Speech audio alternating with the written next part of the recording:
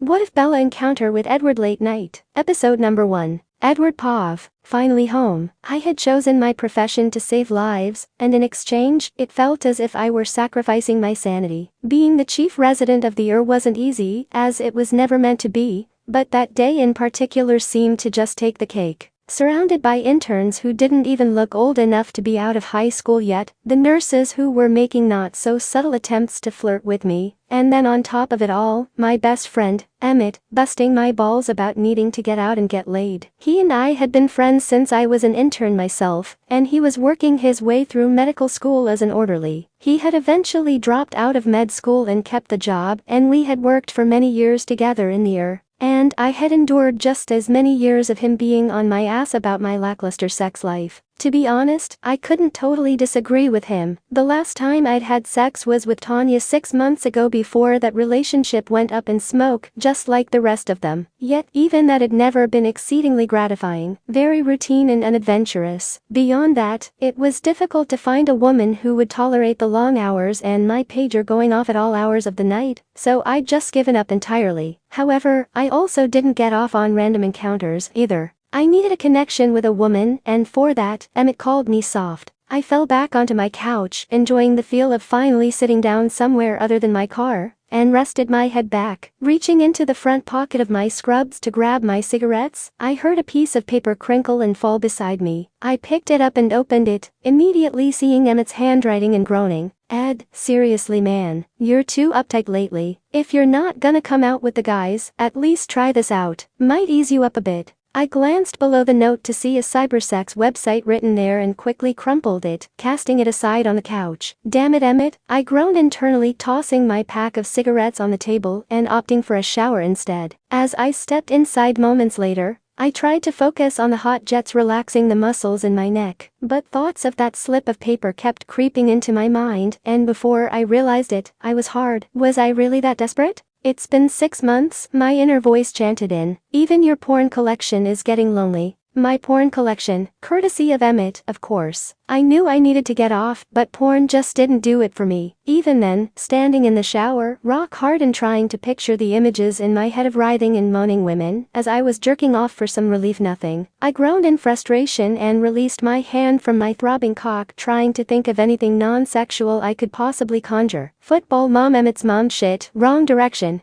Mrs. McCarty was hot, as much as I knew I should not have thought that way of my friend's mother. I gave up and just continued showering to get it over with. When I had finally finished showering and grabbed my Corona from the kitchen, the crumbled piece of paper on the couch caught my eye as I passed on my way to check my email before I turned in. I am not that desperate, I said to myself as I grabbed my smokes, and then settled down into the leather chair at my desk. I clicked on my email and lit a cigarette and then began choking on the initial drag as I looked up to the first message. Subject, enlarge your manhood. Have her screaming all night. Damn, spam filter failing on me again. That was exactly what I did not need to be thinking about. I was having enough trouble with what I already had, as it sent me another painful reminder of its presence. What the hell? I grumbled, setting my cigarette down in the ashtray and walking over to the couch before I could change my mind. I grabbed the ball of paper and sat back down at my desk, flattening it out before typing in the address. I'm going to kill you, Emmett, I muttered before hitting enter. Find partners for sex chat, webcam sex, phone sex. Sign up for free today. Shit, I can't believe I'm doing this, I said to myself as I dragged my cursor over to the register now, link, and began filling in my information. Choose a screen name. Ah, hell. Well, those nurses and interns always comment on your eyes. That internal voice was encouraging me way too much for my liking. Greenadoc, I read aloud as I typed it in, and clicked to check the availability. And naturally, it was taken shit. I read through the list of suggestions and finally ran across one that was easy to remember, as if I was ever planning to do it again. It was solely to get Emmett off my ass. GRNEYEDDOC 1981. I typed in a password and clicked submit, and just like that, I had officially become one of those guys, scouring the net to find pussy when there was none to be found locally. I began my search through the list of women, most of them mainly looking to chat, but some went into even more explicit detail. Mutual webcam masturbation is a major turn on for me. Watch me shove a 9 dildo up my. Next. Okay, That was definitely something I wanted to avoid. Maybe I needed to be more specific, even if it got deleted the following day. 28-year-old SWM, experimenting in something new. Fanfiction writer who tames lions in his spare time. Aspiring horticulturist, voted most likely to induce spontaneous ovulation by use of tongue. Completely ridiculous bullshit, obviously. Who actually bought into that crap anyway? And then, a chat box suddenly appeared in the corner of my screen. Bellanova, interesting. Bellanova, hey there. I took a deep breath and brought my hands back to the keys. Here goes nothing. GRNEYEDDOC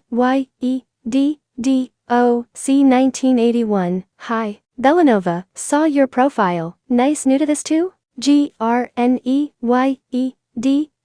1981. That obvious? Bellanova, haha, I've been on here for a few hours and you only just now appeared. GRNEYEDDOC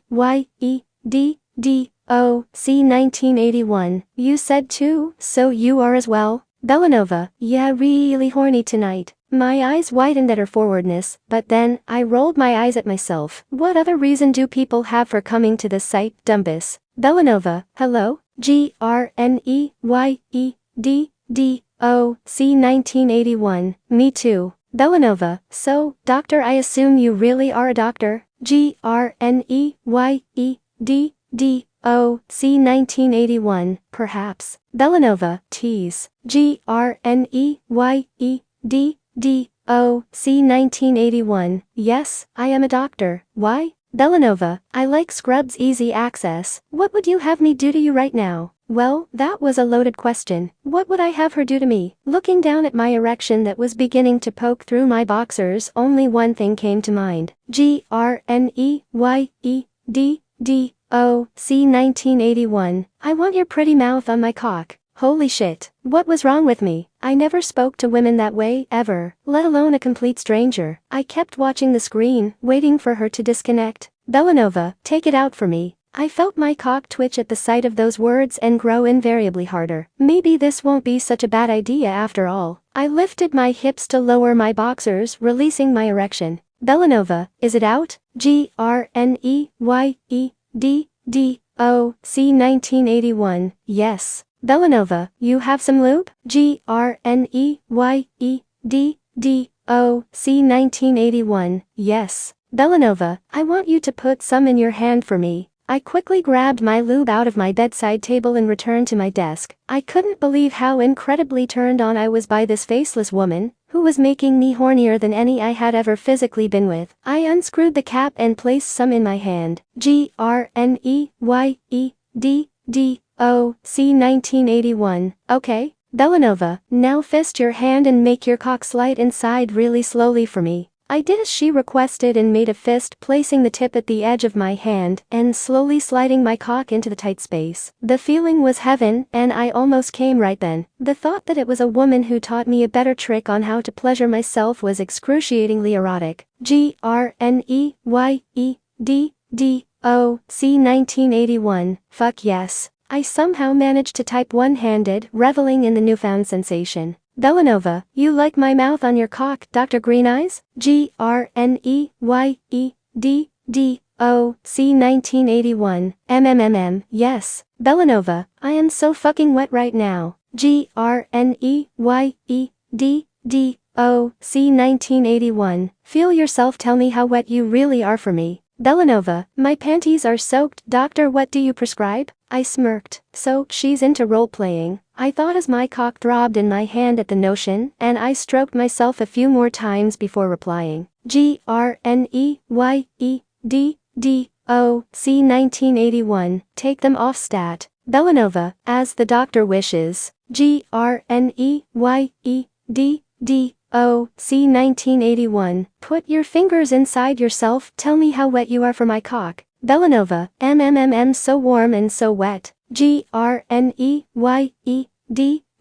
1981, I want 3 fingers in there, my cock is thick, it would stretch you. I paused typing and concentrated on my other hand working my cock. I closed my eyes and imagined warm wet lips around me, sucking me. Never had jerking off ever truly felt that good and gotten me so close to coming so fast. At that very moment, her physical appearance wasn't even important. She was a fantasy, anything I wanted. GRNEYEDDOC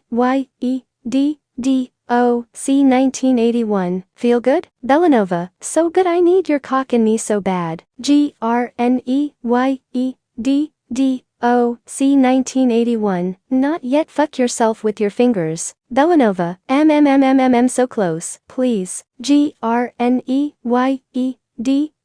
1981. Now stop. Take your fingers out. Belanova. Please, I need to come. GRNEYEDDOC 1981. Pinch your clit. I watched the cursor blinking on the screen, waiting for her to respond, and was just about to type something when her message popped up. Belanova, God please fuck me. GRNEYEDDOC 1981. How close are you now? Belanova, very close. GRNEYEDDOC 1981. Good, don't touch yourself until I say so. Belanova, fuck please let me come. Dr. GRNEYEDDOC 1981. Fuck your mouth feels so good on my cock throbbing so hard. Belanova, please don't tease. I began working my hand faster over my cock, rubbing my thumb in circles over the head. I was so very close, finding it difficult to type one-handed, but I also didn't want to stop. Something about a woman I couldn't see, hear or touch was bringing me to the brink of ecstasy. Never again would I scoff at the idea of cybersex. It had turned out to be one of the most erotic experiences of my life. GRNEYEDDOC 1981. You still want my cock inside you? Belanova, please fuck me hard, I'm so wet and ready for you. GRNEYEDDOC 1981. Slide your fingers back inside you, and imagine it's my long thick cock. Belanova, oh fuck Dr. GRNEYEDDOC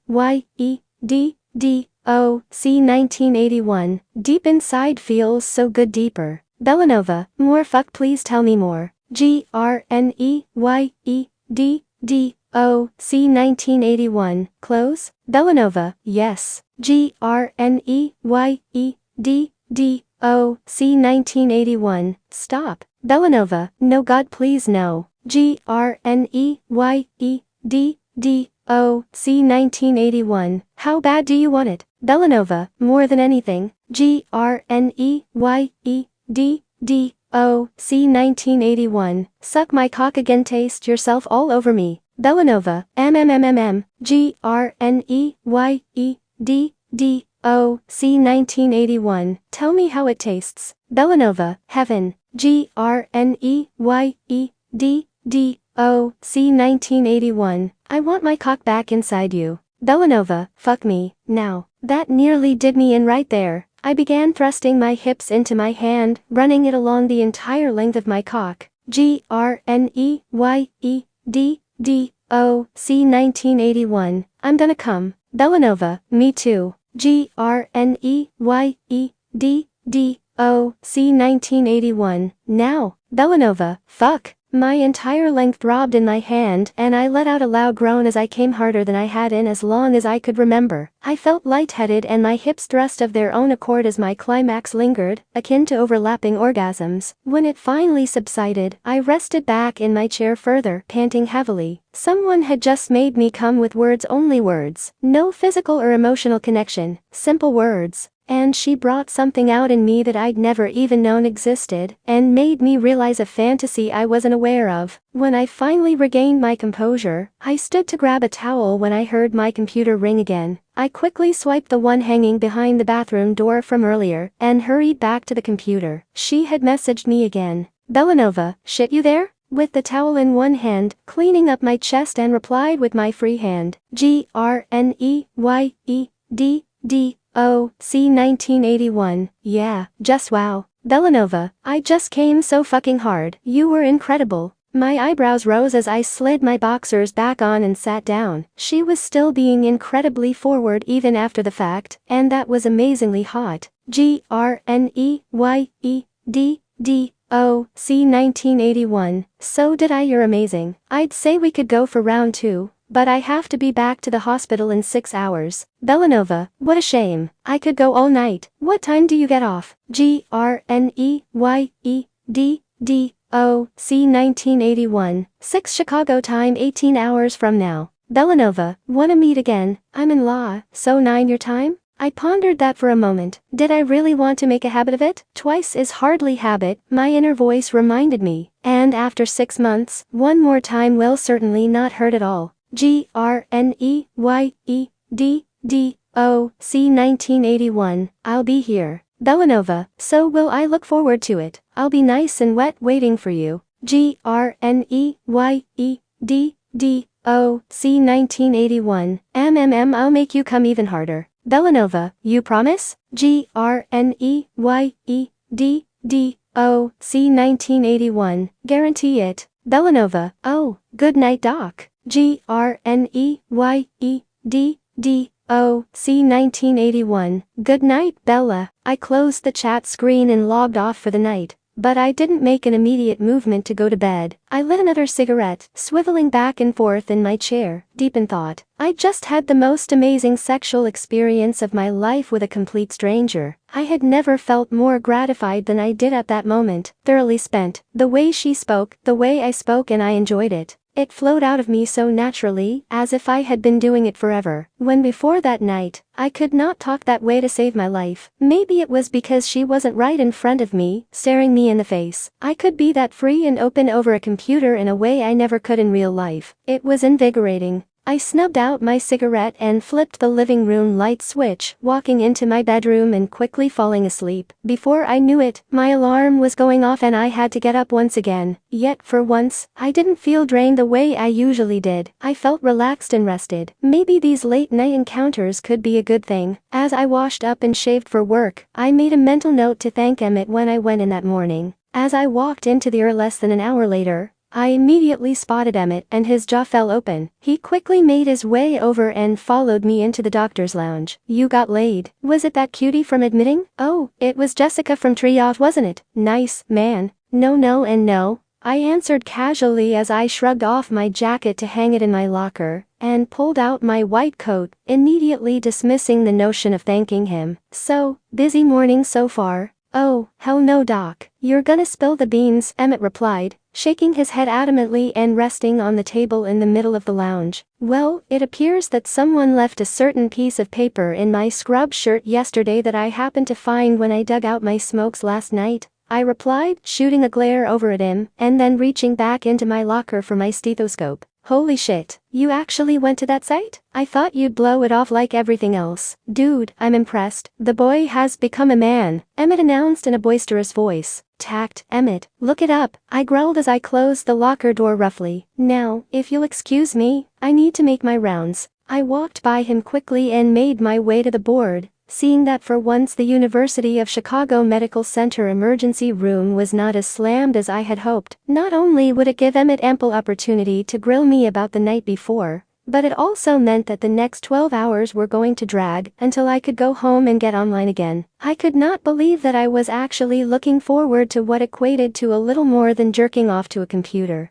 Not that my sex life had been spectacular beforehand, far from it, and certainly nothing as mind-blowing as the preceding night had been. I had to do it again, to make sure it was not just a fluke, a one-time thing. Come on, what was she like? Did you see her? Emmett began again from behind me as I grabbed one of the charts. I rolled my eyes and shook my head, refusing to look at him. I am not discussing this right now, Emmett, I replied in a disinterested voice, as I looked over the chart. We are at work, or have you not noticed that? I have patients to see, and that woman right there needs to be taken down to radiology. He let out a gust of air as I slapped the chart against his chest, and walked past him to one of the exam rooms. I needed to get my day started with as little thought as possible to the woman who rocked my foundations the previous night. I seriously thought that the end of my day would never come until about 3 hours before my shift was due to end and a 6-car pileup on the icy freeway swarmed the air. We were fortunate that there weren't any life-threatening injuries, but many that required extensive treatment, so that by the time I finally walked out of there an hour late at 7, I was really in need of a shower and a drink.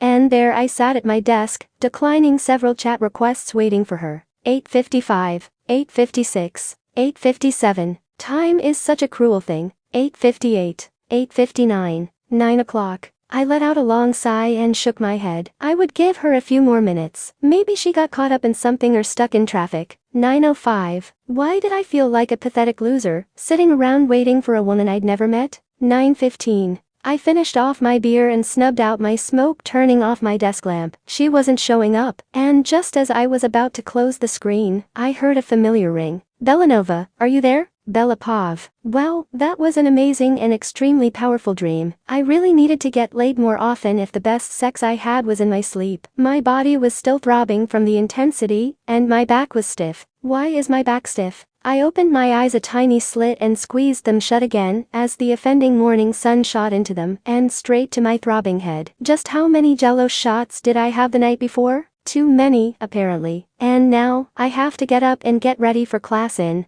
That did it. My eyes shot open and I sat up, or rather sat up more. I was in my computer chair with my monitor still on, but as my eyes tried to focus on the time in the corner, something else caught my attention. I had an unfamiliar chat room on half of my screen, and my eyes widened while my hands came up to cover my mouth in shock. GRNEYEDDOC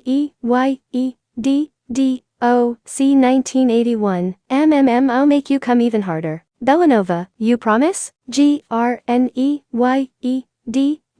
1981. Guarantee it. What the hell is this? I shifted forward slightly in my chair to stand, and my eyes widened more as I lowered them to my lap. Beyond my tank top, I was completely naked. I shot up quickly to run into my bedroom to put some pants on. There was no way that I had done what I was thinking right then. I did not do those things. I could barely even say the word sex without laughing and blushing furiously. I would not talk to a total stranger about com or cly that kind of stuff. 7:34 a.m., the clock in the corner of my screen read. My first class wasn't until 10. Plenty of time to make my coffee, take a shower, and will away any thoughts of what had not occurred the previous night. It would be like none of it ever happened, or so I would try to convince myself. Nonetheless, as I walked out of my kitchen, my morbid curiosity got the better of me, and I went back to the computer with coffee in hand. Maybe it wasn't as bad as I thought. People did that kind of thing all the time, right? Yeah, if their name isn't Bella Swan. I closed my eyes and took a deep breath before beginning to scroll up through the conversation. I gasped loudly as I reached the top and began to read. Not only did I initiate it, but,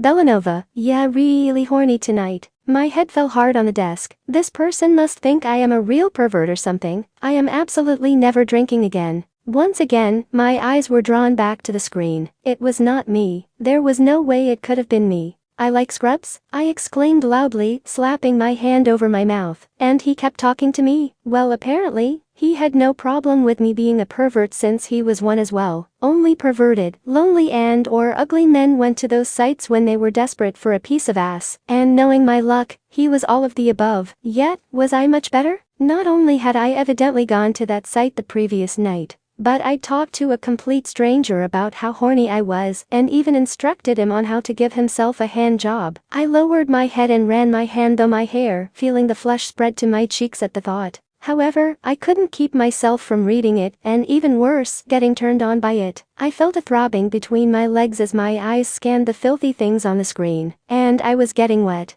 I brought my hand down between my legs, and began slowly stroking myself through my pants as I read. The more he seemed to tease me, the hornier I was becoming. Was this what it felt like last night? Put your fingers inside yourself, tell me how wet you really are for my cock, I read, and without giving it a second thought, I slid my hand inside my pants. I released a soft moan as my fingers ran along my slickened skin and slid one inside. I was certainly no stranger to getting myself off, as I hadn't had a boyfriend since the first year of college, and let's face it, a woman has needs. However, I had never felt myself so wet, and from only reading words on a screen. Fuck yourself with your fingers. My eyes flickered down to the clock in the corner of the screen again. I still had over an hour before I needed to be showered and out the door. Oh, what the hell? I murmured to myself and raised my hips to slide my pants down my legs. I parted them slowly and slid my hand down my abdomen, nearly jumping from my seat from the sensitivity of my skin when I reached my clit. I really was fucking horny. I let out a soft moan as my hand grazed the oversensitive skin and slowly slid 2 fingers inside of me. My back arched slightly at the sensations that rushed through my body.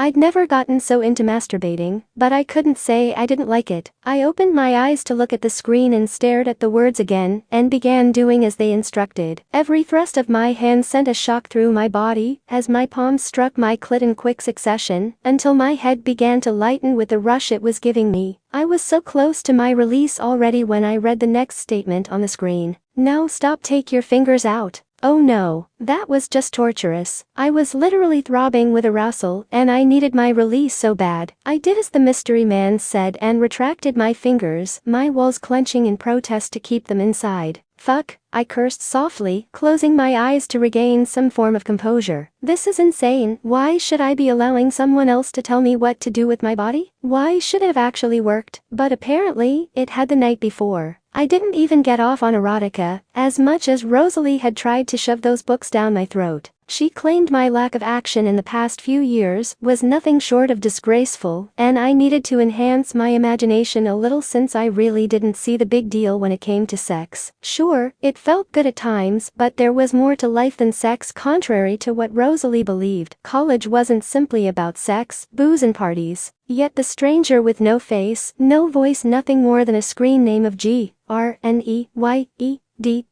1981 was suddenly doing things to me that no man had ever achieved. And now, I was mentally begging for the same thing I had the night before. I needed to come. Pinch your clit. Was he insane? As sensitive and swollen as it was? Nevertheless, I did and nearly flew out of my chair. Apparently, he wasn't the only one who could be taught a thing or two about getting himself off. That felt so amazing and had only served to heighten my desire for release. Who is this man and what the hell was he doing in a sex chat? If he knew how to work a woman's body like this, there needed to be more men like this in the real world. His teasing continued and my hips squirmed involuntarily in my chair, and when I begged for him on the screen, I found my lips repeating the words, "Please, fuck me hard." I was actually relieved when he told me to slide my fingers back inside and imagine that it was him. I closed my eyes, and for a moment, I didn't even want to open them and see what he had written next, but I did. When I saw that it told me to stop again, I couldn't do it. I was so close and I just needed to release. So, I ignored the rest and closed my eyes, continuing on and rubbing my palm against my clit until I came.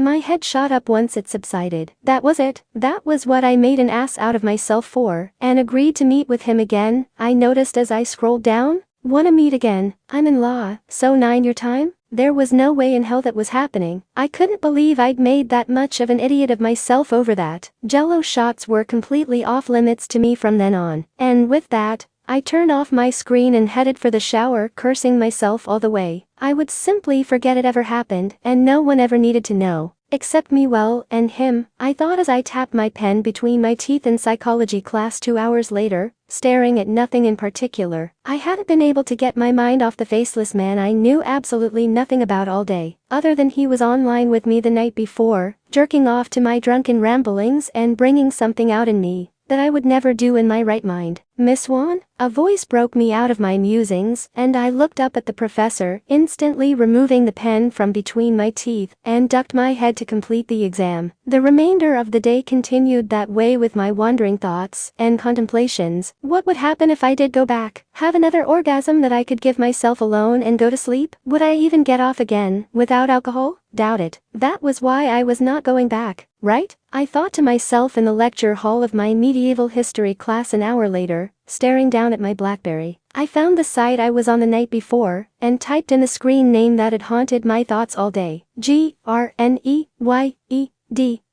1981. I looked around innocently as the screen loaded, holding it against the front of my shirt to prevent anyone from seeing. When I looked down again, I began reading his profile. 28, not too bad. fanfiction writer who tames lions in his spare time? The snort that resounded from my restraint to laugh at the absurdity of that line caught the attention of not only the surrounding students, but the professor as well. I bit my lip in embarrassment and set my phone face down on my lap, crouching over my notebook to appear as if I were still taking notes. After that class, I decided to go home for the day. I was far too distracted by the mystery man, who should have had no impact on my life at all, but instead was consuming my thoughts. Just forget about it, Bella. This is college, right? Everyone does crazy things in college and never gives it a second thought, so why was it bothering me so much? I decided to shake it off and hit Starbucks on the way home, and then settle myself into a long hot bubble bath after dinner, and of course, completely forget about GRNEYEDDOC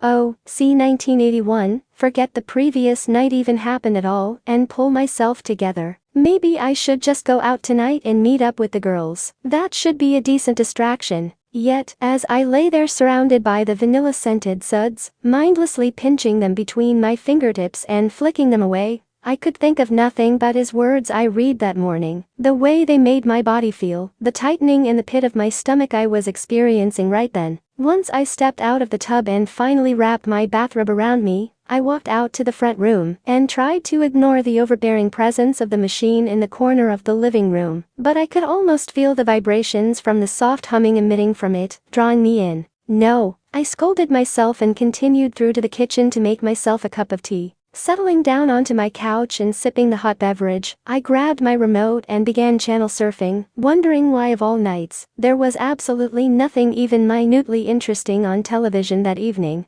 Because most people actually have plans on Friday nights, such as dates and going out and having fun, not sitting around pondering over some perverted doctor on a despicable website because he's lonely. My inner monologue began again, and I cursed at it. I was not lonely, I was simply involuntarily solitary. I wasn't the outgoing and jovial person that Alice was, and also not the self-confident and forthright person that Rose was. I was just Bella, plain, ordinary, and uninteresting Bella, and I was completely content with that. Since look what happens when I step out of my comfort zone. I get drunk and masturbate to a computer screen. The same computer screen that I could feel behind me, beckoning me to it. I glanced at the cable box and read the time, 6:48 p.m. Just the thought of even walking over there and sitting in that same chair began sparking my curiosity again, despite my decision to ignore it all. Would he actually be on? Would he be waiting for me? Or would he have already found someone else to obtain his pleasures? Was the night before a fluke, a result of the alcohol, or could it possibly repeat itself? Remember what curiosity did to the cat Bella? I let out a frustrated growl, shoving myself off the couch and padding over to my desk. It couldn't hurt to look, and if he was there, I would just log off. As I sat down and turned on my monitor, my eyes focused only on that chat screen that appeared 10 times larger than it really was, and as I read through the last few lines again, I felt the heat in my face return and my stomach tightening. I clicked the X in the corner to close out of it. I couldn't do it. That wasn't me at all.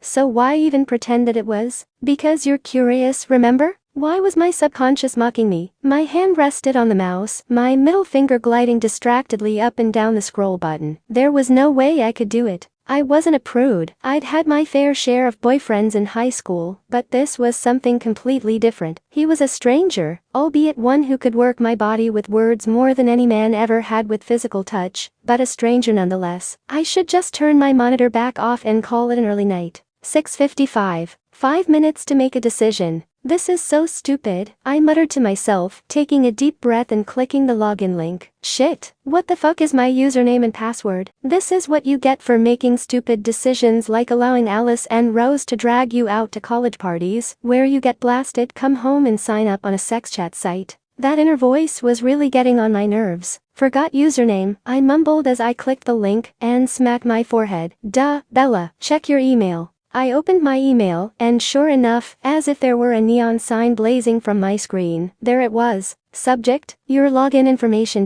Username, Bellanova. Password, BIGCOCKS for me? I exclaimed, shooting up out of my chair and almost knocking my tea over. No. I stepped away from my desk, pacing back and forth across the living room. What the hell was my problem last night? I was not that desperate to get laid or whatever that would be considered. Biting at the tip of my thumb, I stole glances over at the screen on each pass, and the clock in the corner grew exorbitantly larger as each minute passed until it finally read 7 o'clock. Should I or shouldn't I? It wasn't like the guy knew who I was or that he would even be there in the first place. For all I knew, he was in just as much of a state as I was the night before, and wouldn't even remember. It couldn't hurt to look and see if he was there, right? I sat down again on the edge of my chair and typed in my login, lingering for a moment over the submit button before finally clicking. As the page loaded, my chest tightened nervously, and sure enough, a pop-up in the bottom corner of the screen confirmed what I was both hoping for and dreading all at once. GRNEYEDDOC 1981 is online. Shrieking slightly, I closed the page again before it could send the same notification to him. I rested my elbows on my desk, rubbing my hands roughly over my face and into my hair. Just the sight of his screen name sent heat rushing through my body and igniting the throbbing between my legs. Remembering the words from that morning, the same words that had been torturing me all day long, even though they had given me a mediocre release at best. Obviously, I had it in me to talk dirty, since it came through the night before. But could I do it sober? 7:10. What the hell was I waiting for? At the very least, I owed him an explanation, that who he talked to was not truly me at all. And then there was that part of me that almost wanted to get online, to see if it would be anything like what it seemed the previous night, or if it would just be a repeat of that morning, in which case, I would just turn off my computer and delete my account at the earliest possible opportunity. But what if it truly was that fantastic? The longer you wait, the less likely it is that he is going to be there, if he hasn't left already. 7:12. He's gone. He has to be. Or at the very least, found some other horny woman. Why would any man wait around on someone he's never seen, never met all to get off? It made absolutely no sense when there were probably thousands of desperate women out there willing and ready, or he could jerk off to some porn. 7:14. Fuck it. I grumbled to myself, opening up the website again, and logging in before I could change my mind again. If he was there, great. If not, then no big loss, right? I could easily pleasure myself just as well before I passed out. I was certainly worked up enough by then after all the contemplation. My heart began to race as the notification appeared at the bottom of the screen again. He's here. What do I say? How does one begin these things? Hi there, you must be horny too, so let's get off together. A million possibilities ran through my mind in the short time that passed until I brought my fingers to the keys and began typing. Belanova, are you there? The anxious feeling in the pit of my stomach began to form, suddenly very nervous that he wouldn't be. I had given up trying to figure out why I felt that way, why it mattered whether the stranger had waited, and just decided to go with it. My eyes were flickering over the screen aimlessly until finally, the ring came though. GRNEYEDDOC 1981, hi. Was beginning to think you weren't coming. I bit my lip and tapped my fingers lightly on the keys, contemplating my next statement. It shouldn't be this complicated, Bella. Just let yourself go and type the first thing that comes to mind, I thought to myself and took a deep breath. But nothing came to my mind, and I was beginning to seriously regret logging on when the computer rang again. GRNEYEDDOC 1981, are you there? I smacked my forehead with my hand. Fuck, I was stalling, and of course, he would notice. It wouldn't take him long to realize that I was really not the hot, dirty-talking girl he'd chatted with the previous night, and move along. And that would get me nowhere. I was aroused and seriously in need of release. I had to think of something witty and clever, something at least resembling the night before. Belanova, yes, sorry. I got tied up. GRNEYEDDOC 1981. You were worth the wait. I've been looking forward to this all day. Shit, I exclaimed, placing my hands over my face and groaned. He had been building this up all day to be a repeat performance, and I didn't know that I was that kind of person without alcohol. And lots of it. How could I ever match up to those kinds of expectations? Never know until you try. After my brief mental pep talk, I began typing again. Me too. Are you still gonna? I paused and backspaced before I could finish and mentally scolded myself for being a chicken shit. I was making it all way harder than it needed to be. They were just words on a screen, right? Just do it. Belanova, me too. Are you still gonna keep your promise? GRNEYEDDOC 1981. Have every intention of it. I want to hear you screaming all the way in Chicago. I was surprised to find my hips unconsciously rocking in my chair in response to his words. I actually wanted it more than I thought possible. I could feel my body responding to him already, and as unnerving as it was, it sent a thrill of excitement through me that I'd never felt before as well. Belanova, this is all I've thought about. GRNEYEDDOC 1981. Fuck, you don't know how hard that makes me. My eyes close and I moan softly, feeling the heat rush from my neck and down my chest, until finally settling in my stomach. If someone seated right in front of me had said that, I would have thought he was a complete pervert, and probably smacked him before walking away. Yet, seeing the words written there on the screen was even more enthralling than what I had experienced just that morning. Actually seeing GRNEYEDDOC 1981 is typing at the bottom of the screen added yet another facet to the already complex experience for me, and I wanted more. Belanova, tell me. GRNEYEDDOC 1981. I wish I could show you. I wish you were right here, spread open in front of me, your beautiful pink pussy wet and ready for me. Holy fuck, I was actually beginning to see the appeal to it all. It was a freeing feeling to be able to say or do anything that was on your mind, or in your wildest kinky desires. You could be completely unabashed and open, and who was going to judge you? And the person at the other end could be anything you wanted, anything you could possibly fantasize. Even the filthy things that were coming from his fingertips were more incredibly sexy and arousing than anything I had ever imagined. I broke out of my musings, realizing that he was still waiting for a response, but what could I possibly reply to something like that other than, Belanova, oh god. GRNEYEDDOC 1981. Do you like that? Belanova, yes. Tell me more. I watched the screen, anxiously anticipating his response. My body was humming with arousal and I untied my robe, letting the fabric fall aside, and feeling the cool breeze from the ceiling fan ghost over my heated skin. GRNEYEDDOC 1981. I would run my hands up and down your thighs and watch as goosebumps spread across your skin. Where do you want my hands? I felt my face flame as I imagined everywhere I ached to be touched at that moment, and how difficult it was for me to put it into words. Belanova, on me. GRNEYEDDOC 1981. Where? Just let go of all of your inhibitions and enjoy it. I told myself, licking my lips and reclining more in my chair to position myself more comfortably. Belanova, inside of me. GRNEYEDDOC 1981. Fuck, I bet you feel so good, and taste even better. Oh Jesus, I breathed out loud, my head falling back slightly and my muscles in my legs tightening in response. My hips thrust forward as my hand rose to my breast, massaging it gently, and causing a soft moan to emit from my body. GRNEYEDDOC 1981. Do you want me to taste you? Belanova, yes. GRNEYEDDOC 1981. Tell me where you want my mouth. Jesus, I could literally feel my heart pounding in my chest. It's now or never. Belanova, I want your mouth on my pussy. GRNEYEDDOC 1981. That's my good girl. Imagine me between your legs, my hot breath against your skin, my tongue reaching out to taste you. I bet you're fucking delicious. I groaned again as my hand trailed down my body, causing it to shudder from the sensations raging inside me. I teased the skin along my inner thigh, reeling in how aroused I already was without even the slightest brush against where I needed it most, where I was envisioning him. GRNEYEDDOC 1981. Are you touching yourself? Belanova, yes. GRNEYEDDOC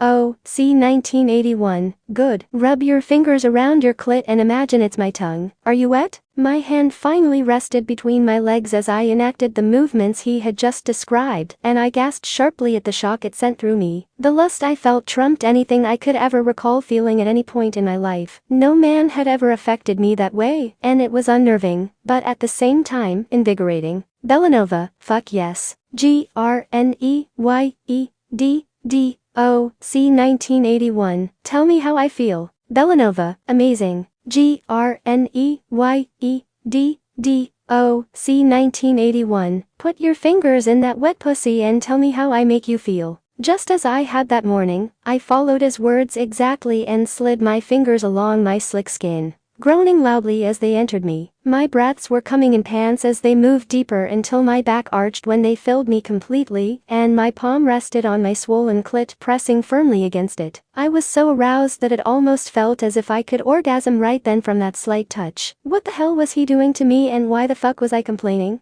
I began to type back to him with my free hand. I didn't want the feeling to stop. Belanova, phew, you feel so fucking good. C 1981. Slide your fingers in and out. Tell me how wet you are. Belanova, oh so wet. C 1981. Oh God, I wish I could see it. And at that moment, I truly wished he could too. The thought of someone watching me right then was strangely erotic, but not just anyone, him. The man on the screen, bringing me to new heights of pleasure without the use of his own body or even his voice. My body began trembling as I curled my fingers inside of me, inching myself closer to release. C 1981. Are you close? Belanova, yes. C 1981. Imagine my tongue flicking your clit while I fuck you with my fingers. C 1981. Can you feel me? Belanova, yes. C 1981. How close are you now? Belanova, so close. Please. C 1981. Flatten your palm over your clit and rub. I breathed out shakily when the heel of my palm came in contact with the swollen skin once again, and I rubbed firmly, building myself up to that peak. I almost refused to open my eyes again to look at the screen when I heard it ring again, but once I did, I couldn't regret it. C 1981. Move your hips. Imagine you're fucking my face. I want you to come. I need you to come. Belanova, oh God, I'm coming. C 1981. That's it. Come all over me, baby. My entire body froze as the most intense orgasm I had ever experienced washed over me, my eyes rolling back, and I screamed. I actually fucking screamed while coming. Aftershocks raged through me with every touch as my hips thrust against my hand, and as I began coming back down, I was stunned speechless. It wasn't a fluke, it wasn't a one-time thing, and it certainly wasn't because I was drunk. It was something about the man himself and his words that got me so incredibly aroused, leaving me coming apart at the seams and then craving more. I had never been so eager for anything before, and yet, even as I was still coming down, I was anxious for the next time. Next time? I asked myself, staring up at the ceiling. Would there be a next time? Should there be a next time? I listened to my pulse pounding in my ears and felt my body relaxing into my chair more. The satiation I was experiencing at that moment was indescribable. I would be insane not to want it again, but would he? Belanova, you certainly don't disappoint, Doc. C 1981. Nor do you, Belanova. Belanova, just Bella. My name is Bella. I waited a moment for him to respond, unsure of whether he might find that too personal. Wasn't the appeal to the entire thing the anonymity, the unknown? What if it scared him off? Well, too late to take it back now. C 1981. Bella. Huh, didn't expand much for the screen name. My eyes narrowed slightly and I pursed my lips, immediately beginning to type roughly on the keyboard. Belanova, oh, and I'm guessing that you don't have green eyes then? I drummed my fingers on the desk waiting for his response and brought my other hand up to rest my chin upon it. C 1981. Touché. Haha, I'm Edward. My lips quirked into a small smile. Edward, an atypical name for an atypical man, and one with a sense of humor, as well. I wasn't sure what else to say to him at that point, but I also did not want him to leave yet. What if it's the last time I talk to him? The last time I feel anything like this? Simple, I just couldn't let that happen. Belanova, well, Edward, would you like to do this again? C C 1981, say when. I thought for a moment, pondering whether I could wait another 24 hours. Damn Bella, what has gotten into you? When did you suddenly become a nympho? Since C 1981 Edward entered my life. Bellanova, now. Bellanova, now. I had to admit that I was not expecting that, although I also couldn't say that I was entirely disappointed either. With as much as I tried to think of anything I possibly could to quell the painful erection I'd been contending with all day long, the thought of a beautiful woman bringing herself to orgasm on my words alone was entirely counterproductive, and the fact that I had put off my own release because of her obvious discomfort at the beginning of our conversation had certainly not helped. It was almost as if I were talking to an entirely different woman from the night before. There was nothing timid or restrained about her then, and now, even though only through typed words, her unease came through in volumes. Her responses were delayed and far more conservative than the previous evening. Gradually, she seemed to ease into it, and hints of that vixen, Bellanova, the one I had been fantasizing about all day, slowly began to show through. The short, yet so fucking sexy responses started and I had to restrain myself from joining her. When she told me she was coming, my aching cock practically begged me to join her. There was no image in the world as beautiful as a woman in the midst of orgasm, parted lips, panting breaths, heaving breasts. C 1981, I'm up for it if you are, Bella. Bella, how could she be anything but beautiful with a name like that? Then again, who cared? The advantage of the entire thing was that she could be anything I imagined, right? I closed my eyes for a moment as my mind began formulating the mental image of her it had begun last night, and it seemed to flow with my normal preferences. Brunette with blue eyes, tall with long legs, everything that Tanya hadn't been. With that image in my mind, my cock became impossibly harder. I needed release badly. Bellanova, fuck me Edward, I groaned loudly, for once, grateful for my empty apartment. Any question I had about her inhibitions from earlier was completely out the window. The vixen had returned. C 1981, I want that mouth first. Bellanova, where exactly do you want it? Fuck. I hissed as my hand encircled my length. This really won't take long. I could already feel my balls tightening, and even more than release, I wanted the experience again. The night before had been the most erotic night of my life that I never wanted to end, and the thought of repeating it sent a thrill through me, and I slowed the motion of my hand to prolong it. Bellanova, tell me how it feels, Edward. I moaned softly as a shiver ran through my body at the sight of my name, something I never expected to feel in a setting such as that. It felt personal, and I wasn't sure if that was a good thing or a bad thing, but right then I didn't care. C 1981, God, so good. Bellanova, put your fingers in my hair, pull it. C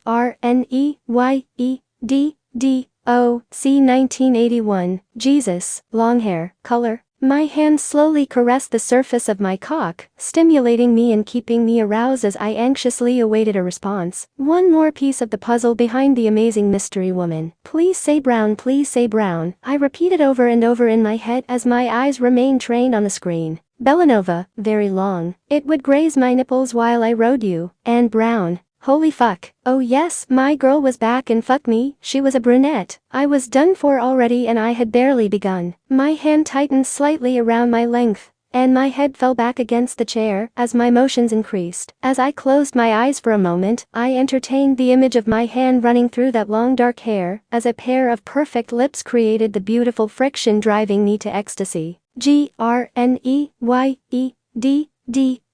C 1981, fuck, I wanna fuck your mouth. Bellanova, God, I know I shouldn't like that, but fuck that's hot. This woman is too fucking good to be true, I thought to myself. But then again, hadn't I already established that I was also someone completely different there with her than I was in the outside world? I never spoke to a woman that way, but I had also never encountered one like Bellanova Bella, never been so insatiably aroused by anything, having had to go all day through work in that state, thank God for the white coats. Enough said. My hips began thrusting reflexively into my hand again as they had the night before, envisioning that warm, beautiful mouth taking me in over and over. I was so close, but I wanted to see more. C 1981, you like me talking dirty to you? Bellanova, yes, so much. GRNEYEDDOC 1981. What does it do? Belanova, it makes me so wet, my nipples hard. GRNEYEDDOC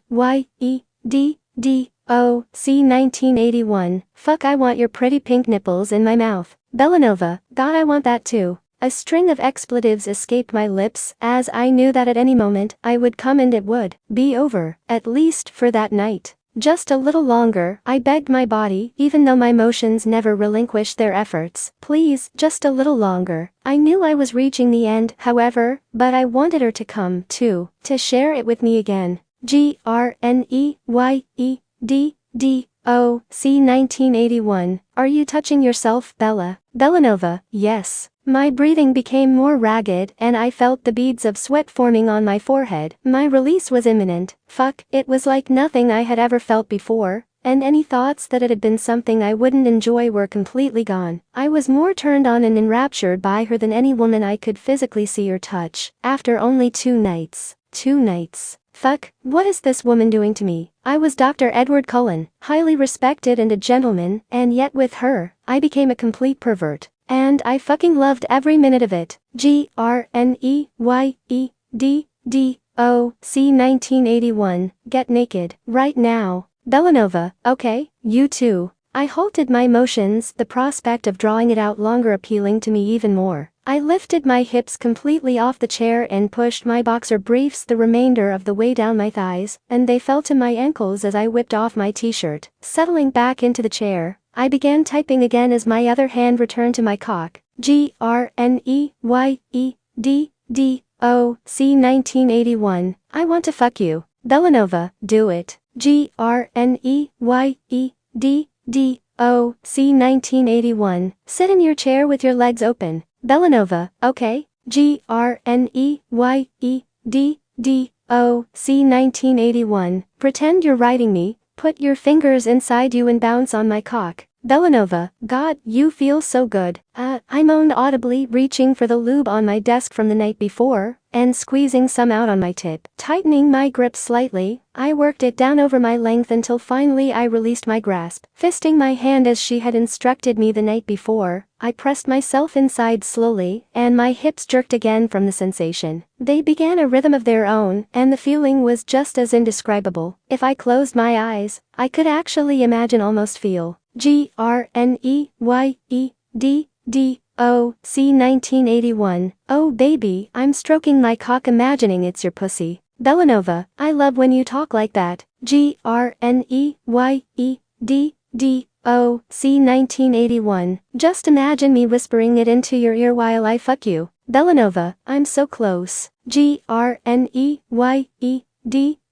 1981. I want to come inside you. Belanova, go, now, fuck me. I cursed loudly, just as my entire body tensed rigidly as I came, even harder than I had the night before. The intensity of the sensation caused my vision to blur slightly, and my legs to ache from the tightening muscles. Breathing heavily, I slowly began to relax as my hands stilled on my softening cock, and I leaned back further in my chair, staring up at the ceiling. After just 2 nights, it was already beginning to feel like an addiction. I remember scoffing at the idea that people could even become addicted to online porn, but it was unlike anything I had ever heard. It was just one woman awakening things in me, bringing out a side of me that I had never known existed, and even more than that, bringing me the most intense pleasure I'd ever felt. And yet, I still knew so little about her. Belanova, are you still there? I hadn't realized how long I'd sat there with my gaze locked on the ceiling above me until I heard the ring of her message. I looked down at the screen and sat up slightly to respond, hesitating momentarily before responding. Was she saying goodnight? Was I ready to say goodnight? What was this fear that goodnight would actually mean goodbye? I barely knew her, but the answer was no. I wasn't ready to say goodnight. I typed out a brief message before heading for the bathroom to clean up quickly. GRNEYEDDOC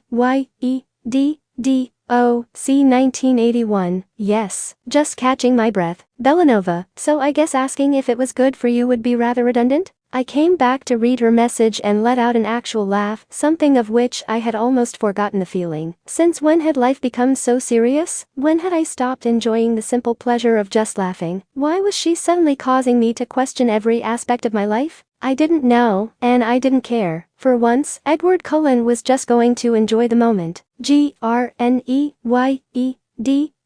1981. So damn good, Bella. What you do to me is indescribable. Bellanova, you have no idea, I've never come like that before. GRNEYEDDOC 1981. Neither have I. She didn't respond for an extended moment, and I was almost afraid that she was retreating back into that shell she had been in earlier that evening. Although completely worth the effort, it had taken a while to break her out of it, and what was underneath was the most amazingly sexual creature I had ever imagined. To have that hidden away from the world, from me, would be a sin. GRNEYEDDOC 1981. Everything alright? Bellanova, just catching my breath, P? So what kind of doctor are you? I walked into the next morning with a yawn, masking it with the back of my hand. Even my shower that morning had not helped my state of fatigue, but I was far from complaining. The conversation with Bella the night before, and the lack thereof at times, as well, had made the exhaustion completely worth it. Neither of us had been ready to step away, and took some time to talk in between our encounters. I learned that she was 22, originally from Washington and attending UCLA for architecture. Yet, the only physical description I was able to extract from her all night was the color of her hair. Not that it was overly important, and in fact only heightened her appeal to me. She could still be anything I wanted her to be, with the added image that she was, in fact, a brunette. "What's up, Doc? You look like shit," Emmett commented as he looked up from a chart in his hand, but as I ran my hand through my hair, his smirk appeared. "Oh, the good doctor getting his groove on with another online minx?"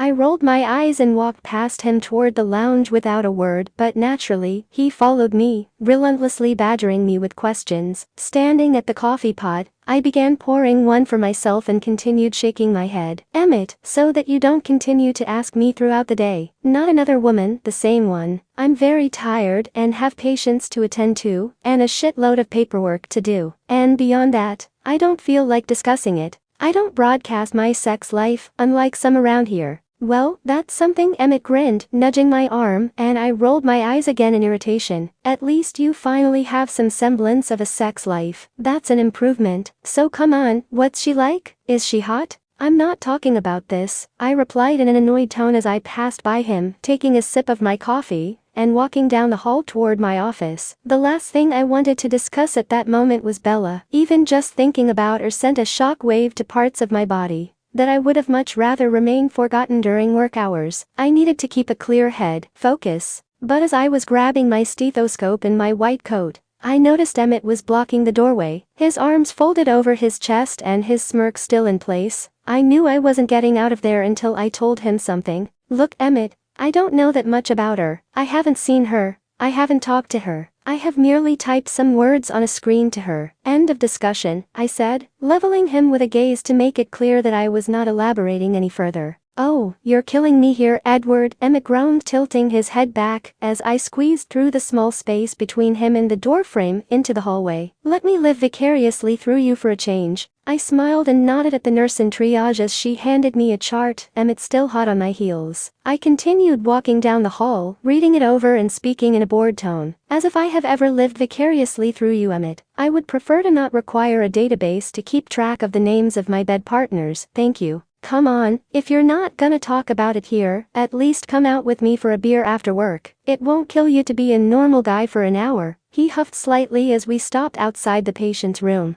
I pinched the bridge of my nose in an attempt to rein in my urge to snap. My overtired state and Emmett's persistence were not a good combination, but I knew he would not relent until I agreed. "Fine, one beer. Now, will you please let me get to work?" He gave a small fist pump before walking away victoriously, and I entered the room in front of me. I went through the motions of questions and quick examination, but my mind was far from that room. Even just the vague mention of Bella had stirred the desire coursing through my body. I really didn't care to go out for a beer after work. All I wanted to do was go home, maybe take a nap, and then hope for her to log on. After the previous night, there was nowhere else I'd rather be. Aside from the raw sexiness of her while we were pleasuring each other, I had also discovered an intelligent, funny and fascinating woman underneath, and I was anxious to learn more. A false labor, a case of appendicitis, and a broken leg later, I was back in my office. Sinking into my chair, I rubbed my hands over my face, roughly in an attempt to wake myself up a little more. I sat up and wiggled the mouse to bring the screen in front of me to life, deciding I should probably check my email before I delved into work. After sending a couple of work-related emails to the printer, my eyes met an unfamiliar address. My lips turned up at the corners, Bella, and then, my gaze met the subject,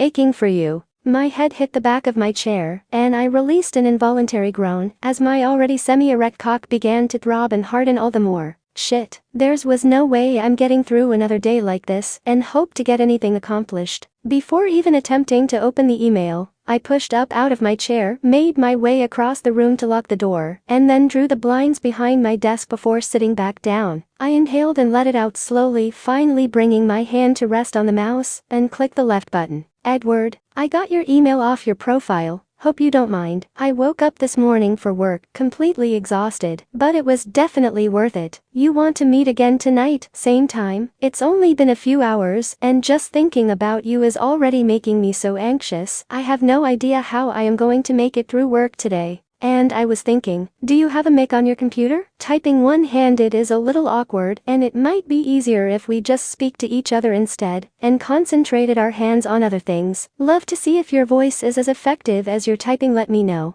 I'll be wet and waiting at 9. Bella, holy fuck. If I hadn't already been suffering from an almost painful erection before, I certainly would have been then. She wanted to hear my voice, and if I agreed, I would be hearing hers. The thought of actually vocalizing those things to her sent an unexpected thrill of excitement through me. Not only had I never spoken that way to a woman before her, I had never had any inclination to, either. With her, I wanted to. I needed to. A realization crossed my mind at that moment, as well. Hearing her voice would make her that much more real. Yet, that thought was not entirely unappealing. It would also make it easier to imagine her in front of me. I could close my eyes and imagine her standing there, lowering herself onto me, writing me. Fuck, that would be second only to meeting her face to face, I thought as I shifted uncomfortably in my seat at that prospect. To actually see and feel her lips around me, to weave my fingers into that long brown hair, to hear her moan my name, and feel the vibrations of her body against me. I was now throbbing against the confines of my pants at the images racing through my mind. I couldn't take it anymore. Before I could think twice, my belt was unfastened and my pants were undone. I closed my eyes and leaned back, envisioning her there with me as I began stroking my cock. Sighing deeply, I let myself forget everything else but the image of her face that my mind had created. I let all she had said to me the night before replay, imagining her whispering those words into my ear, as she kissed along my neck. The sensation of her bare breasts against my chest, the feeling of her fingers gripping my shoulders as she raised and lowered herself over me. Never had I fantasized about a woman to that extent, nor had one incited such intense arousal in me, that I could almost feel her. As I tightened my grip, I held my breath to suppress a groan, as my release edged closer at an alarming rate. The feeling was indescribable. I imagined the way it would feel as she enveloped me, the sounds she would make, and the way it would feel when she came around my cock. And with that thought, I gripped the arm of my chair with my free hand as an intense orgasm took hold of me. My chest heaved, exhaling a shuddered breath as I came, and then finally collapsed further into the seat once it subsided. What was she doing to me? I'd had 3 orgasms the night before with her, and not even 5 hours later, I was needing release again like a teenage boy, and yet, my desire was still not quenched, the need to be back home greater. At my computer, in my chair, talking to her, hearing her voice. Hitting the reply button, I quickly typed my response, Bella, I'll be there, mic on. Edward. Hitting send, I stood from my chair, removing my shirt and tried to replace it with a scrub shirt. This is going to be another very long day. Walking into the bar that evening with Emmett, I watched his face from the corner of my eye as he was visibly restraining his assault of questions. After ordering our beers, we settled into a booth in the back where he continued staring at me expectantly as I took a sip from my glass. He groaned loudly as he rubbed his hands over his face roughly. Oh, come on Ed, you're really killing me here. What's it like? What's she like? Give me something. First of all, I started, lighting a cigarette, half to annoy him and half because I really needed it after a day like that. Don't call me that. And second, what do you want to know? You're the one who sent me to that site in the first place, Emmett. Emmett waved his hand in front of his face and glared at me. You know, for a doctor, you're not very health conscious, he chastised me, and I raised my hand to flip him off. It was not the first time that we'd had that discussion, and he'd learned to laugh it off. The emergency room not exactly being the most stress-free of environments, and just because I sent you there doesn't mean I've actually gone there myself. Fucking hell, man, are you serious? I groaned in irritation, running my free hand through my hair.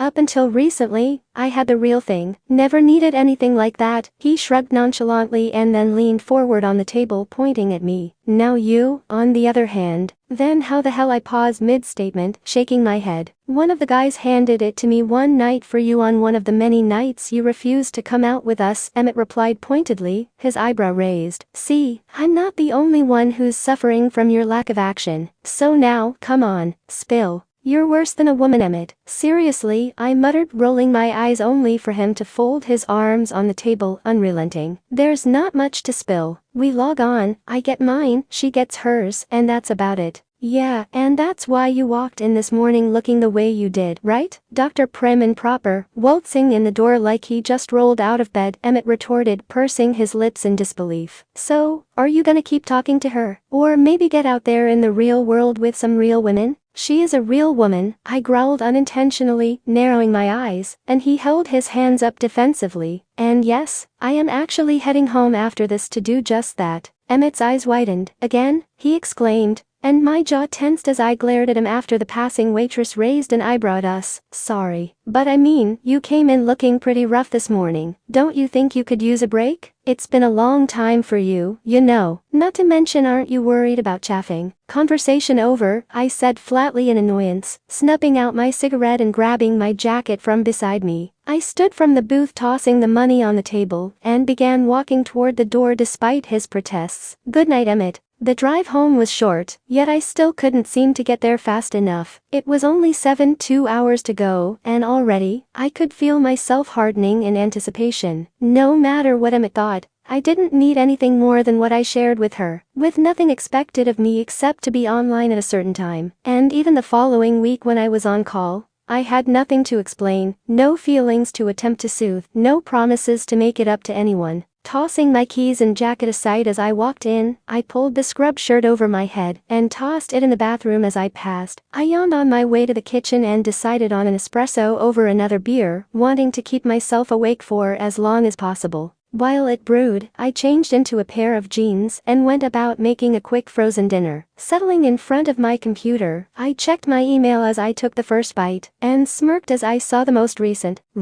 Aching for you. Edward, got out of work early, and you have no idea how anxious I am for you to get home. Been thinking about you all day, and looking forward to hearing you tonight. Hurry home. Bella. She's home, I thought as a smile spread across my lips, the possibility of talking to her sooner triggering an excitement deep inside me. Setting my fork down on the plastic container, I began typing my reply to her. Bella, just got home from work, and just as anxious, want to meet up sooner. Edward. Before I could finish another bite, my computer signaled a new message, and I glanced up feeling the tug at my lips again. Is now good for you? Bella. Finally deciding to set my meal aside, no longer hungry for food, I opened up my browser and clicked the link that I had placed in my favorites the night before. Signing in, the alert to Bella's presence online appeared, and I immediately opened a new chat window. GRNEYEDDOC 1981. Now is as good a time as any. Bellanova, are you ready? Grabbing the headset I used for my patient notes, I set them on my head and adjusted the mic in front of my mouth. GRNEYEDDOC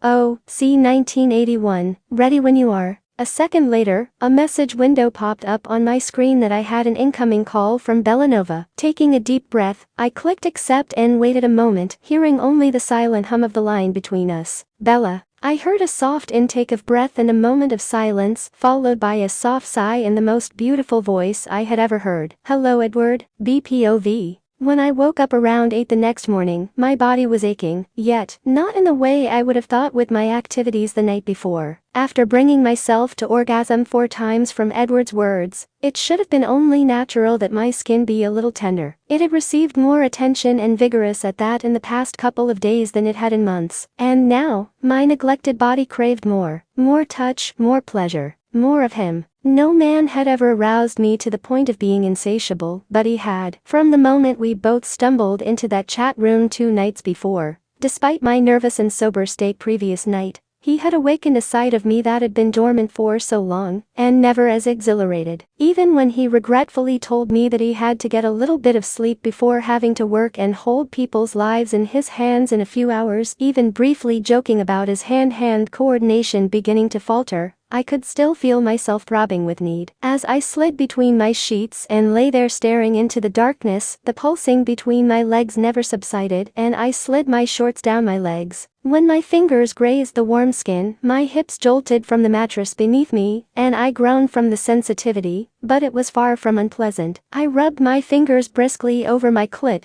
thinking of him and his words. Those words, my mind knew that they should have offended me, and I'd even said as much to him the night before. Yet, the only reaction they drew from me was exhilaration. The raw need behind them matched my own, the only evidence of the effect I was having on him. Wanting my mouth on him, wanting to fuck me until I saw double as he had said during one of our multiple sessions only hours before. I felt my thighs begin to tremble and the rush of heat flooding through my body, bracing myself for the onslaught. "Damn it," I exclaimed in frustration as I came, but without the same intensity and force as the previous 4 that night. And because of that, I had woken up still in this state of almost painful arousal. I got up and showered, taking advantage of the removable shower head lackluster. Dug my bullet out of my bedside table, couldn't quite get there, and was going to be late for work. Granted, it was only a part-time job to help with the bills, but I couldn't be late again. Losing my job would mean losing the comfort buffer that it supplied me as well. Besides the fact that I loved my job at the small coffee shop just off campus, few other jobs afforded me the luxury of the internet on my breaks to do homework or shoot off an occasional email to my parents in Washington.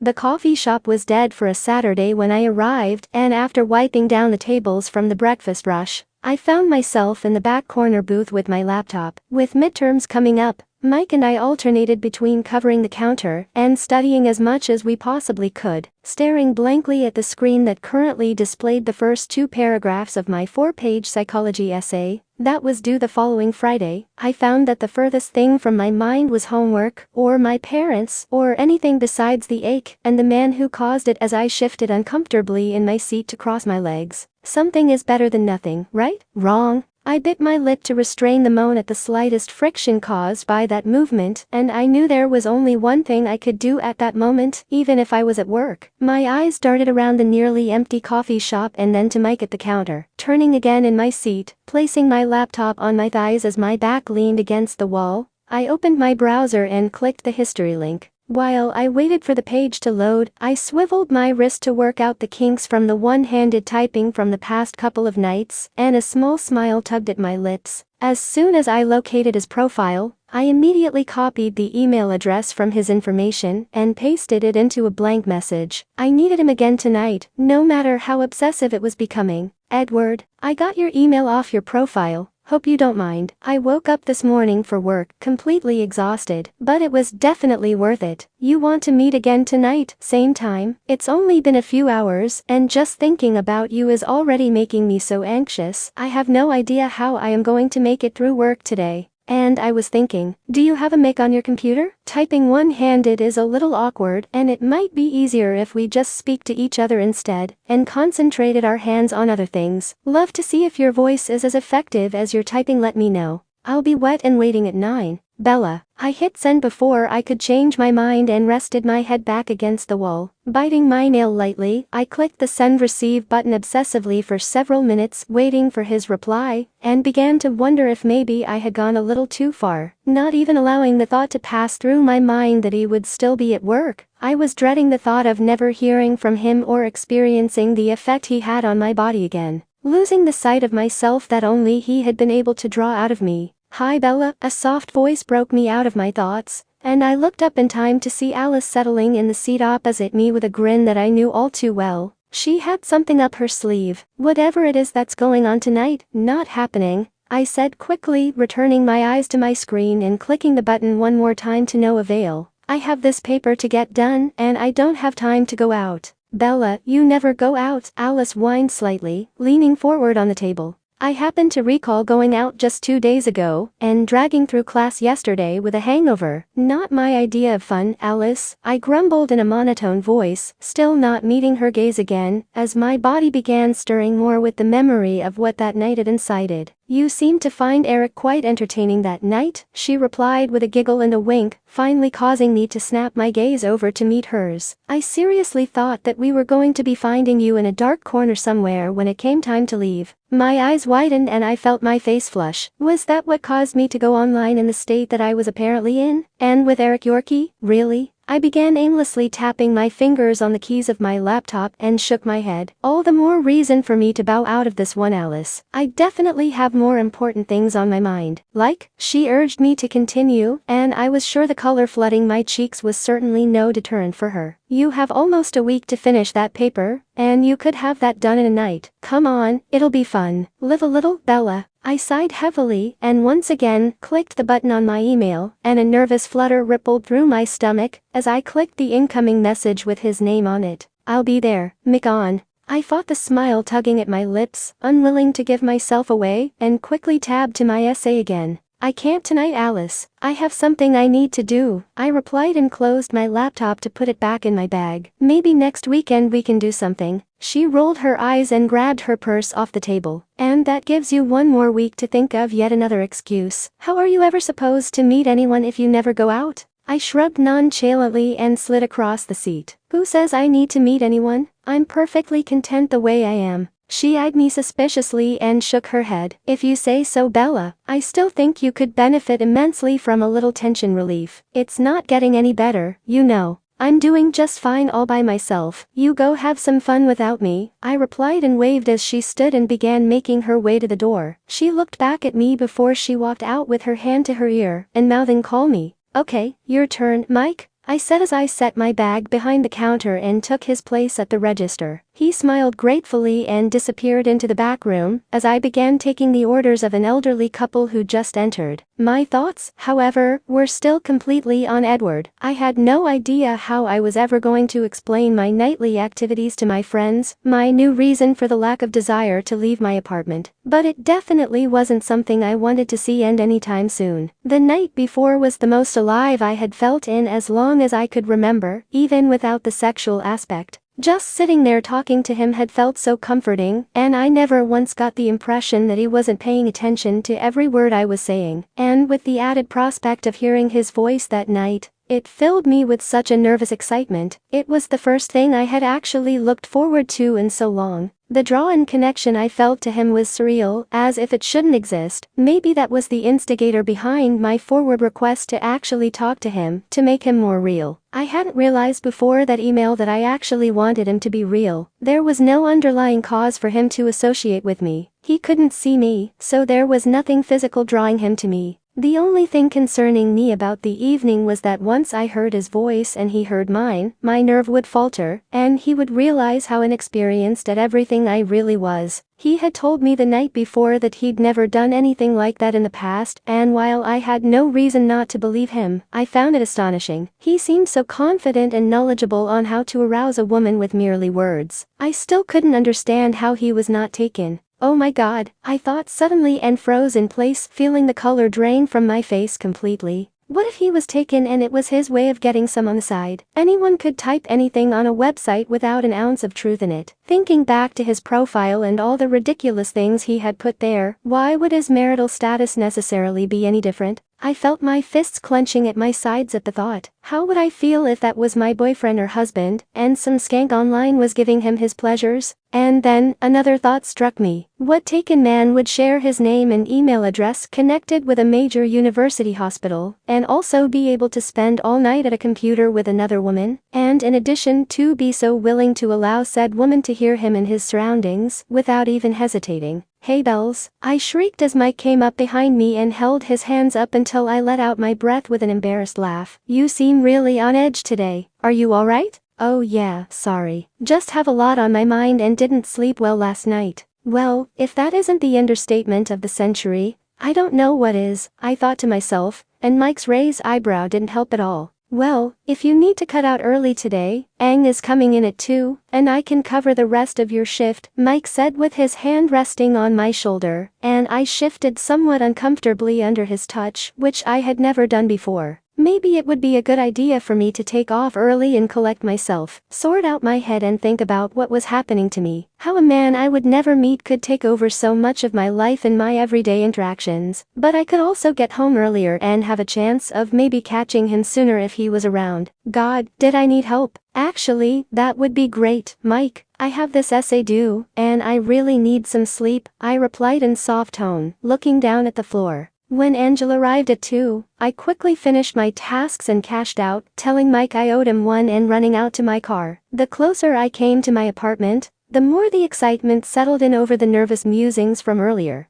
Dropping my bag in my chair upon my arrival, I hurried through my apartment to quickly shower and then set my laptop back on my desk, settling into my chair in nothing more than a fitted nightshirt. I typed up a quick email to him and looked down at the clock. It was 4, which would make it only 6 his time. Would he be home yet? Would he even think to check his email before 9? He had to be exhausted after the previous night and a full day at the hospital. I was too anxious to think about any of that anymore, and typed a quick hurry home at the end and sent it off. As the next hour slowly ticked by, my curiosity began to rise along with the anxious arousal just at the thought of him. I opened my browser and typed in the name Edward Cullen, having seen it in the signature of his email. Clicking search, the very first result appeared with a link to University of Chicago Medical Center. My cursor lingered over the link as I debated. Did I want to know any more about him that I already did? Would there be a photo there? And if it did, would I want to see it? Would it disrupt my own perception of him in my mind? Chicago native becomes youngest chief resident in history of prestigious medical center was listed under the link, and I quickly clicked the red X in the corner of the screen.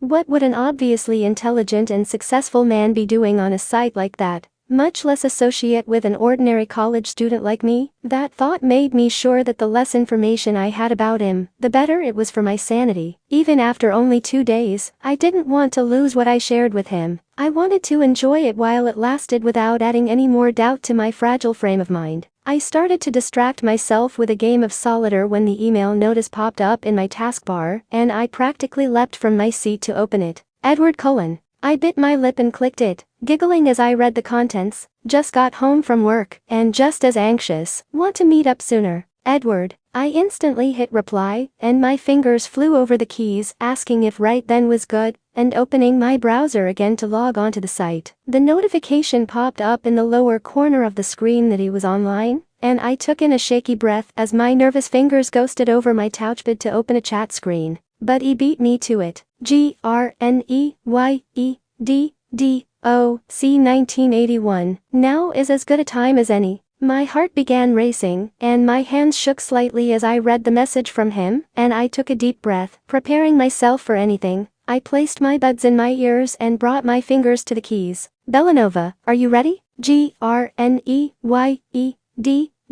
1981. Ready when you are. It's now or never, Bella, I said out loud and closed my eyes, clicking the green button that I'd hovered my cursor over a moment before, and held my breath. We both remained silent for several moments, the only audible sound from the other end being his soft breathing. Bella. His voice came through and my breath hitched in a sharp gasp. Not only did he not sound like some perverted old man, but his tone was gentle and masculine and God, so sexy. I was mentally thanking myself at that moment for not going onto that site earlier to see what he looked like. With a voice like that, I could imagine him as a perfect Adonis, never even having to entertain the idea that I might have been talking to a 50-year-old man who just happened to have a beautiful voice. Hello, Edward, I replied with a soft sigh, feeling more nerves beginning to creep up on me. Great idea, Bella. Now he's going to realize just how socially retarded you are and never want to do this with you again. With that idea startling me slightly, along with the soft intake of breath from his side of the line, I licked my dry lips and began talking. We both chuckled softly as we spoke at the same time, and I felt a shiver run through my body at the deep and soft tone of his voice. All men, and yet, so soothing. Ladies first, he said with a smile audible in his voice. This is, very different, I replied, so eager to hear him speak again, and already feeling the tightness in the pit of my stomach from anticipation. It is, but better, I think, his voice came through, and my fingers gripped my bare thigh as my hips shifted in my chair. That it is, now we can put our concentration where it belongs. And where would that be? I think I need to refresh my memory, he teased, though I could hear his voice begin to deepen more. I felt a smile tugging at my lips, and I let out a dramatic sigh. Well, I must not be doing a very good job then. Guess I'll just have to try harder. Then, the sound I hadn't realized I had been waiting for filtered through my earbuds, and my hand involuntarily moved to massage my breast. He moaned. Fuck, if you tried any harder, he trailed off, his breaths becoming heavier into the microphone. Tell me what you're wearing, Bella. Tight little t-shirt and that's about it. What about you?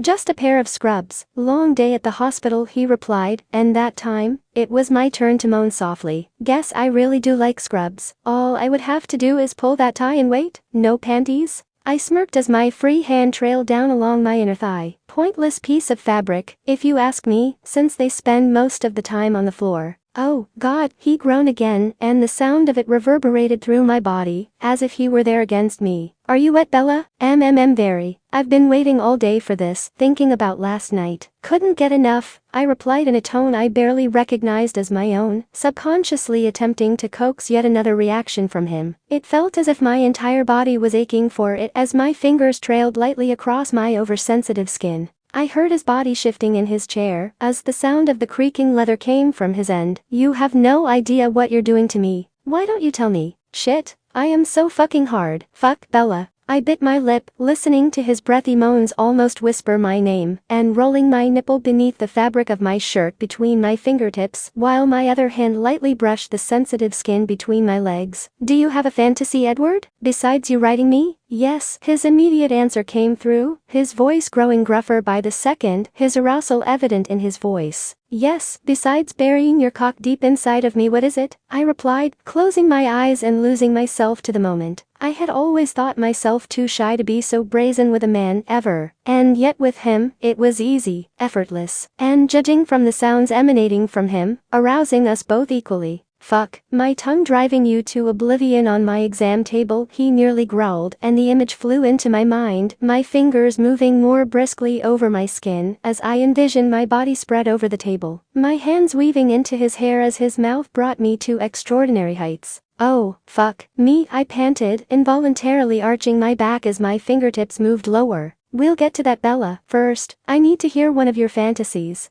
I could hear his smirk reappear as he spoke, and I tugged my lip gently with my teeth. What had I just gotten myself into? I really wasn't all that imaginative. My fantasy? It's pretty lame, but outside, on a car in public where we could be caught at any time. Oh God. Fuck, I can just see your hair spread out over the hood of my Aston, he said, his voice lowering again, and his breaths coming more quickly. He owns a fucking Aston. I wasn't much of a car girl, but imagining him behind the wheel of a vehicle like that made me see him in a whole new light. God, I wish you could feel how wet just the thought of that made me. I'd be taking everything you have to offer, he replied huskily, his voice causing a tremor to run through my body. Fuck, I would give anything to feel that right now, I panted, teasing the skin surrounding my clit lightly with my fingertips.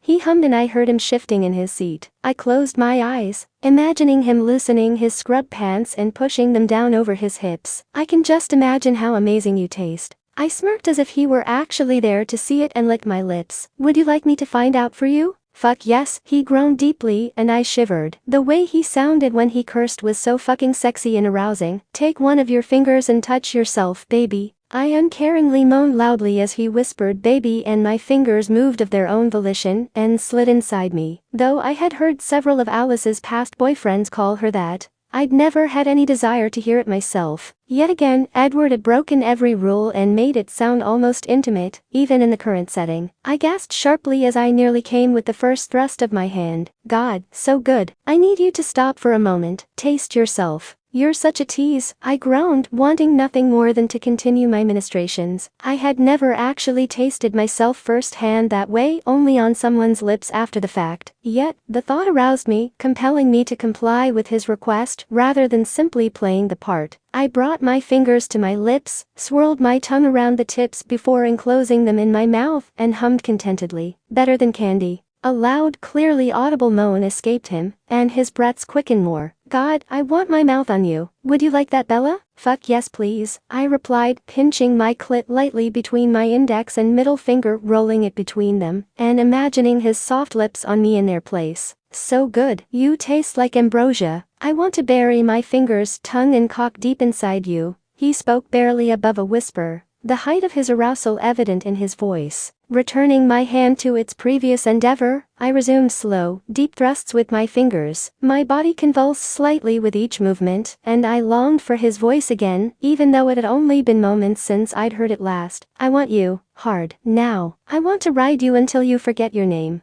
Oh God, Bella, yes. So fucking tight and warm. Our moans filled the air on either side of the line, clenching around you, taking you deep inside me. Balls deep, so fucking good, he breathed, our statements becoming shorter and more urgent as we worked each other closer to release. Feel that? Hitting that spot deep inside you. Oh God, yes. More, please. The sound our skin against each other, pounding into you. Something like this? I moaned and my hand began thrusting hard and fast against me, my palm striking my clit with every pass. The only sound from his side was a deep growl of a string of profanities, and the hint of his hand moving rapidly over his cock. Damn, why was that image so fucking hot in my head? His head pressing back against the seat of his chair, his eyes closed, and his lips slightly parted with his shuddering breaths, as his fingers moved over his glorious length. Thank God I still had my own image of him in my head, rather than succumbing to the urge to hunt down a picture of him earlier. He could still be perfect in my mind that way. Fuck Edward, coming now shit.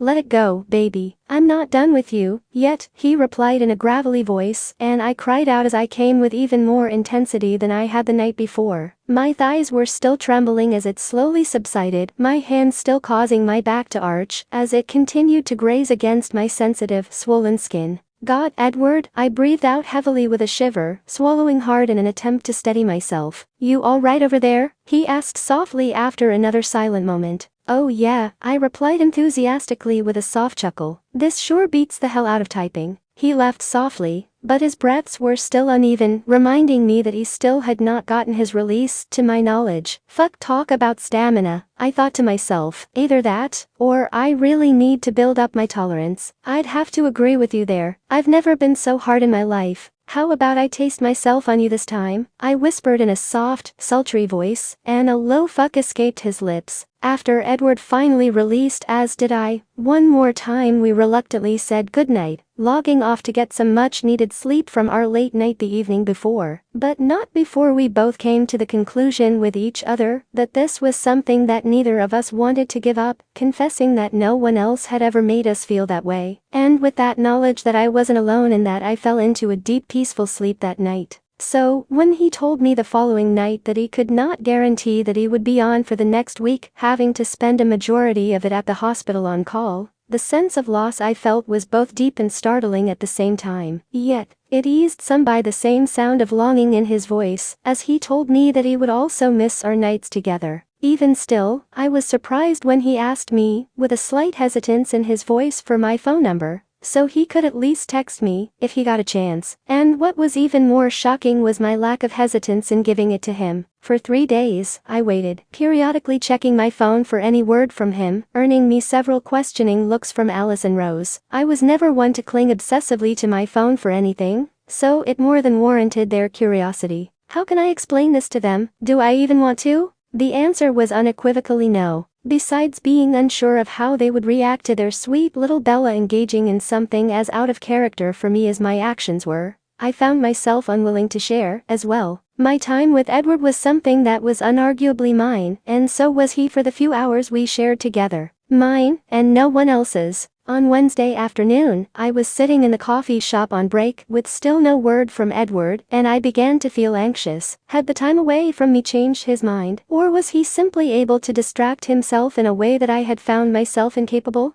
Running my hand briskly through my hair and leaning forward with my elbows on the table, I selected his contact information and quickly typed out a message to him. "Forget me yet, Bella?" I occupied myself by distractedly stirring my lat with the straw, my hands shaking uncontrollably. Is it possible to go through withdrawals from this kind of thing? Am I becoming an addict? The ring from my phone signaling a new text message arriving pulled me from my ridiculous musings, and I jumped to look at it. "Never, beautiful. Been hell here all week. Just woke up for a little nap, Edward." I smiled slightly at the endearment, causing a pleasurable shiver down my spine. Then, I smacked my forehead as I realized that I had probably just woken him for the few moments of sleep he'd most likely had in days. Guilt raged through me at my selfish need, depriving him of the rest he obviously needed so badly. "Shit, I'm sorry. Go back to sleep. I'll till." "Bella," I sighed, shoving my phone into my pocket and tying back my hair again to return to work. As I was washing my hands to relieve Mike from the counter for his break, my phone chimed again and I retrieved it, selecting the message. "Don't be sorry. Was already awake. Going back on floor. Text you when I get the chance, Edward." A wave of relief passed through me, and I turned to the register with a renewed smile on my face. My entire shift passed with nothing more from Edward, but I was far less antsy about it. Constantly reminding myself of all the episodes of I had watched, while I knew it probably paled in comparison to reality, helped to keep my earlier fears at bay. As I was locking up for the night, I felt my phone vibrate in my back pocket. Walking to my car, I pulled it out and looked down to his new message. "You asleep, Edward?" I settled into my seat and typed out a reply before fully entering the car. "Nope, just got off my shift, Bella." Almost instantly, my phone began to vibrate again as I was just turning the key in the ignition. I looked down to my phone, finding the screen lit up, and the butterflies erupted in my stomach. It was no text message. He was calling me. "Hello?" I answered tentatively into the phone. "Hey, I only have a few minutes. Just stepped outside and wanted to hear your voice," he replied as he exhaled heavily. "Smoke break?" I asked, knowing that sound anywhere from the numerous phone conversations with Rosalie. "Yeah, filthy habit, I know. And I'm a doctor, I should know better. I've heard them all, trust me," he said with a slight chuckle that held no amusement. "Doesn't bother me. I did the same in high school," I reassured him, wanting to erase the nervous tone in his voice. "Needing to hear my Edward. Busy tonight?" He groaned exasperatedly, far different from anything I'd heard from him a few nights before. "You have no idea, Bella. I know this sounds a little creepy, but your texts were the one thing that's kept me sane all night."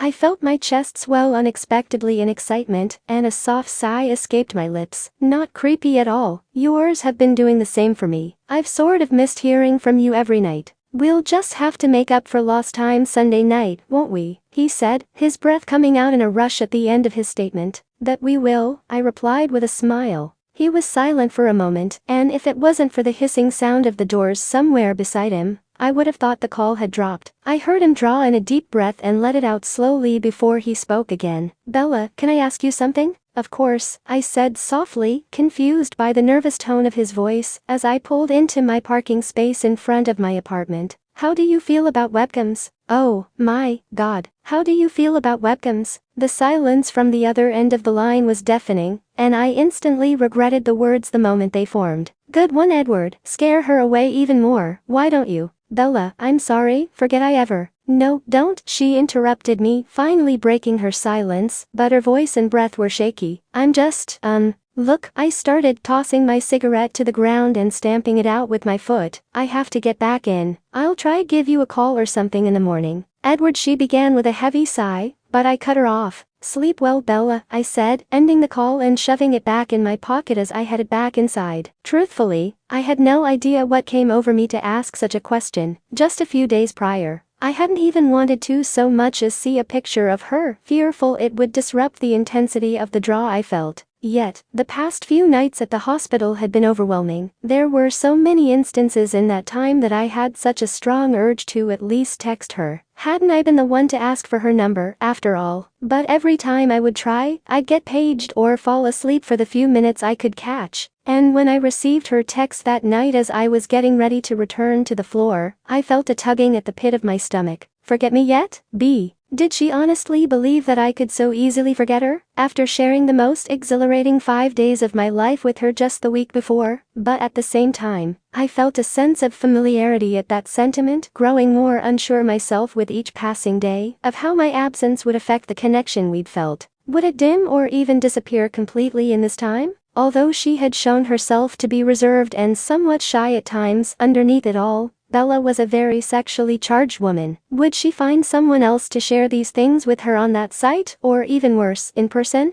The idea of someone else hearing her stirred a jealousy in me I hadn't thought possible. But imagining another man actually seeing her, touching her, feeling her body against him triggered something even deeper. Something far more primal and base, almost possessive. Perhaps that was what prompted me to start thinking about the webcam. The more I heard her voice, along with the effect it had on my body, the more I craved to see the face attached to that beautiful sound. I had always been a very visually stimulated man, needing the physical attraction to a woman for anything more to surface. Bella was the first one ever to break through that boundary, and still, I felt the draw to the physical aspect. As I walked toward triage, my phone vibrated in my pocket, and I hesitantly withdrew it, glancing down at the screen to find a new text message from Bella. Drawing a deep intake of breath, I clicked on her message and let it out slowly as I read, "Call me tomorrow if you have a chance. Or we can talk on Sunday. Good night, Bella." Rubbing my hand roughly over my face, I tried to dispel the anxiety her words sparked in me long enough to type a response. "Call you as soon as I get a chance, hopefully before Sunday. Good night, Edward." As I returned to work, I tried to remain focused on the new onslaught of patients just brought in from a multiple car accident on the highway, but between the beds varying in severity, instead of clearing my mind as I usually tried to do to regain focus, my thoughts drifted to her texts. On the positive side, she still wanted to talk to me, and for that, I was relieved. I wouldn't be sitting there for the next 3 days, wondering if she would be there come Sunday.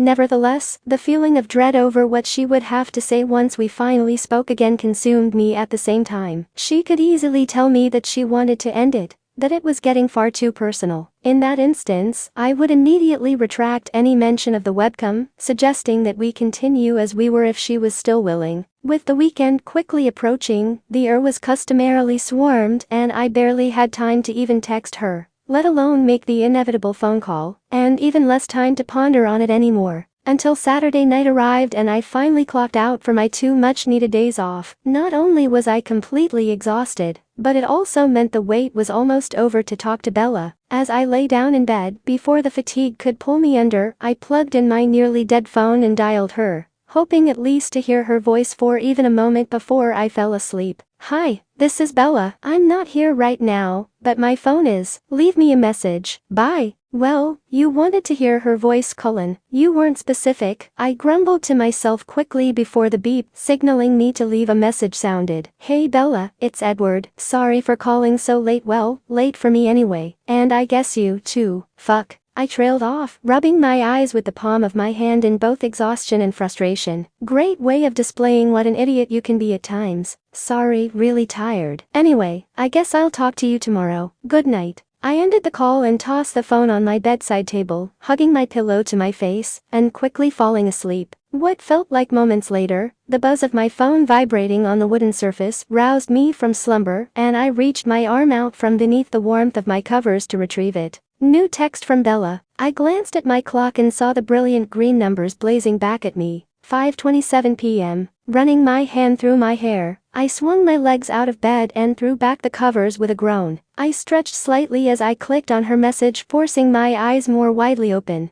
"Got your message. Home from work. Buzz me when you wake up, Bella." Short, clipped reply. "Shit. Just woke up. Let me grab a quick shower and a coffee. Edward." I stood from the bed and made my way out to the kitchen to start the coffee before heading to the shower. I needed to prepare myself for anything, and the more alert I was, the better. As I stood under the pulsing stream, my mind began to run over every possibility that had been dormant for the past couple of days. The only thing I was certain of was that I would do anything I could in order not to lose the thing between us. But what could I say? "Sorry, I just missed you so much. I was out of my mind?" No, that doesn't make me sound creepy at all, I thought sarcastically. My desire to see her had not changed. I had no fear anymore of what the effect would be. She had affected me so deeply, I knew that seeing her face could only add to that, not hinder it. I stepped out of the shower with a refreshed determination. Everything would be all right. I would make sure of it. Anything she needed to feel at ease with me again, I would gladly give her. I grabbed my phone from my bedside table, noticing the blinking message light. Another text from Bella. Okay, I'll be online waiting. Bella. Sighing heavily, I walked back out to my computer and turned it on. I had been hoping to speak to her, but I resigned to allowing her to call the shots. I logged onto the site and immediately clicked on her name to bring up the message box. GRNEYEDDOC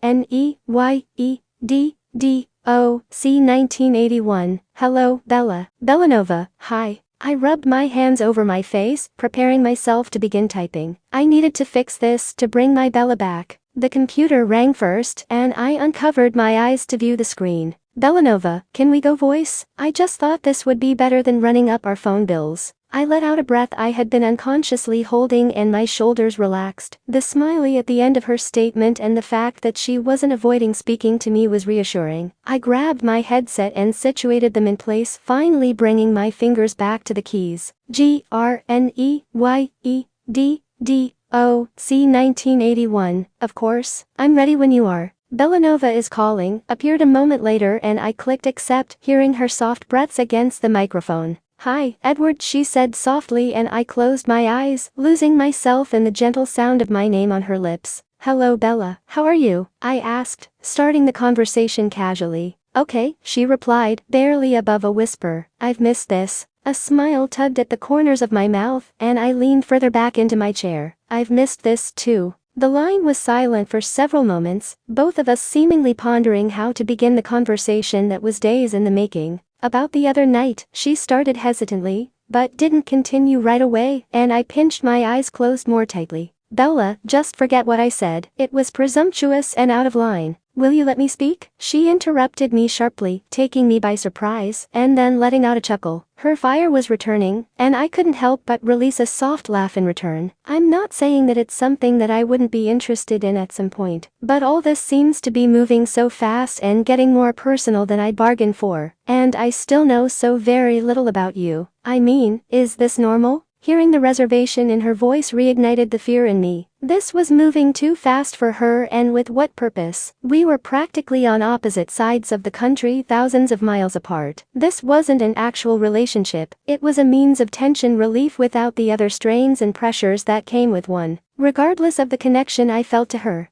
I don't know. I've never done anything like this either, I replied, my eyes following my thumb as it ran distractedly along the edge of my desk. But I'm fine with things as they are, Bella. I just need a little time, she said with a sigh. What if you don't like what you see? She spoke so softly, I had to strain to hear her, but her words rang loudly in my head. She was afraid I wouldn't find her attractive? That her appeal to me would vanish the moment I saw her face? The stark differences in our fears were startling. Here I was, selfishly fearing the loss of anonymity just a few days prior, while her hesitations centered on her physical appeal to me. Baby, I doubt there is anything about you that I wouldn't like, I replied reassuringly, trying to calm her fears. But we can take as much time as you need. I'm not going anywhere. She let out a shaky breath that almost sounded like a laugh. Good. I love when you say that. By the way, she murmured softly, and I furrowed my brow. I was just about to ask her to clarify when she spoke again. When you call me baby, I can't explain it, but I love it. That's something I've missed, as well.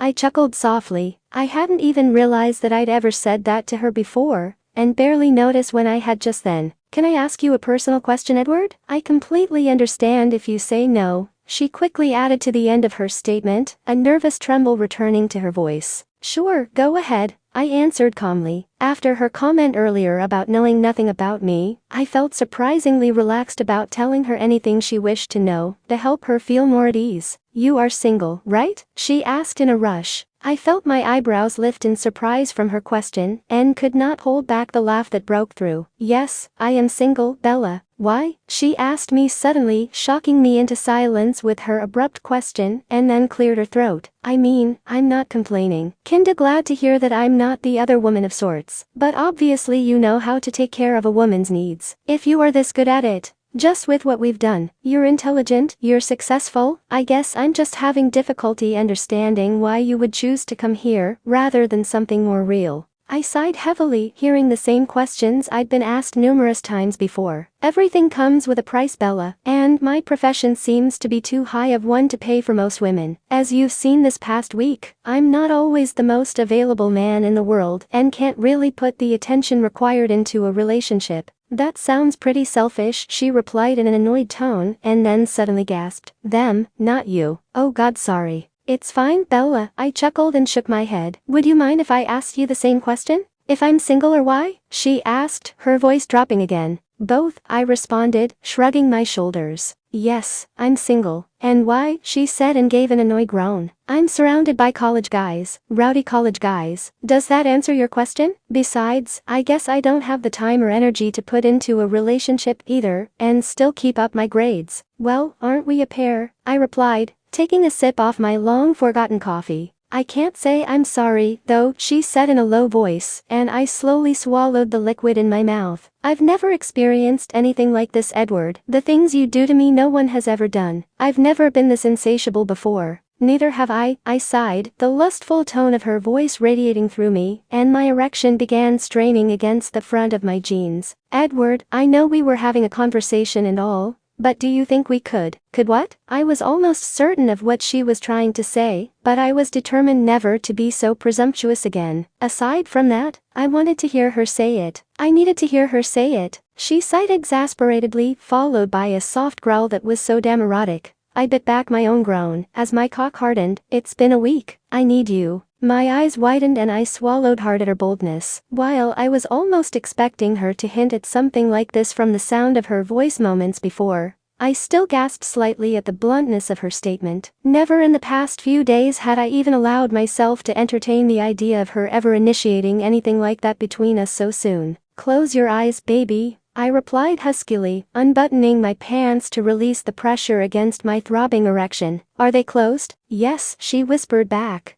If I was there with you right now, able to do anything at all, what would you have me do? I asked her in a calm, deep voice, hearing a shiver in her breath. Kiss me. Her reply caught me off guard, but her soft tone was so enticing, I closed my eyes to envision it myself. With your hands in my hair. So soft, I said in a low hiss, my hand resting over my boxers, and slowly rubbing my palm along my length. Your hair, your lips, you feel so good. I want you so badly. Touch me, she spoke breathily, her arousal evident. Take off your shirt, I replied, envisioning in my mind's eye her full breasts coming into my view. I'm not wearing one, she said with a sultry growl. Oh fuck, I breathed out heavily, her words sending a pleasurable ache straight to my cock, and my hand gripped it through the fabric. Just a robe tonight, take it off. I could hear her movements and the rustling of her robe dropping from her body. Gone. Now it's your turn. Start with your shirt. I'm not wearing one, I replied with a small smirk, now grateful I had been in too much of a rush to get to her to bother with one. Pants? She whimpered and I hummed in affirmation. Well, since I am completely naked, I think it's only fair that you should be. I stood to push my clothing down over my hips, kicking them aside when they hit the floor and settled back into the chair. Are your eyes still closed, Bella? Yes. She spoke in whispers again, and my fingers wrapped around my length. I want to taste you. God, Bella, I moaned, my hand beginning its movements, and my head fell back. Do you feel me, Edward? She almost purred in my ear, and it was the most sensual sound I'd ever heard. I felt the tightening in my gut, and my breaths were beginning to come out in pants. Fuck, baby, yes, I hissed, closing my eyes and once again envisioning her full lips surrounding my cock, her warm mouth engulfing me. So hard. I want you inside me fucking me, she growled, the intense arousal in her voice unmistakable as she whispered under her breath. I wish I could see it, taking me by surprise. I knew I was definitely not supposed to hear that she was losing herself in the moment, yet the affirmation that the thought did indeed cross her mind at times awoke the animalistic desire in me to touch her, to allow her to touch me and lose myself in her. The lack of physical contact was both frustrating me and fueling my desire for her. Take me, Edward. How do you want me? I whispered, my voice raspy and my hand slowing its motions along my length. What's your favorite position? From behind, deep inside me with your hands gripping my hips, she panted heavily with soft moans interspersed throughout. Damn, this woman is too good to be true, I thought, yet all I could manage to vocalize was a deep groan. Like that? She teased, her amusement at my reaction obvious in her tone, but then she moaned and let out a sigh, Fuck me, Edward, I need you so bad. My cock throbbed against my palm at her words, and I gripped myself more firmly. I could feel my release building quickly after the week away from it all, away from her. Obviously, my fears were unfounded. We still felt the need, still had the same effect on each other despite or perhaps even because of my absence. Even if I couldn't see her, I could hear the desire in her voice. Bella, shit feels so good, so tight. I groaned roughly, visions appearing behind my lids of her long brown hair cascading down her back in front of me, her body jostling with the force of my thrusts. My heart was pounding in my chest, and my muscles were tightening. God, Edward, harder please, she whimpered, and the desperation in her tone indicated that she was getting just as close as I was. Just a little more. I want to hold on to your hips and watch my cock slide in and out of you. Can you imagine what that would look like? Oh, God. Let it go, baby. I need to feel you come around me, I panted in a husky voice. Fuck, Edward, she cried out, followed by a low shaky moan laced with profanities as she came. The erogenous tenor of her voice combined with the illusion in my mind of her back arching, her lips parting, her clenching tightly around my cock, sent me into yet another intense orgasm. I groaned in shuddering breaths as I released, feeling the days of pent-up frustration dissipating, and my body relaxing more into my seat. As it ebbed, I gripped the arms of my chair while I caught my breath, my eyes remaining closed as I reached into the drawer for one of the towels I had stowed there the previous Saturday night. God, I needed that, she panted heavily, and I gave a soft chuckle in response, agreeing with her completely. It felt amazing to have the tension between us broken, but then, the silence resumed. Just as I was contemplating ways in which I could break it, to hear that voice again, she did so first. So, were you born in Chicago? The simplicity of her question initially took me off guard until she began asking more, and I realized what she was actually doing. That knowledge in itself was shocking as well. She was getting more personal. It continued that way for the next 2 weeks, and Thanksgiving was quickly approaching. Again, I would be away from her, this time on her terms, as she was going home to Washington for the holiday, and that thought alone made her feel just that much further away. Fortunately for my sanity, holiday weekends left little time for idle thought, and in the short time that she was away, I had little time to miss her presence. That was, until the evenings rolled around and I attempted to eat while in full view of the computer, or even worse, lying in bed at night. The details she had given me when I requested them over the past few weeks had done nothing to quell my desire for her. Aside from her brown hair, she also divulged that she was petite, having always hated her small stature of 5'4", and her eyes, her hazel green eyes that turned almost emerald in color when she was aroused, had become the forefront of all my fantasies while talking to her, and even more so when I was lying alone in the dark. As I was the night my phone began to buzz beside me, the red flashing light of a message catching my attention through the darkness. I reached over to grab it from beside my clock, and a small smile appeared on my lips for the first time in days. Bella, in case you didn't know, Forks is really boring. Can't wait to get home tomorrow. Have a surprise for you, but this should give you a hint, Bella. I furrowed my brow as the message light began to flash again, and my phone vibrated in my grasp. I clicked back to the message list to find a new text with an image attached. I sat up in bed curiously opening the message, and my breath caught in my throat as the view of a bare breast filled my screen. It was soft and perfect, a delicate slope and pink nipple. I brushed my finger across the screen as I imagined what it would feel like in my hand, if it would fit as perfectly in my palm as I imagined. The curve of her waist was visible, creamy skin and toned muscle. I was breathless and hard in that instant. Falling back onto the bed, I ran my hand through my hair with a moan, unable to take my eyes off the screen. Even without seeing her face, I couldn't imagine how she could possibly think I would find her unappealing. Her skin was flawless, even in the hazy picture from her phone.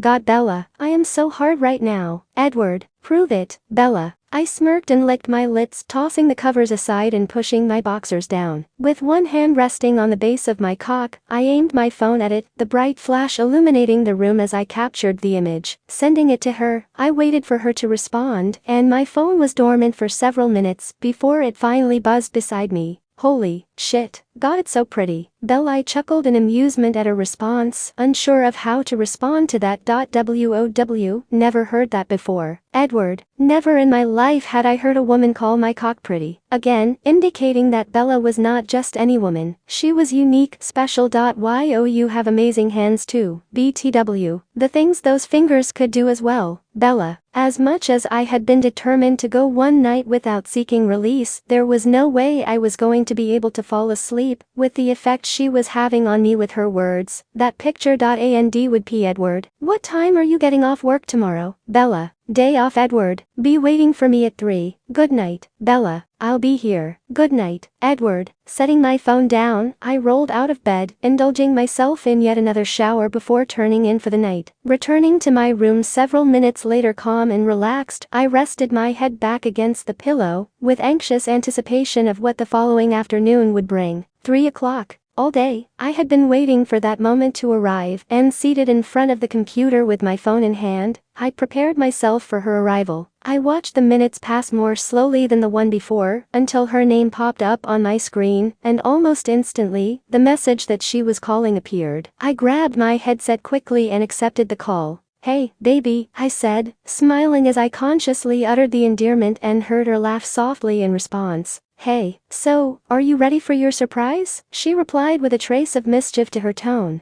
If that picture was a hint, you definitely have my curiosity piqued, I replied, shifting in my seat slightly at just the thought of the image I had been glancing at periodically throughout the day. Close your eyes, Edward, she whispered in a deep, sultry voice, laden with arousal, and I swallowed hard in anticipation, finally surrendering to her request. Are they closed? Yes, I replied, letting out a slow breath. I heard the groan of what sounded like a mattress and the rustling of fabric, the distinct sound of her fingers clicking the mouse buttons, and then, complete silence. Drawing in a slow breath, she finally spoke again. Okay, open them. Slowly lifting my lids, the image on my screen immediately caught my gaze. A singular, dainty foot in a high-heeled, open-toe shoe at the end of a bare, bent leg. Goddamn, I thought, envisioning that leg wrapped around me, that heel digging into my ass as I took her against the wall. Slowly, the image shifted to a long, smooth thigh, leading up to a petite, yet beautifully curved pair of hips, with the hint of black lace appearing on the screen.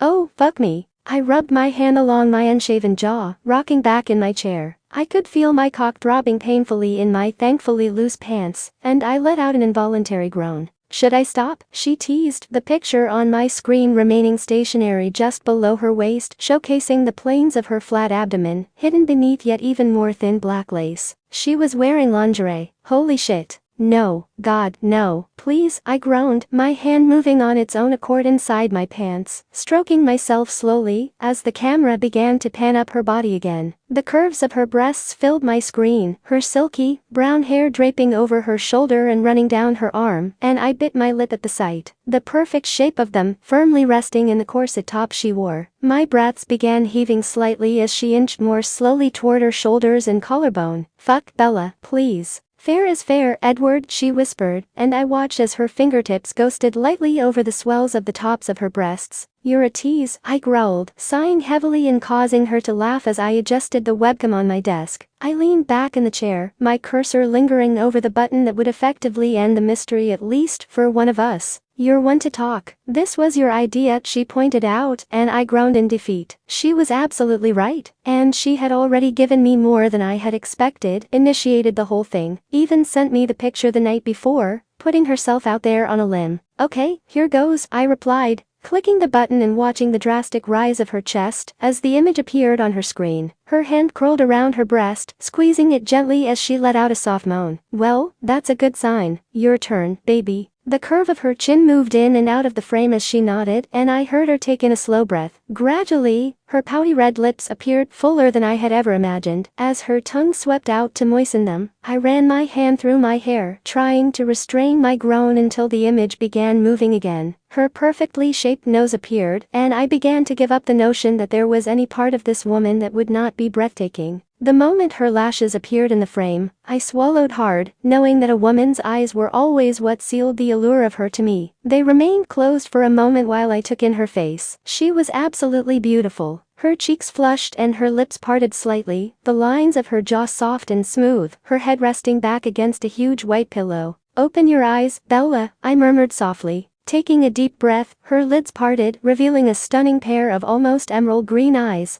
"Hello, gorgeous," she smiled timidly as she spoke, but I could not respond. I was lost. This was the moment I had been waiting all weekend for. Why am I so nervous? I asked myself that question repeatedly after returning home from the airport that morning, and my anxiety only increased as I pulled out the silver shopping bag from Port Angeles that was stowed in the bottom of my luggage. A weekend home visiting my parents was something I usually enjoyed and savored. Spending a few days in the quiet, peaceful surroundings of Forks, after living in the mayhem that was law for the past 3 years, I would come back feeling refreshed. I missed my parents and my friends. Hell, I even missed the rain. It was home. Yet, sitting in my old room on my first night back, I felt empty, as if something very vital were missing. Edward. The past few weeks had been amazing, not only because of the mind-blowing orgasms that incredibly sexy voice evoked, but getting to know the man underneath, which was, surprisingly, even sexier. From what I had learned, I couldn't for the life of me understand how any woman in her right mind would have let that man go, or even worse, pass him by in the first place. That led me to wonder what kind of women he went after, that wouldn't find him worth waiting at home for. I admired him for what he did and all that he sacrificed, while they seemed to judge him for it. I could never fathom disregarding everything that was so important to him in a selfish need to be with him. The time we had spent apart, as much as I missed him, made the time we spent together all the more precious, something to look forward to. Balancing school and a job, though far from the hectic environment of the I understood the demands placed upon him. Personal time was a luxury, and home should be a place of comfort and acceptance, especially while in a relationship. If you care about someone, you should cherish the moments you have with them, not punish them for the time you don't. That fact also piqued my curiosity about his appearance, as well, as shallow as that made me feel. Yet, it also made me realize that I didn't truly care what he looked like. The man underneath was far more appealing and beautiful than any appearance he could have. He was compassionate and considerate, successful and intelligent. It was easy to talk to him, and he always listened to everything I had to say. That the women around him could be so selfish boggled my mind. It was my appearance that I was concerned about, not that I was entirely without my own appeal. The changing shades of my eyes depicting my mood being only one thing that seemed to intrigue, but certainly nothing that would jump out and grab a man like Edward. He seemed to love the fact that I was a brunette instead of the stereotypical blue-eyed, buxom blonde, and we had amazing conversations outside of the sexual realm. And even though every detail I had given Edward about my appearance had elicited such incredible responses and sounds from him, I also knew better. Men like breasts. Mine were barely B-cups. They liked long legs. 5'4". Any questions? They like curves. Yeah, don't have those either. The fact that I was afraid I had little to offer unnerved me, as did the ache I felt after being away from him. The week he was on call was hell. Everything was so up in the air for us, so confusing. The fact that I actually missed him, more than just the lack of release, was concerning. I missed his voice, the soft sound of his laugh, and his soothing presence I could feel, even from thousands of miles away. The previous few days had been rough, without the internet.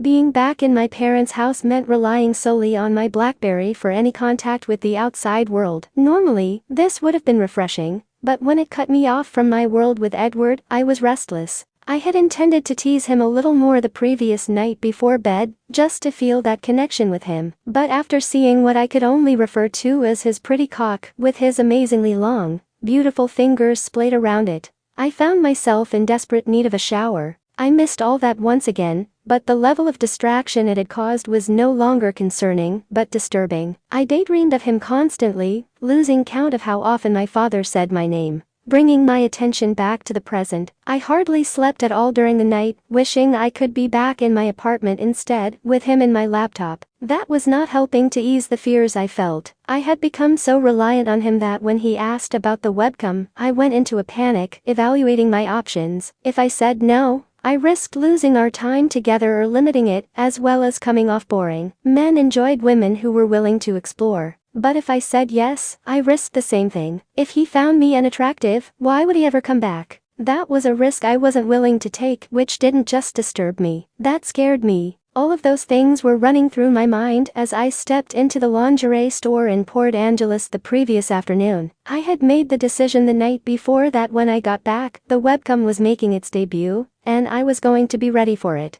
I had already been buffed, plucked and waxed within an inch of my life, and all I needed was the right apparel. First, I bought a pair of black strap heels that I would normally never look twice at, and never actually wear, if I were going anywhere but my own bedroom. But they made my legs appear longer, and as I walked through the lingerie store with my hoodie and sunglasses in place, I found the perfect accent. A black corset top, cut low in the front to give a full view of my cleavage while enhancing it at the same time. Tiny black panties, barely more than scraps of lace, would ride high on my hip, again adding more illusion of length to my legs. I bought it without another thought, and when I tried it on after my parents had gone to bed, I couldn't help but smile at my reflection. I might be plain, but the good doctor wouldn't know what hit him. Or so I thought, until I found myself staring into the face of what had to be the most sinfully gorgeous man I had ever seen. Everything from his hair in insane disarray as if he'd spent hours running his hands through it, the determined set of his green eyes, and the perfect angles of his jaw, not a single flaw, and far beyond anything I had conjured up in my own mind over past few weeks. I was breathless. I had braced myself for anything but that. My breaths became small gasps of air as my hand closed tightly around my breast in response. "Your turn, baby," he said softly. "You can do this, Bella," I told myself. Nodding slowly, I closed my eyes and took a deep breath. Through every sigh and profane growl, my confidence built. So far, so good. Panning the camera up my body for him, I lifted the screen of my laptop, finally revealing my face to him. I could hear his breaths coming through the mic, but he remained otherwise quiet, and he was killing my nerves.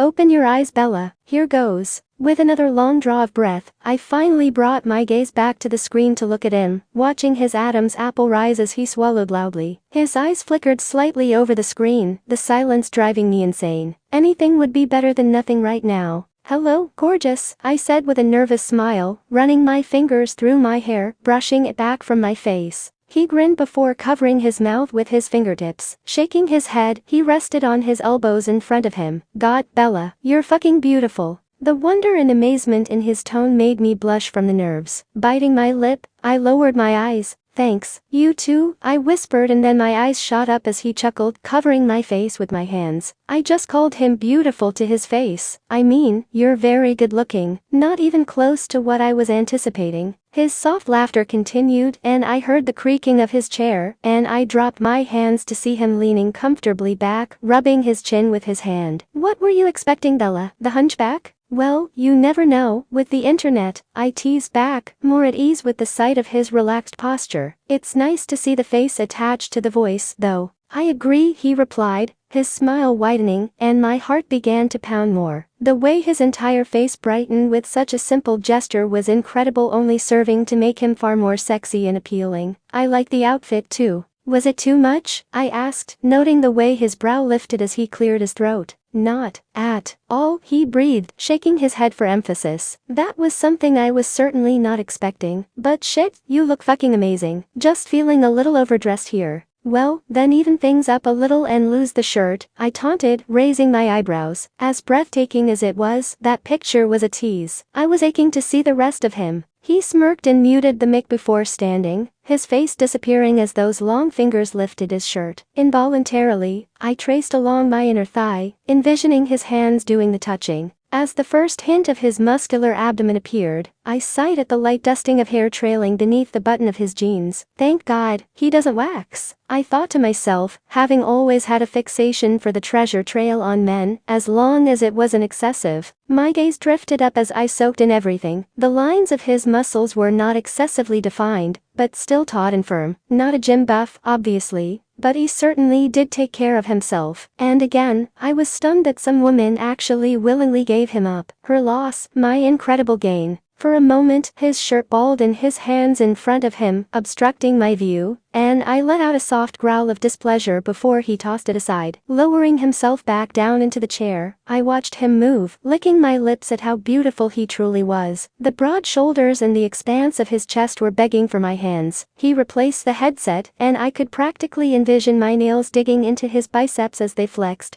I bit my lip and swung my legs off the bed to stand, leaning over the laptop and turning it to face me. I lingered over it for a moment, giving him a purposeful view of my cleavage, to which he half growled, half groaned. "Nice view, baby. I think I can give you a better one," I teased seductively, loosening the ties on the front of my corset a little more with each step. It would never cease to amaze me, the boldness he brought out with the smallest encouragements. It was invigorating. With the knowledge of his approval, for once, speaking my mind, saying what I wanted, and even shedding my clothes in front of a man, didn't scare me or send me running for the light switch. I realized as I loosened the corset top, loop by loop, that he made me feel sexy. "Show me, Bella," he whispered huskily, and I pulled the fabric apart, sliding it off my shoulders. I watched him shift his position in the chair. Holy shit. A triumphant smile came across my lips. "You like?" I teased, crawling back onto the bed toward my laptop. "Like?" he asked with widened eyes and a raised brow. "That picture didn't do you justice. I don't know if it would be possible for me to like anymore."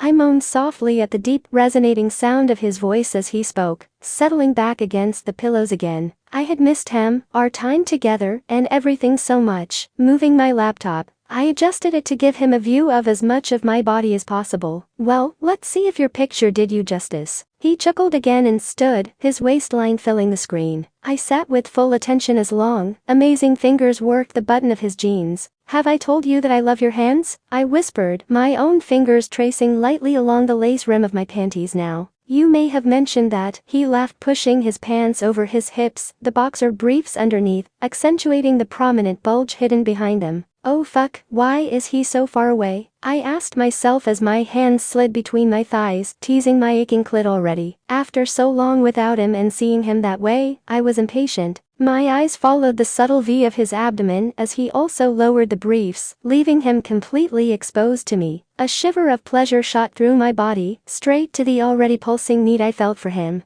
"God, I wish you were here," I whispered as my fingertips pressed more firmly against my panties. "No more than I do, baby," he replied as he sat down, and I let out a soft whimper, as the lower half of his body disappeared from my view on the screen. He smirked and rolled back his chair back, giving me a full shot of his face, his torso, the tops of his thighs and his erection. "Dear God, better?"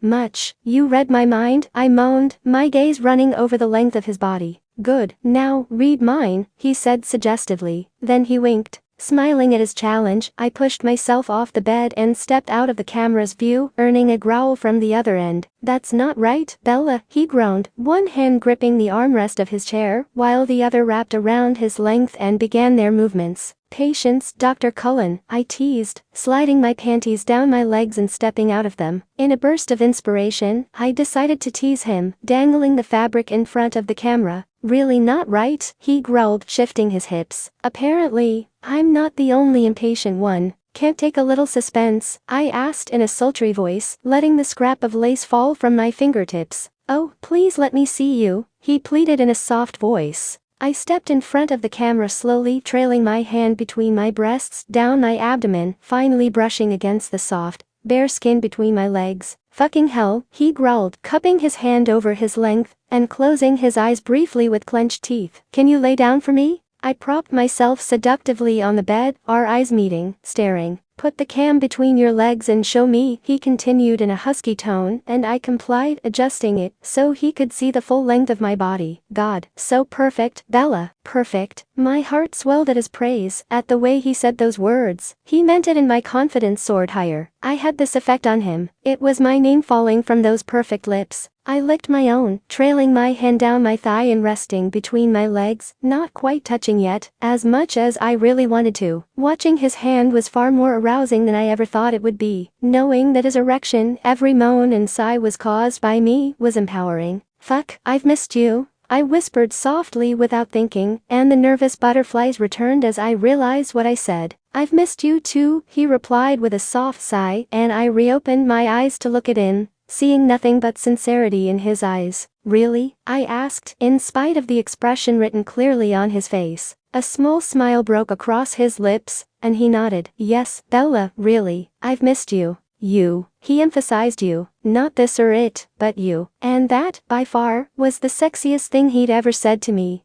I want you, I sighed truthfully, closing my eyes and leaning my head back slightly, as my fingers circled my clit. You're so wet for me, fuck, he growled, and I looked at him, watching the pure lust on his face, his eyes remaining locked on his screen. Can you slide your fingers inside? Let me see how tight you are. My hand moved along my slickened skin as he asked. My impatience returned now that we were past introductions. I moaned as two of my fingers slid inside me, beginning my process of teasing, sliding and touching, overwhelming sensations rushing. The knowledge that he was watching every moment heightened everything. Add another one for me, he whispered, his voice gritty. I bit my lip as I withdrew my hand, re-entering a moment later with a third finger for him. Oh fuck, Edward. My back arched slightly off the bed. Damn, you're so fucking beautiful, he grunted. With those words, I opened my eyes, seeing the muscles in his neck tensing as we pleasured ourselves together, his hand stroking feverishly. I'm not going to last long like this, baby. Me either, I panted, swallowing hard and moistening my dry lips with my tongue. I imagined him next to me, teasing me, those fingers just a slice of foreplay. Fuck me, Edward, please, I moaned, wanton and desperate. Spread your legs wider, Bella, and close your eyes, he said, his voice low and sexy. His request pushed me to move faster, and I groaned loudly at the new sensations caused by the thrusting of my hand, my fingertips striking that spot deep inside me. Remembering his request, I lowered my knees to the mattress, closing my eyes, and knowing exactly what would come now. You feel me? He asked, a slight shake in his voice as he stroked himself faster. Yes, I hissed. More. My chest rose and fell with each breath. Deeper, baby. I want to feel you deeper, he growled, and I began moving my hand faster and harder, striking my clit roughly with my palm. Imagining him above me, those beautiful lips caressing mine, those long fingers weaving into my hair as he claimed my body. Oh God, Edward, I'm gonna come, I whimpered, feeling the tension build with every pass. I imagine him inside me, thrusting, speeding up. Look at me now, Bella, he said huskily. My eyes flashed to the lidded green of his. I want to watch you come for me. That was all I needed to hear. A shitfic? I cried, my legs trembling as I lost myself. Edward, oh my God. My moans echoed in the room, and I fought to keep my eyes open as the force of my orgasm took over. My palm rubbed vigorously against my swollen skin, and I shook violently,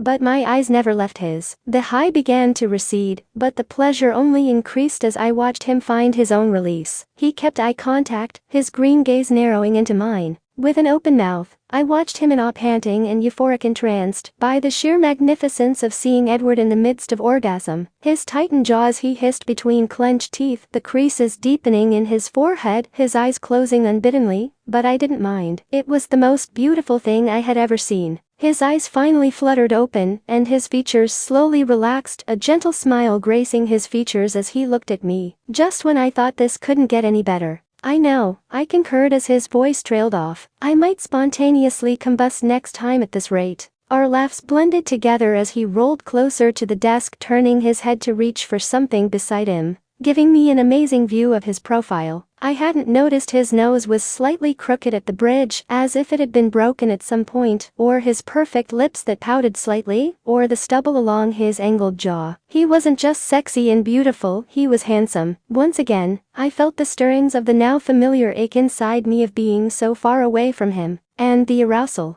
Damn, give yourself and him a chance to recover from the last one, Bella. I mentally scolded myself, pulling a light fleece over me, staring at his face the entire time. Don't cover yourself up, baby, he said in a soft tone, raising his eyes briefly from his abdomen to look at me, and lowering them again. It's a little chilly. I have my window open, and even California gets a little cool in November on occasion. I chuckled, hugging the blanket around my chest. So close the window, he shrugged, tossing a towel aside, and finally bringing his gaze back to me. I can't sleep with the window closed. It's a weird quirk, I guess, I replied softly, my eyes lowering. Bella, it's barely 2 o'clock there, he laughed and shook his head. And who said anything about sleeping? So, I wasn't the only one ready for another round. You're going to be the death of me, Mr. Cullen, I teased. Over the next few days, he nearly was the death of me. Our comfort level with each other had grown by leaps and bounds since that first experience with the webcam, and since then, we didn't have a single night without them. And in the time we were apart, we filled it with texts and voice messages. Then one morning, he sent me a picture of him in his office, in his scrubs and white jacket with his erection in plain sight.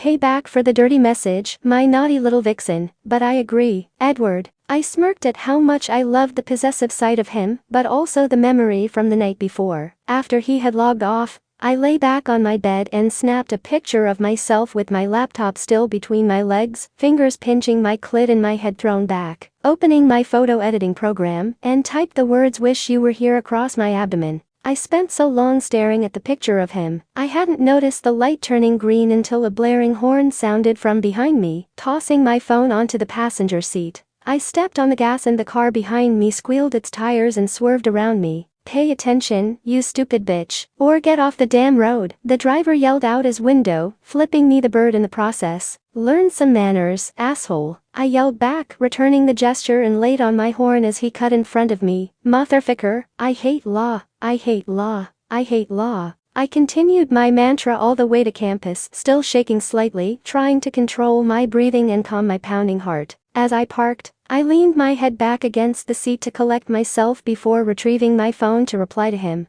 "Damn you and your sexy body, you've pissed off in-law driver, dangerous move, Bella." I was barely out of the car and walking toward my first class when my phone buzzed against my hip. "Oh my god, I'm sorry, are you okay, Edward?" I couldn't help but smile at the concern emanating from his text, and immediately replied to ease his anxiety. "I'm fine, you can make it up to me later. Love the scrubs BTW, Bella, you know I will. Be careful and I'll see you when I get home. I'll leave the scrubs on, Edward." "Oh God," I whimpered softly, picturing him taking out his erection, stroking it for me in his chair, like he was on a dirty lunch break, possibly thinking about me and reliving one of our sessions in his mind. I found myself wondering if he'd ever done that at work in his office. Suddenly, I looked down at my watch, and found that my imagination running away with me, in addition to the traffic mishap, had caused me to run late. Quickly, I hit the bathroom before class, and that's when I saw it. "Fuck," I shouted loudly into the empty room. My period had always been somewhat irregular, but it always appeared at the most inopportune moments. Couldn't have happened while I was in Forks, away from Edward, when I didn't need him as much as I did right at that moment? Of course not.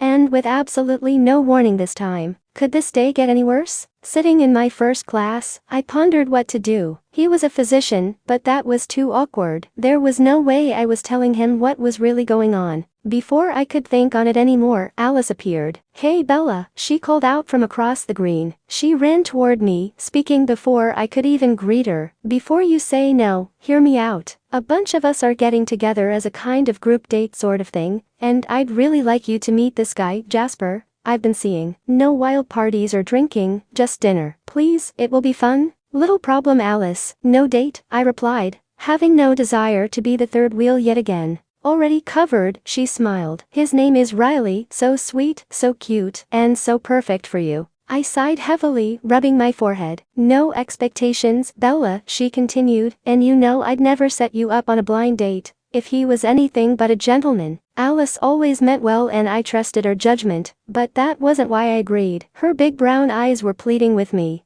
making it impossible to refuse her. "Just dinner," I warned, my eyes narrowing, meaning well sometimes led to more than just dinner to those wild parties she referenced. She nodded in response. "Yay, you won't be sorry. I'll pick you up at 5 so we can go together." She rushed out, releasing me from a bone-crushing hug before hurrying away to her next class. I settled down on the grass, a twinge of guilt tugging at me. This would be the first time since everything started with Edward that I'd be away from him voluntarily, and it was for a blind date. But why did I feel guilty? Of course, I was very attracted to Edward. I enjoyed his company immensely and had the best sex life I'd had in years, if that's what it could be considered. But he was in Chicago and I was in law. There weren't a whole lot of options for anything more without one of us uprooting our entire lives. In reality, neither was feasible. His job, his family, his life were all in Chicago, and my heart was set on returning to Washington once I graduated. And how long could a relationship such as ours really last with the distance? What we had was great for the time being, but deep down, I knew the likelihood of it going further was slim. Did I have an obligation to him? We hadn't discussed anything about us, and for good reason. Again, it wasn't like we could actually make it anything more without some serious everything. For the first time, that realization sunk in. But what could I do? I enjoyed him and he enjoyed me, and we were both lonely. It was safe and new and fun. There was no harm in what we were doing, what we shared. So where did that leave me?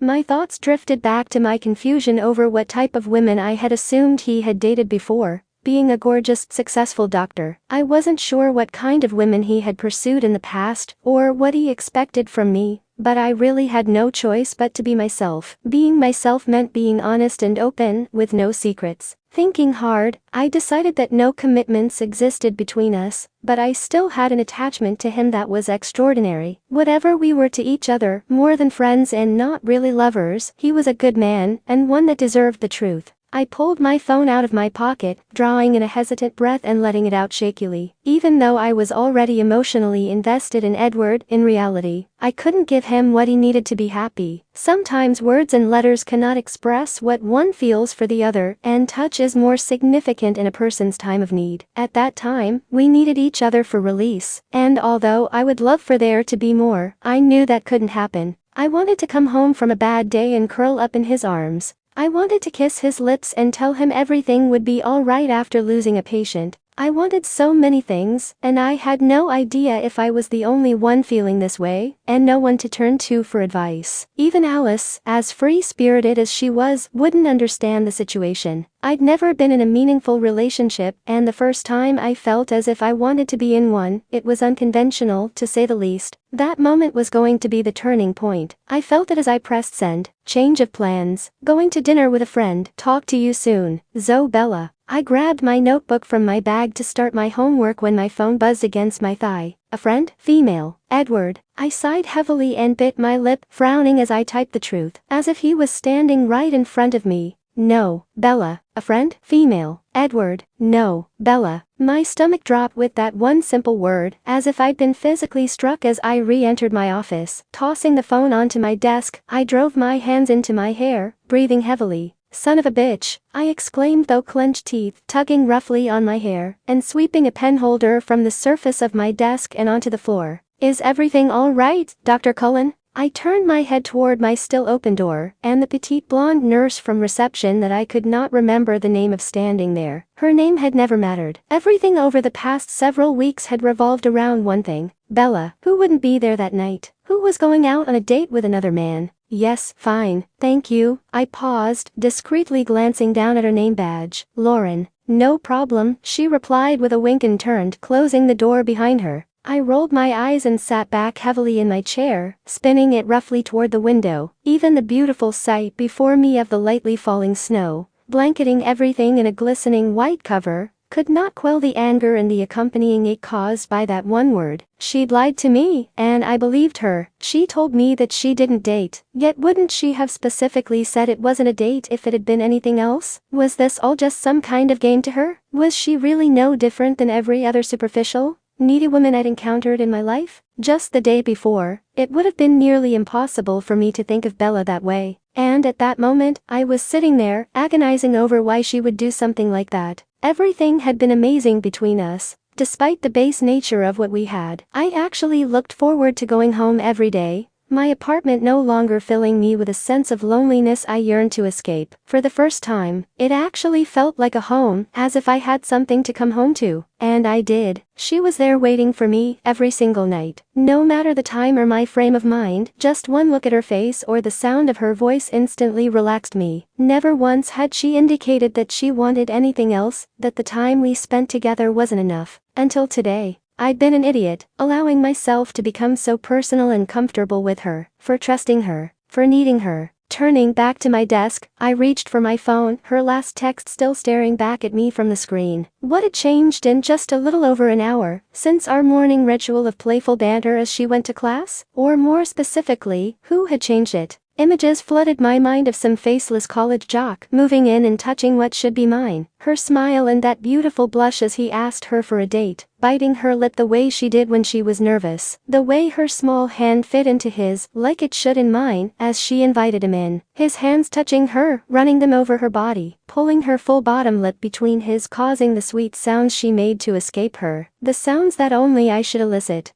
Being in her bed where I couldn't be. I hit reply before my thoughts could travel any further, continuing to torment me. Have a good evening, Edward. Setting my phone to silent, I attempted to return to work, to what was real. Yet, even drowning myself in my work could not distract me for long. She had completely consumed me for weeks. Thinking about her had become as natural as breathing. Regardless of how hard I tried to block her out, she was always there. It hit me the hardest when I entered my apartment, fully realizing as I gazed across the room at my computer, that she wouldn't be there. Grabbing a beer from the fridge, I slid my jacket off, tossing my phone from my pocket onto the counter. The red blinking light in the corner that had been taunting me all day still flashed incessantly. I tilted the bottle to my lips, continuing to stare at it. It was no doubt just various emails that had filtered in throughout the day. She had no other cause to message me. Nonetheless, I grabbed it and walked over to my desk, settling into my chair and staring at the blank screen of my phone. I wasn't sure what would have been worse, to have a message from her or not. Flipping on my monitor, I checked my email, and as I suspected, nothing of importance. Yet, my phone kept flashing. The screen suddenly illuminated with an incoming call, and my throat tightened. Bella. I scoffed and shook my head, instantly declining the call and sending it to voicemail, seeing one last unopened message on my screen. I opened it and saw it was from Bella earlier that morning. I'm sorry. Talk to you soon, Bella. Unable to think of any way to reply to that, I powered down my phone, the message disappearing from the screen. What I actually expected. She was in college on the other side of the country. She had no commitment to me. How long had I thought it could continue before she got bored, needing something more real? She was still so young, far too young to limit herself in such a way. She should be out, going on dates, having fun, and enjoying life. So why was I so angry? It was all so abrupt. Just that morning, she was still my Bella, and an hour later, she was gone. I hadn't realized until that moment how reliant I had become on her presence in my life in such a short period of time. It wasn't just about the sex anymore, and I couldn't remember the last time it felt as if it were. It was little things like all-night conversations about anything and everything that came to mind. Random texts throughout the day, with nothing sexual in nature, just to say hi. And even something as silly as deciding at midnight that she wanted a bowl of cereal and asking me to join her, joking about how it was our first meal together. I felt at ease with her, never having to pretend to be anyone other than just Edward. However, staring at the computer screen at that moment, my chest literally ached from her absence. Even if I logged onto that site right then, I would never find another Bella, and had no desire to do so. Finishing off my beer, I turned off the monitor and made my way to the bedroom, falling still clothed onto my bed. Through sheer exhaustion from the day and the strain of it, I fell asleep quickly but not restfully. She was there, although not for the first time. She was more vivid than ever, lying beside me, her body pressed firmly against my side, whispering that she missed me as her lips ghosted over my bare shoulder. I pulled her against me, burying my face in her long brown hair, her arms wrapping around my shoulders. Rolling her onto her back, I pressed a kiss to her full lips, hearing her whimper softly as I settled between her legs. Looking down into her eyes, they gazed back at me with a strange mixture of green and brown, a shade I had never seen. So light, they were almost transparent. As I positioned myself against her, her fingers wove into my hair, and she kissed me gently. I'll never leave you, Edward, she whispered against my lips, capturing my lower one between hers and pulling me closer. Just as I moved to enter her, she disappeared as everything fell to darkness. The incessant buzzing of my alarm ripped me abruptly from my peace. I slapped my hand on the snooze button, unwilling to open my eyes. I could still almost feel the pressure of her body against my side, her warm skin, and her soft lips. And once I opened my eyes, I knew it would all vanish completely. You already have left, Bella, I grumbled into my pillow at my subconscious, taunting me with what it thought I wanted to hear and see. Rolling onto my back, I rubbed my eyes briefly with the palms of my hands, letting them fall to my chest as I stared at the ceiling. I didn't want to get out of bed, nor did I really have to. It was my day off and anything that I needed to do could wait. Yet, I wasn't sure I wanted to go back to sleep either. Part of me was cursing myself for not remembering to turn off my alarm the night before, while another part was grateful for it. I could be lost in the sweet abyss that was Bella right now, but would that really be any better? Throwing the covers roughly aside, I swung my legs out of bed and stood, walking across the room and stretching as I made my way to the window. Just fucking perfect, I grumbled as I peered outside, seeing nothing but brilliant white glaring back at me, clouded by the heavy sheet of a Chicago blizzard. Well, there goes the plan for getting out today, I thought to myself as I pushed off the window frame and headed for the shower. I'd spent enough time being a doctor in an ER on days such as that without becoming a patient in one as well, which only left me more time to think, allowing my mind to wander to places I didn't want it to be. Bella. I unwillingly began to wonder how her date had gone the night before. Had she enjoyed herself? Had he made her smile and laugh the way I did? Had he felt the lips I'd only been able to dream about against his, heard her moan his name in pleasure against his ear, her hair fan out over the pillow beneath her head? Had he given her the orgasm I could? Get a hold of yourself, Cullen. Not everything is about sex, remember? My mind screamed at me. I walked out to the kitchen after my shower with a towel still around my waist, turning up the thermostat and set about making my coffee. No, it wasn't all about sex, but it was easier to remain angry about that than to pathetically ponder things like her tiny hand in his, her head resting on his shoulder, allowing him to inhale the scent of her hair, her eyes staring at him in fascination as he spoke. Taking my first sip of coffee, I walked over to my desk to check my email. Before getting dressed and figuring out what to do with my day, I was surprised to find an email from Emmett, sent about an hour before. Hey doc, you alright? You didn't look too good when you were leaving last night, and you haven't been answering your calls or texts. Hope all is okay. Enjoy your day away from the madness. This storm ain't letting up.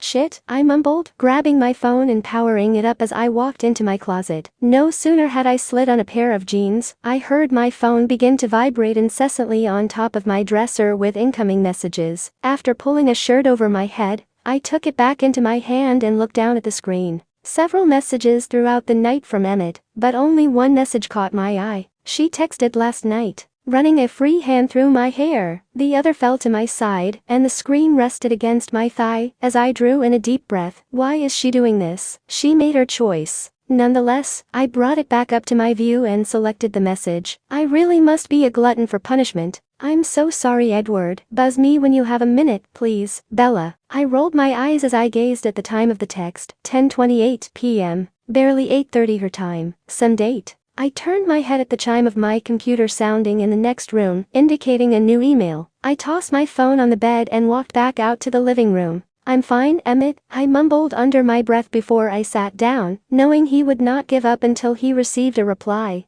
Great friend, but persistent as hell. However, when I finally looked to the screen, it was not Emmett McCarty that stared back at me. Instead, it was Bella Swan. Edward, I know you're probably really angry with me right now, and I can't blame you for not answering my texts, but I really need to talk to you, to explain. I'm online right now and I'm not going to class. Far too tired and distracted. Please. Bella. My leg bounced rapidly in agitation as I read. Late night Bella. I mentally sneered as I leaned back in my chair, swiveling it back and forth, and squeezing my lip between my thumb and forefinger, but my eyes never left the screen. What could she possibly have to say to me? And what would I have to say to her? I should just end this right now, solidly, I thought. Yet, the idea of that caused an ache inside me, knowing for a fact that it wasn't healthy or even sane. But part of me didn't give a damn. I wanted her. I desired her more than any woman I'd ever encountered. She understood me more than any other woman, or so I thought. Nothing to explain. Hope you had a good time and that it was worth it. I clicked send, standing from the chair and walking to the kitchen to warm up my coffee. Watching the creamer dissipate as I stirred, I felt the ache growing again. I couldn't even bring myself to type her name. How pathetic was that? Nevertheless, I also knew that I needed to distance myself as much as possible while still attempting to make myself appear as neutral as I could. I could not allow myself to let her know that it was actually tearing me apart, especially after that dream the night before. I was just taking another sip of coffee when that damn chime sounded again. I sighed heavily and walked back over to my desk, relieved to find that time it was Emmett. Ed, fuck, man, I know for a fact your ass if up by now. Reply to something. I chuckled slightly as I hit reply. You kiss your mother with that mouth? Everything is fine. Just personal shit. Thanks for the concern. Now get some fucking sleep. Edward. As that message sent, my inbox reappeared on the screen with one new email highlighted at the top. I drew in a deep breath and exhaled it heavily as I clicked over it. Edward, yes there is. Please, just give me 5 minutes. The date was a disaster, if you must know. Bella. I leaned forward on my desk, driving my hands into my hair. Why wouldn't she just give up and leave it alone? Did she really think that she could just bounce me back and forth like a ping pong ball? The problem was she actually did hold that power, if I ever allowed it. Sorry to hear that, but I'm not going to be your backup plan, Edward. The moment I sent the message, I instantly regretted it. Not only was it unnecessarily cruel and I felt like an absolute ass, but obviously, it was also a lie. My phone rang from the bedroom a moment later, and I walked in, looking down to see it was her calling. Declining the call again, I tossed the phone back onto the jumbled mess of my bed, and fell back on it myself. What was I doing? I was being a coward. I was behaving as if I were in high school rather than the professional adult I was. Was I jealous? Fuck yes, I was. Was I angry? Of course. Was I angry with her? As I was pondering that, my phone vibrated beside me and I picked it up, assuming it was a voicemail from her call. Instead, there was a waiting text message. Edward, the first know you're there. I'm only asking for 5 mins, and willing to embarrass the hell out of myself. Please answer. I sighed heavily, rubbing my hand over my face. She wasn't going to give up. But did I want to hear her voice just then? I had to admit it would be a hell of a lot easier than seeing her face at that moment, having to see her eyes and whatever did or did not lie there anymore. But I could at least listen to whatever it was she had to say. Highlighting her name on my call log, I pressed send, and after one ring, her voice rang through. Edward, she answered in a breathy rush, and I immediately felt my chest tighten at the sound. I heard her clear her throat at the other end when I didn't reply after a moment, followed by a soft sniffle. Was she crying? Before I could even begin to question her, she began to speak. I know you're angry, just please listen. So, what did you want to tell me? I asked, attempting to keep my voice level and emotionless. About last night, she started and I inhaled slowly through my nose in preparation. It's not what you think. Oh really? So, you didn't have a date last night? I asked sharply, sitting up on the bed and shifting to lean back against the headboard. Well, yeah, she replied softly with a sigh. After you had already made plans with me? I continued. Yes, but then it's exactly what I thought, I concluded, shaking my head. That's all I need to know. No, she exclaimed loudly, causing my eyes to widen in surprise and preventing me from ending the call. It's really not. I waved my arm out in frustration with my head rested back on the headboard, feeling the slight sting on my thigh through the denim as my palm struck it. All right, enlighten me, then. I closed my eyes and could almost envision her biting her lip and twirling one of her long tendrils around her fingertip, as she always did when she was nervous about something. It was a blind date, set up by my friend Alice. I didn't even know the guy, she replied in a faint voice. That's really not helping at all, I replied tightly, my fist clenching on my leg. Even from a distance, I was more familiar with her than this guy had been, but he'd still been close enough to touch her. Nothing happened, Edward, she said in an almost knowing tone, while still holding a slight hint of desperation. Even if I was able, I just couldn't. Her voice was soft as it trailed off, and I slowly opened my eyes, staring up at the ceiling. Bella, I got my period, she mumbled hurriedly and let out a shaky breath, cutting off anything I could have attempted to say. I didn't know how to tell you, and we can't really do much like that. I didn't know what to do.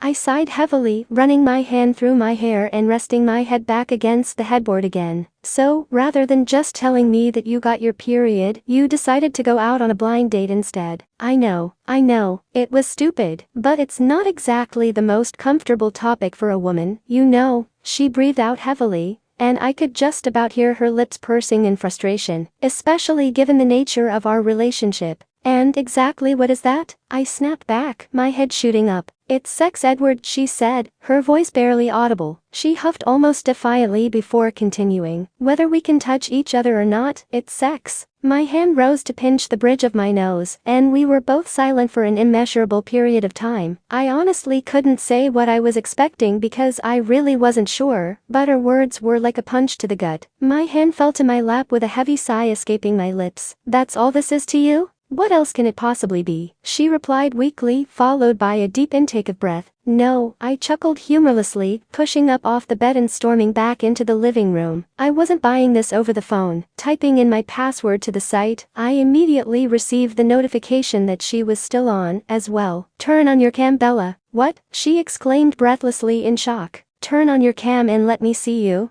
I repeated firmly through clenched teeth. Edward, do it. You wanted to talk, you wanted me to come online. I'm here. Now, turn on your cam. There was a moment of silence on her end and then the screen to view her webcam appeared. I swallowed hard as I waited for the image, preparing myself for anything. And once it did, her head was bent down with her fingers threaded in her hair, the other holding the phone to her ear. I leaned back in my chair as I gazed at her, taking her in, even though I couldn't see her face yet. For the moment, she was still there, and I wanted to take a moment to savor that. "Bella, please, look up." I heard and watched her inhale, running her tongue over her lips and pressing them together. And when she finally opened her eyes and raised them, what I saw tore at my heart. Her eyes were swollen and tear-filled, and the shade from my dream the previous night. That unique and nearly transparent tannish green shade I'd never seen before. Because I'd never seen her cry, she brushed her fingertips roughly across her cheek, and her gaze shifted uncomfortably. "What? I want you to look at me," I said softly, wishing so much that I could hold her, make her tears end, "and tell me that's all this is to you." "Turn your cam on," she replied and bit her lip, not saying another word until her eyes shifted slightly on her screen when I sent my invite. My heart pounded harder until I was sure it would burst through my chest with every moment that passed, and I waited for her to confirm my worst fears, for her to tell me it didn't matter. "I can't," she whispered and shook her head, another tear escaping the corner of her eye. Her forehead rested in her hand, pushing her hair back. "It should be, but it's not. It killed me to say those things to you yesterday. No matter how much I tried to convince myself of the unrealistic and impossible nature of all this."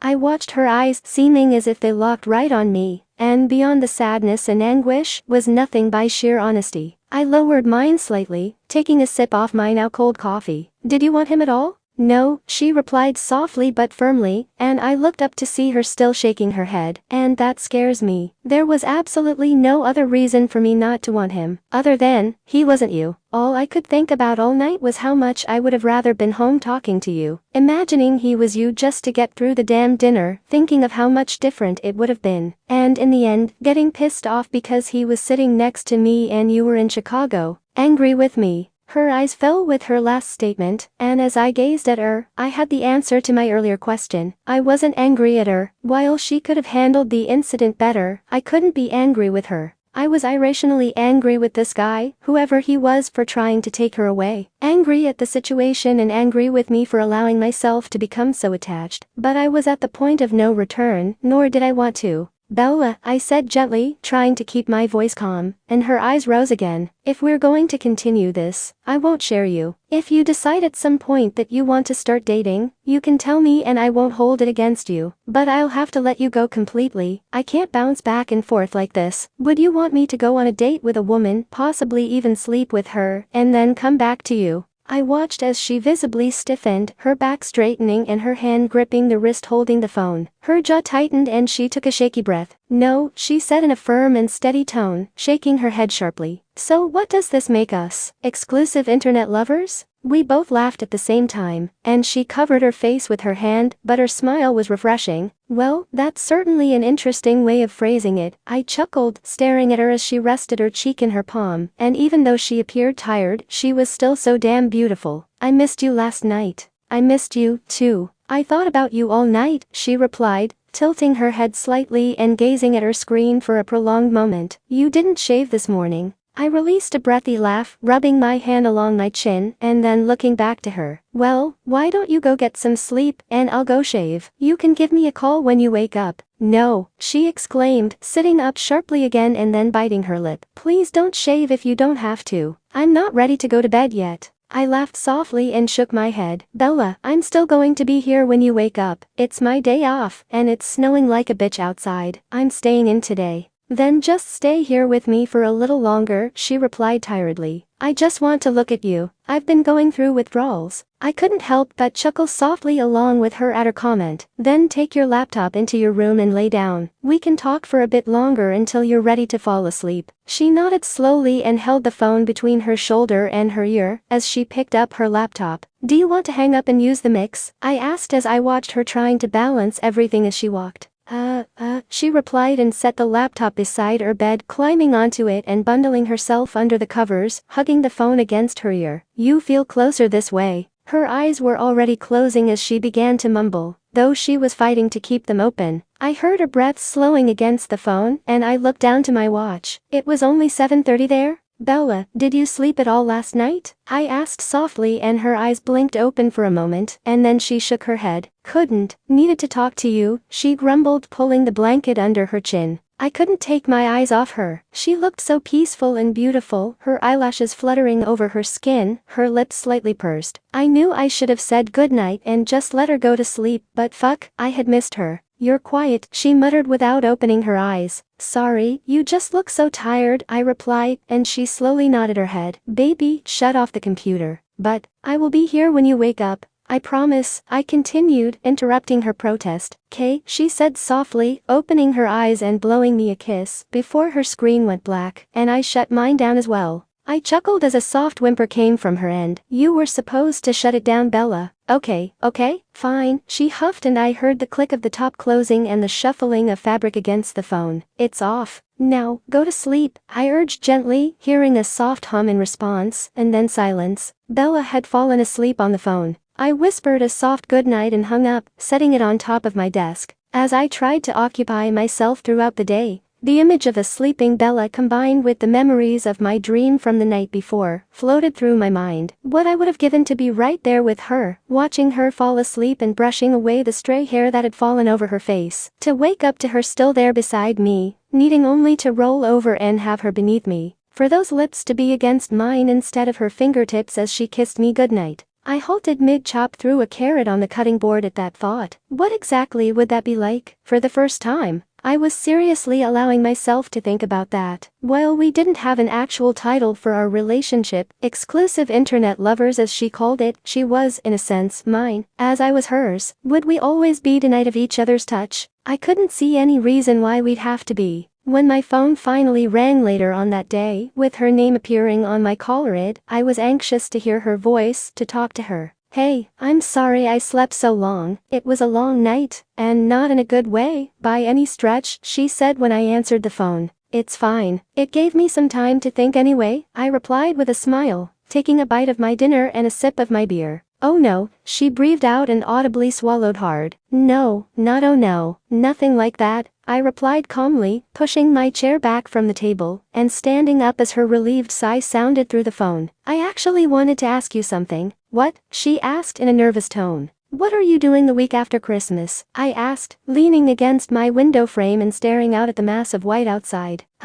Coming back to law after spending Christmas with my parents. They're not much for the big New Year's party thing." "Why?" "Because I'd like to spend New Year's with you," I replied and heard a soft breathy laugh in response. "In New York." In the course of the previous 24 hours, I had endured the widest range of emotions I'd ever experienced, from elation to fear and confusion, hopelessness, loss, pain, and finally, relief. Everything I'd never expected to experience from something like I shared with Edward. There was absolutely no reason why I shouldn't have enjoyed my date with Riley the night before. He was sweet and considerate, a perfect gentleman, just as Alice had promised. Yet, he had one major flaw that I couldn't seem to overlook, regardless of how hard I tried. He was not, and could never be Edward. He didn't stir the same emotions and desires from me, and it was frustrating. I repeatedly excused myself from the table to try and call or text him. His last response after I told him about the date had been so cold and distant, not that I could have expected or deserved anything else. My simple no was no less cold. I kept trying to assure myself that it was better for both of us, that there was no real future in something such as what we shared. But without him, my heart ached and I felt empty. Knowing that I had driven him away hurt. Knowing that I had hurt him was worse. The tone of his last text left no question he was angry. That became clearer with each text that went unanswered, and every call that went straight to voicemail. I'd really made a mess of things, and for what? Because I got my period? That was a lame fucking reason. This was Edward, he would have understood. It all boiled down to one simple fact. I was afraid. Underneath it all, the connection and need I felt for him terrified me. Just that one insignificant event had brought to light all my insecurities and reservations, nearly ruining everything. In that moment of weakness, I'd been pulled from the fantasy world I'd allowed myself to become submerged in, even if for only those few hours a night, and random texts and conversations throughout the day. The world with Edward in it. I was so afraid of it ending that I'd gone and ended it myself. And I regretted it all night. Alice was beyond annoyed with my repetitive disappearing act, and I was pretty sure that even if I'd wanted Riley to call me again, it would never happen. I'd barely spoken 2 words to him all evening, and they were hello and good night, never even attempting to pull myself from the self-imposed hell I'd thrust myself into. All I wanted to do was go home to be with Edward, to explain.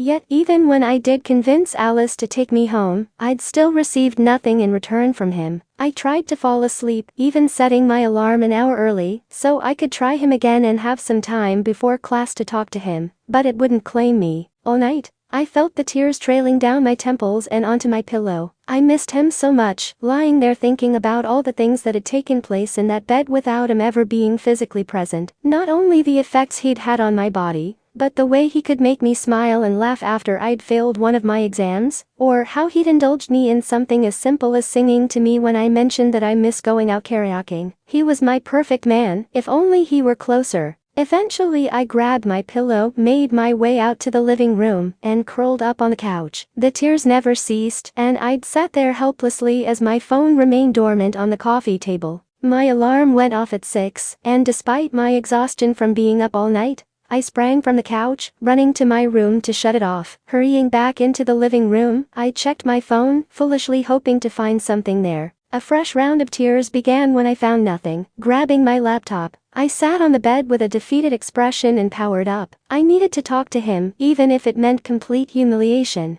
I immediately went to the site to see on his profile that he had not been on since I had last talked to him, which in itself was a small consolation. He hadn't gone back to look for someone else the night before. I quickly typed out an email to him, my last attempt to contact him before giving up. Edward, I know you're probably really angry with me right now, and I can't blame you for not answering my texts, but I really need to talk to you, to explain. I'm online right now and I'm not going to class, far too tired and distracted. Please, Bella. I clicked send and stood, dragging myself into the kitchen for an energy drink, far too exhausted to bother with making coffee. Besides, if he didn't answer within an hour or so, I was going to attempt sleep again. I had just finished my last sip when I heard my email chime from my laptop and I rushed across my apartment to get to it. Nothing to explain. Hope you had a good time and that it was worth it. His words stung and were discouraging, but it was still contact. It was a start, and I was more determined to talk to him then than before, regardless of how many emails or texts or ignored phone calls I had to make. His next response, however, tore at my heart, and my throat tightened with a restrained sob. My backup plan? Is that all he really thought this was about? I asked myself and then sighed heavily. What reason had I given him to believe otherwise? But then again, how could he believe that was all he was to me? Did he truly not know how he consumed me, both body and mind? When I finally saw his name illuminated on my phone after my final text, my heart jumped into my throat, but I anxiously answered it. I could hear the restrained anger and hurt in each response, yet through the tension of our conversation, one thing became blatantly clear. The definition of our relationship was just as uncertain for him as it was for me. What I had not expected, however, was his reaction to my response. Turn on your cam, Bella. No one ever saw me cry, not even my own father, let alone a man I'd never met. But as with so many things, in the end, I couldn't deny him what he wanted, and the moment he appeared on my screen as well, I also knew I had to be completely honest with him. I wanted him. I desired no one else, and that terrified the hell out of me. But the pain that struck me at his mention of letting me go completely and the anger at the thought of the roles being reversed and another woman touching him scared me even more. Yet, it sealed everything at the same time. I couldn't let him go. So, exclusive internet lovers it was. Despite his insistence that I get some sleep, I fought it for as long as I could until it was impossible to keep my eyes open anymore. I had been awake for over 24 hours and crying for the better part of the past 8 or 9. I barely heard him whisper goodnight before sleep pulled me under. And there I stood in the kitchen, my phone on the floor after losing grip of it in my shock at his statement. Because I'd like to spend New Year's with you in New York. My breaths came in pants and my mind swam in circles. New Year's in New York with Edward, Bella. His voice rang up from my phone at my feet, and I slid down the cabinets to the floor to retrieve it, bringing it back to my ear. You mean face to face? I asked shakily, my hands trembling slightly. I almost expected him to go on the defensive again as he had with the initial mention of the webcams, but there was never a falter in his tone as he replied, yes, face to face. My stomach flipped and my heart fluttered at the strong certainty of his tone, but it all fell just as quick. Edward, I would love nothing more than to spend New Year's with you, I replied, swallowing hard against the emotion rising in my throat. But there is no way I could afford a plane ticket on such short notice. Did I say you would have to pay for it? I'm inviting you, after all. You could consider it an early Christmas present, he replied, and I could hear the confident smile in his voice. I'd never be able to reciprocate something like that, I chuckled softly, shaking my head. Sure you can. Just say yes and come to New York, he whispered into the phone, and I felt my face heat in a blush. Yes, I answered wholeheartedly and without reservation, my smile widening almost painfully across my face. The idea that I would actually be able to touch him and finally feel him kiss me as I had only ever imagined, made it impossible for me to respond any other way. But why New York? Well, first of all, neutral ground, he replied matter-of-factly, and I hummed in agreement. He did have a point there. A first meeting on the other's turf would give the advantage of comfort to one that the other would be denied. But also you've obviously never been to New York for New Year's Eve if you're asking that. Guilty as charged, but I've seen it on television, if that counts, I mumbled, causing him to break into the laugh I had missed hearing so much. Not even close, Bella, he chuckled and began telling me of all the excitement that New York had to offer, and by the end of our conversation, I was even more anxious to go, if that were even possible. For the next 2 weeks, I attempted to contain my anticipation of New York while outside of my apartment, not wanting to tip anyone off to my plans. I didn't want to even try explaining any of it to Alice, and much less my father, who I would be seeing in a less than 24 hours. It took everything in me not to shriek in excitement when I checked my email in the middle of my psychology class to find my flight itinerary from Seattle to New York inside. The professor glanced up at me at the sharp gasp I was unable to contain, and I slid my phone into my pocket, crouching down into my seat as the entire class turned to look at me. Lesson here: never open email in psychology. I hurried home as quickly as I could, eager to not only tell him that I got the email for the tickets, but it had been a long couple of weeks without my green-eyed doc. Besides Mother Nature making an untimely visit, Edward had also switched his on-call week with one of the other doctors to have the week after Christmas off. Therefore, all of our planning over the past week had been via email, text, and the occasional all-too-brief phone calls. But that night, he was off, and he was mine. After showering and changing into a simple tank top and panties, I checked the computer to see if he had logged on yet. Since he hadn't, I set it on the counter and went about making myself a quick dinner. The microwave had just beeped when I heard the ringing from my laptop, and I rushed over to it and smiled at the notification that he was calling. "Hey, sexy," I crooned as I accepted the call. "Well now, there's a greeting," he chuckled in response and let out a slow breath. "It's been a long week." "I doubt I'm all that sexy." "You let me be the judge of that," I replied, and a moment later, his image appeared on my screen, and instantly, my heart began to beat rapidly in my chest. He looked tired, but still Edward, the face I had been aching to see all week. So sexy. He rolled his eyes and shook his head. "Whatever you say. Your turn. Just give me 2 seconds. I'm just going to grab my dinner real quick," I said, turning back toward the microwave. "Please, Bella, I've been waiting all week to see you," he pleaded, and I turned to see him leaning back in his chair with a worn expression. "And this is our last night before New York." I smiled slightly, leaning down to open my cam. "Just don't mind my messy apartment." I knew the instant my image appeared on his screen when I saw the soft smile light his features. "That'll be the last thing I'm paying attention to," he said, and I laughed at his response as I walked away. "Do you always walk around your apartment like that?" "Only when I have hot doctors watching me." I smirked over my shoulder at him and grabbed my dinner out of the microwave. "Oh, is that so? And how often is that?" he asked, folding his arms over his chest and trying to suppress his smile unsuccessfully, I might add. I moved back over to the counter and set the carton beside the laptop, stirring the contents with my fork. "Well, I've hit a bit of a dry spell. Haven't had a single one all week," I teased, glancing at him out of the corner of my eye. "But there's this one, who drives me absolutely insane. He's really hot, too. Gets me all hot and bothered just thinking about him." Should I be jealous?" He shot back with a raised eyebrow, but his posture remained relaxed. "Very." I winked and smiled, grateful that he was in good spirits tonight and was playing along. Just his words and the sound of his voice can make me come harder than I ever have in my life. He may have just ruined me for any other man. "Sounds like a lucky guy," he replied, his voice slightly gruffer and catching my attention as I took a bite. His jaw was tense, and his eyes were dark. He was turned on. Too bad I'm going to have to steal you away from him. I don't know, he's pretty tough competition. He's also got these amazing fingers that I fantasize for hours about. How they would feel in my hair, all over my body, inside me. I moaned softly, wrapping my lips around the piece of chicken on my fork and pulling it off slowly. I closed my eyes and leaned my head back as I swallowed, sighing contentedly before looking back at him and watching them wrapped around that amazing cock of his. It's orgasmic. Fuck, he breathed out, shifting in his chair and his hand disappearing below the screen. God, I've missed that filthy mouth of yours, baby. Hey, why did your cam shut off? I asked with a furrowed brow as his image disappeared from my screen, but he didn't reply. I thought for a moment that our connection was disrupted until I heard him say my name. Edward, turn your cam back on.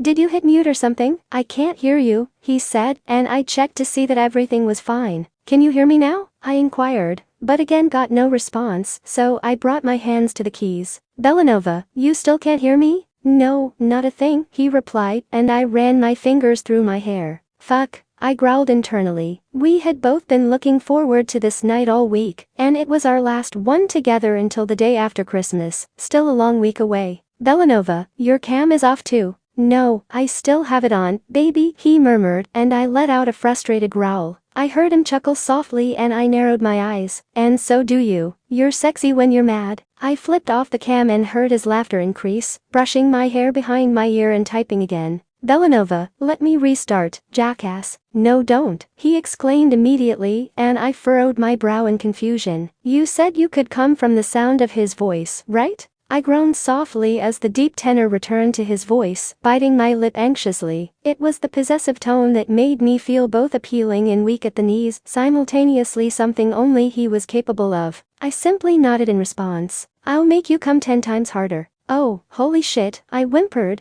gripping the counter for support. Don't type, just listen. Get over on your couch, he commanded, using a voice I had never heard before. It was fierce and dominating, and so fucking arousing that I immediately complied. I settled onto my couch with my laptop on the table in front of me, panting in anticipation. Strip for me, slowly. I swallowed hard, crossing my arms in front of me and lifting my tank top over my head. Hearing his subtle moan as I revealed my breasts to him, I pushed up off the cushion and began sliding my panties over my hips. Slower. The pit of my stomach tightened as he spoke, halting my movements as I slid my thumbs beneath the thin straps on the sides and lowered them painstakingly slow. Once to my knees, I released them to drop to the floor. Spread your legs wider. I shifted my feet to comply, and I heard the zipper of his pants. I bit my lip, picturing him in my mind as I had seen him so many times. His hips lifting to guide his jeans down, freeing his erection to my view. His hand moving to wrap his fingers around it, and the tensing of his face as he did. God, I bet you're so fucking wet. Turn around and kneel on the couch. Show me.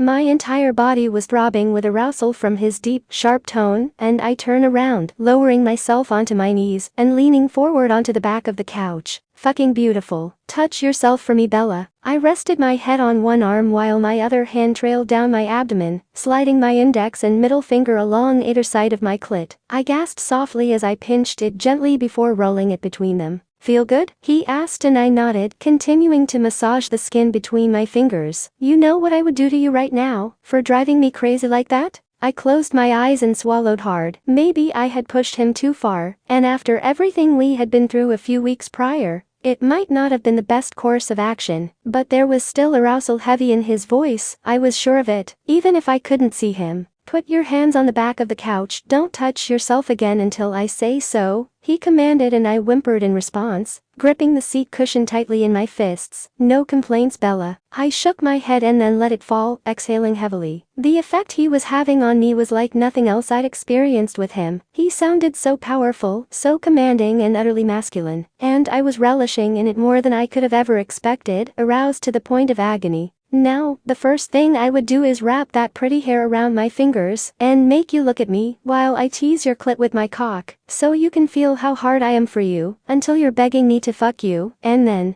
make you pleasure me with that hot mouth of yours. My eyes pinch closed, and my fingers clench the cushion tighter. My breaths were coming faster, and involuntary whimpers were escaping my lips. I wanted him more at this moment than I had in any of our time together. I was pulsing with desire, aching and desperate for him. You want me to touch you, Bella? He whispered tauntingly, and I nodded, my back arching in response. Right there? I breathed out shakily, running my tongue over my dry, quivering lip. I think I would like to start somewhere else, like those beautiful breasts. I moaned softly, and my nipples hardened instantly at his words, imagining those long, lithe fingers squeezing around my breasts, circling teasingly around the sensitive area, and causing me to cry out in pleasure as he pinched them. So firm and perfect, he murmured under his breath, and I could tell from the sound of his voice that he was starting to get close. Touch yourself again and look back at me. Bring yourself right to the brink of orgasm, and then stop, just as I would if I were there. And don't try to fool me either, I'll know. I know every flicker of your eyes, every twitch of your mouth, every single movement of your body when you're just about to come. A shiver ran through my body at his brusque tone, but also his statement. I bit back a smile and turned to look over my shoulder at him, moving my hand between my legs again and moaning at the contact. Don't test me, Bella, he growled deep in his throat, causing me to begin moving my fingers briskly over my clit. I could feel the rapid building of my orgasm, but I tried to keep my face relaxed, needing my release so badly. Stop now, he demanded, but I was so close, I could almost taste it. My pulse was pounding in my ears, my breaths coming in quickening pants. I mean it, stop now. Fuck, I screamed in frustration and fell to the side on the couch. He'd just proven the validity of his statement. He knew my body by sight alone, despite my efforts to mask my responses, and because of that, able to leave me writhing in need. You want me to fuck you, don't you? He asked, and I could actually hear the almost cocky smile I knew him to be wearing. Show me how bad you want it. My head fell back and I closed my eyes, biting my lip hard as I brought my legs up, resting my feet on the cushion, and letting my knees fall to the side. Show me, he gritted through audibly clenched teeth, and I shuddered at the sound, moving my hand between my legs, and sliding 2 fingers inside me. Start moving them. I raised my eyes to look directly at the cam as they began to move, and I panted as my thumb rubbed in circles around my clit. My hips moved against my hand in response, and I pleaded with my eyes for release. Harder. I'd be fucking you harder than that. I will be fucking you harder than that, he growled back, but his voice shook slightly, as it did when his orgasm was imminent. In that moment, with his words ringing in my head, it suddenly became real to me. In just 7 short days, I would actually touch him, smell him, feel him. I sighed in relief and began thrusting harder and deeper, knowing my wait would soon be over. The pit of my stomach was on fire, the muscles in my thighs clenched tightly. Come on, Edward, please. Are you ready? He asked breathlessly, and I nodded quickly, teetering on the edge, needing just that final push to fall over. Come for me, Bella. Holy fucking shit. I screamed as my back arched sharply with a final thrust of my fingers and flick of my thumb. My body trembled violently as my orgasm gripped me, and my chest heaved with labored breaths as his groan joined mine.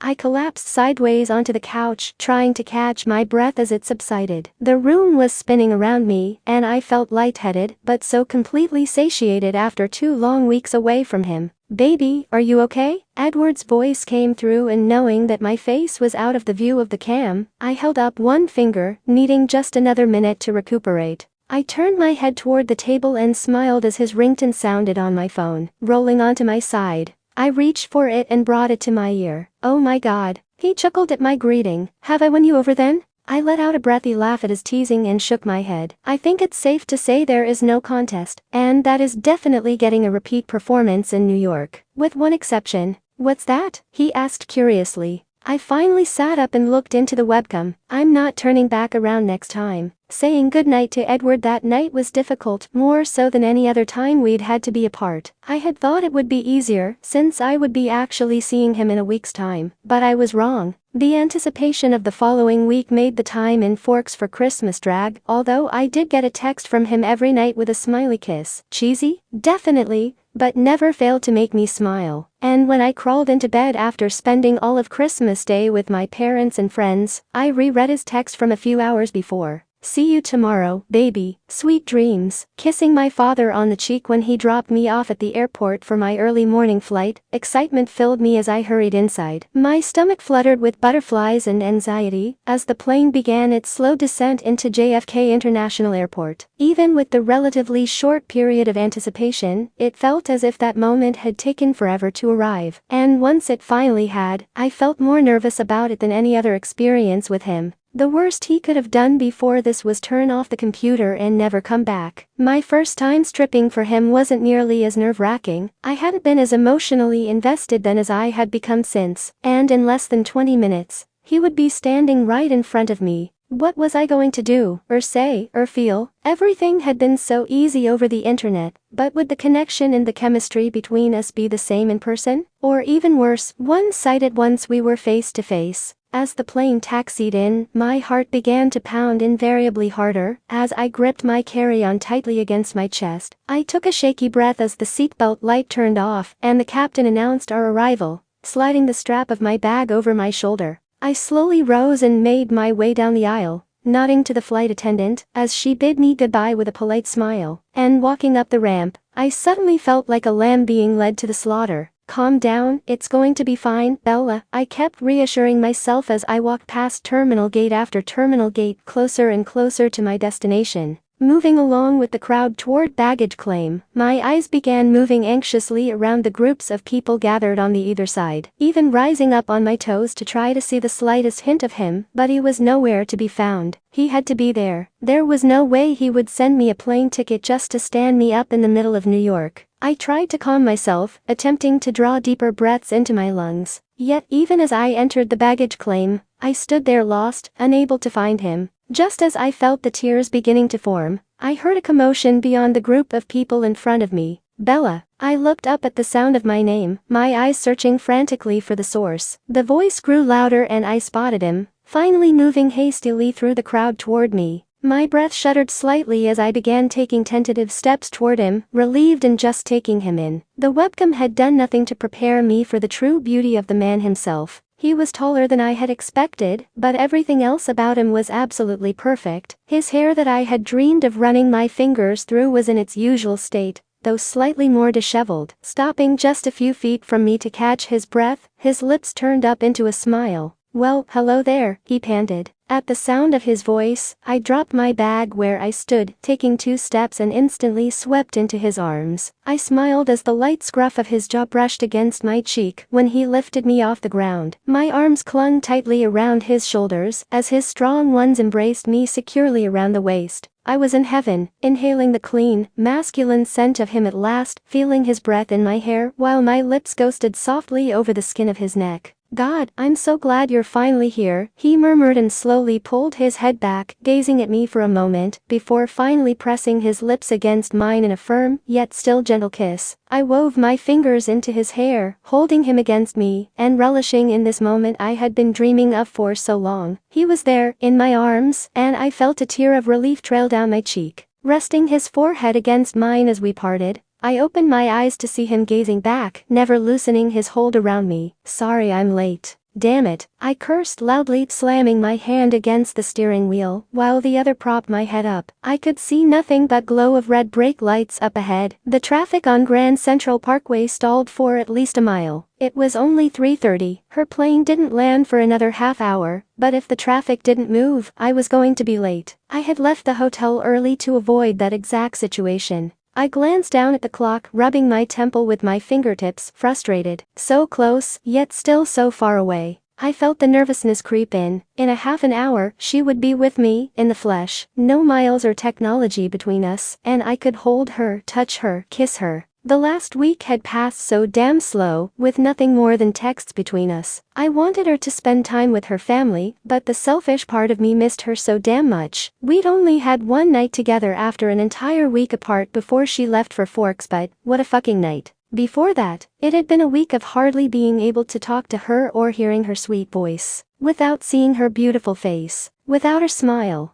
And how would things between us be in person? That nagging doubt slipped under my confidence again. I had run it over in my mind in random tangents for weeks, but it was hitting me with a blunt force only a few miles from being with her. Even with the distance between us, there was already a discernible difference in Bella during one of our encounters and the Bella during casual conversation. She still had her sexy appeal, but her youthful innocence lay beneath the surface. That very thought reminded me of our last encounter. She had been far more free and relaxed than I'd ever seen her, moving around her kitchen in a casual tank top and a pair of panties, and she'd never looked more beautiful. And so tempting. What I wouldn't have given to be in that kitchen with her, sliding my arms around her waist, kissing her long beautiful neck, enjoying something as simple as making dinner together. Yet when she began to tease me, my train of thought shifted. Although I knew she was joking, I felt the possessiveness in me emerge. The animalistic urge to take her right there in that kitchen. I could feel myself hardening at the memory of her complying with my every demand, without the ability even to see me. Where I'd found it in me to be so dominating, I'd never know. But as she bent over the couch at my command, her legs spread and lust in her eyes as she looked over her shoulder at me, one thing was abundantly clear. She liked it.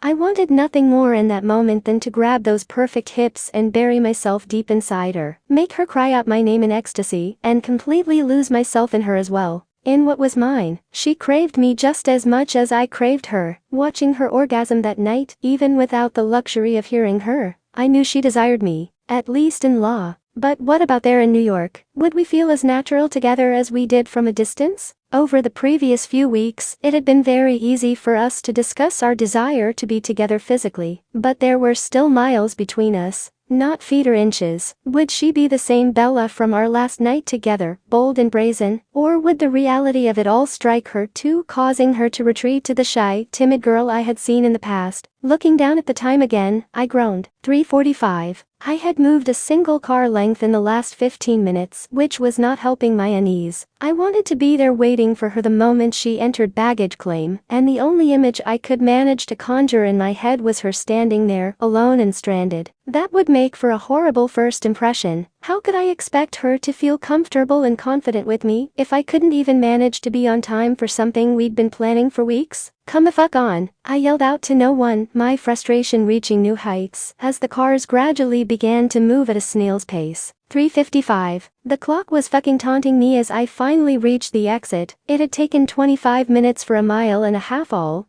because there was an accident just beyond the exit for the airport. Those assholes really needed to look up the definition of merge. Once I was finally in the clear, I stepped on the gas, racing as fast as I could toward the airport. Even once I arrived, I still needed to park and get inside, then try finding her in the massive expanse of JFK. 4:05. Fuck, her plane had most likely already landed, and I was still searching for one goddamn parking space, anxious to get out. The confines of the interior were smothering. I'd spent the better part of the day before in that car. After spending Christmas Eve in Evanston with my parents, I had opted to drive to New York rather than fly, preferring my own car to rentals whenever possible. Yet right at that particular moment, my car was the last place I wanted to be. When at last I had found a spot, I hurried out of the garage and toward the doors of the terminal, checking my watch. 4:15. I perused the arrival screen as I approached it and I found her flight easily, as if it were the only one there. Seattle Southwest 2231-401 arrived. She's already here. Weaving my way through the holiday travelers, I checked the screen above each conveyor belt I passed, until I finally found her flight number. My eyes searched frantically through the crowd until my gaze caught the unique shade of chestnut hair falling down a petite woman's back. My heart skipped a beat, my palms were sweating. It was Bella. Excuse me, I panted heavily to the couple in front of me, navigating, still catching my breath from running to get there. I squeezed myself between the crowd until I finally caught a glimpse of her face. She looked as if she was about to cry. Bella. Her eyes shot immediately in the direction of my voice, her features visibly relaxing as our eyes met. That was a moment I swore I would remember for the rest of my life. I couldn't have imagined her more beautiful or perfect, right down to biting that full lower lip of hers. She began taking slow steps toward me as I continued maneuvering through the relentless crowd of people, unable to get to her fast enough. Until finally, we stood just a few feet from each other. Well, hello there. I breathed out heavily, breaking the still silence between us. She was actually there, standing in front of me. It felt so surreal. Despite the anticipation of the moment over the past few weeks, we stood gazing at each other silently. In that instant, her bag fell from her shoulder and onto the floor, and I'd barely had the chance to take a step forward before she was in my arms. Her soft hair grazed my face as she clung around my shoulders. I lifted her off the ground, trying to pull her closer. She trembled slightly in my embrace, whether from nervousness or excitement, I wasn't sure. She felt so good in my arms, so petite. Unsure whether to kiss her, I tightened my hold, speaking softly in her ear. "God, I'm so glad you're finally here." Pulling my head back to look at her, our eyes locked again. I had thought of nothing but finally holding her for so long, and I allowed us both a moment to absorb it before I couldn't resist her any longer. The instant our lips touched, I felt it, felt her, felt the connection. Sighing contentedly when she didn't pull away, I pressed forward again. The feel of her fingers into my hair was like nothing else. Elation rushed through me. She wasn't retreating into her shell. She seemed equally as relieved to be there with me. We slowly parted and I rested my forehead against hers, her hand remaining in my hair. My fears were completely irrational, and it was then that I knew we would be okay. It was almost as if we were old lovers, soaking it all in and making up for lost years, rather than days apart. I gazed at her, noticing a wet trail running down her cheek. The last thing I wanted her to do that week was cry for any reason. "Sorry I'm late," I said, brushing a kiss against her cheek, and her hand tightened in my hair. "You're here now. That's all that matters," she smiled, pressing her lips against mine again, tracing them with her tongue. We both groaned softly as the kiss deepened, and I instantly felt my body reacting to the contact between us. The sound of the conveyor belt starting up brought us back to reality. Not that the staring eyes bothered me, but her cheeks flushed from the attention, and her fingers twirled nervously at the ends of my hair. "Let's get your bags and get out of here." I smiled as she nodded, and I set her back down, grabbing her carry-on from the floor. I was hoisting it over my shoulder when the feeling of her fingers sliding into mine surprised me. I brought my gaze back to meet hers, feeling the impact of such a simple gesture. Kissing her and holding her had exceeded everything I'd ever imagined, but something as simple as her long, slender fingers wrapping securely around my hand sent a raging need through me. Her eyes holding the same desire to be alone, her head resting against my arm showed tenderness I hadn't expected. Her other hand slid through my arm as if she couldn't get close enough. "There's mine," she said suddenly, pointing toward the endless line of bags, moving past us to a bright pink one with a silver ribbon on the handle. "Don't even start. I hate pink, but it's easy to find in a sea of black and brown." I chuckled softly at her response before I could even comment, grabbing it off the belt and looking over to her. "Just one bag? I'm really not all that extravagant," she shrugged. "And with all the traveling between Washington and California, I've become an expert packer." I released her hand as we began walking toward the exit and instead wrapped my arm around her shoulders. She smiled, encircling my waist with hers until we reached the car. "You actually own an Aston?" she whispered in disbelief, her eyes moving along the length of the car. Smiling, I disarmed the alarm and opened the door. "What makes you think I didn't just rent it?" I smirked and broke into a laugh as she rolled her eyes. "With Illinois plates?" she retorted with a quirked eyebrow.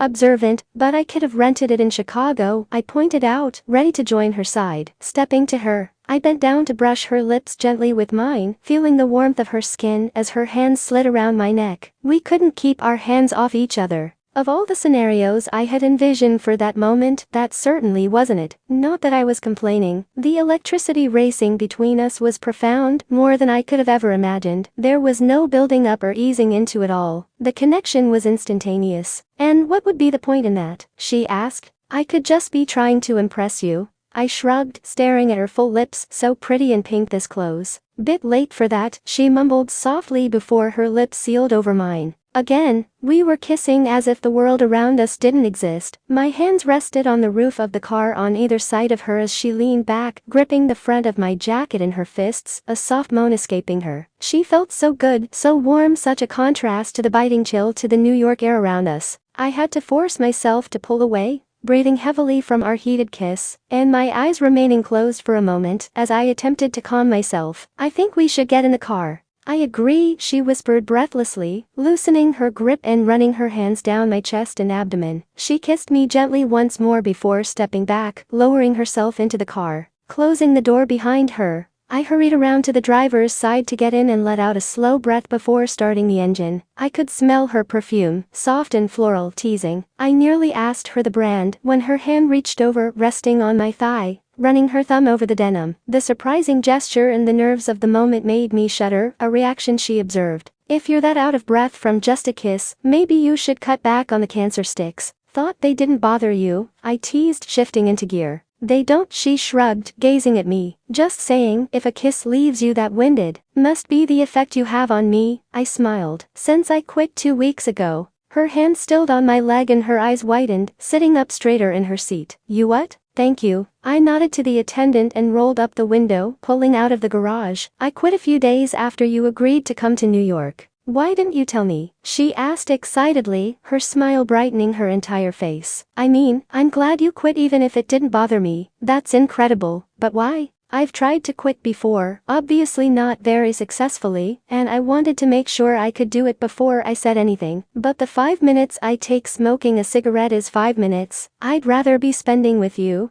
I replied as the line of cars in front of us slowed and came to a stop. And that's what I'm here for. With that, she leaned across the console and gently kissed my cheek, resting her head on my shoulder, as her hand began its movement on my leg again. Thank you. That means a lot to me, Edward. The remainder of the drive back to the hotel was far smoother than the ride in, and we talked about our week back home in her flight. Even with the chaos of the city, it was relaxing to have her so close, to feel her next to me. As we drove, I breathed her in covertly, the scent of her perfume or her hair or something was delicious. I had imagined the way she would smell so many times, but it had never been like that. And during the drive, I was aching to touch her, cursing the manual transmission in my car. Finally, we came to a stop at the hotel, her soft gasp drawing my attention to the side of her face, the soft lines of her neck. Is this where we're staying? She asked in an astonished whisper, her eyes wide with excitement. Right in Times Square. You like it? I chuckled at her exuberant smile, leaning over to kiss her gently before departing for her bags. That innocent wonder was back and I loved it. She stepped out of the car, staring up at the colossal front of the Marriott marquee, taking tentative steps toward the entrance. Quickly paying the valet, I caught up to her, and she took my hand while in awe of the building. This is amazing, she whispered. I don't even have the words. The fact that she approved made me happy, made me feel like we were already on the right track.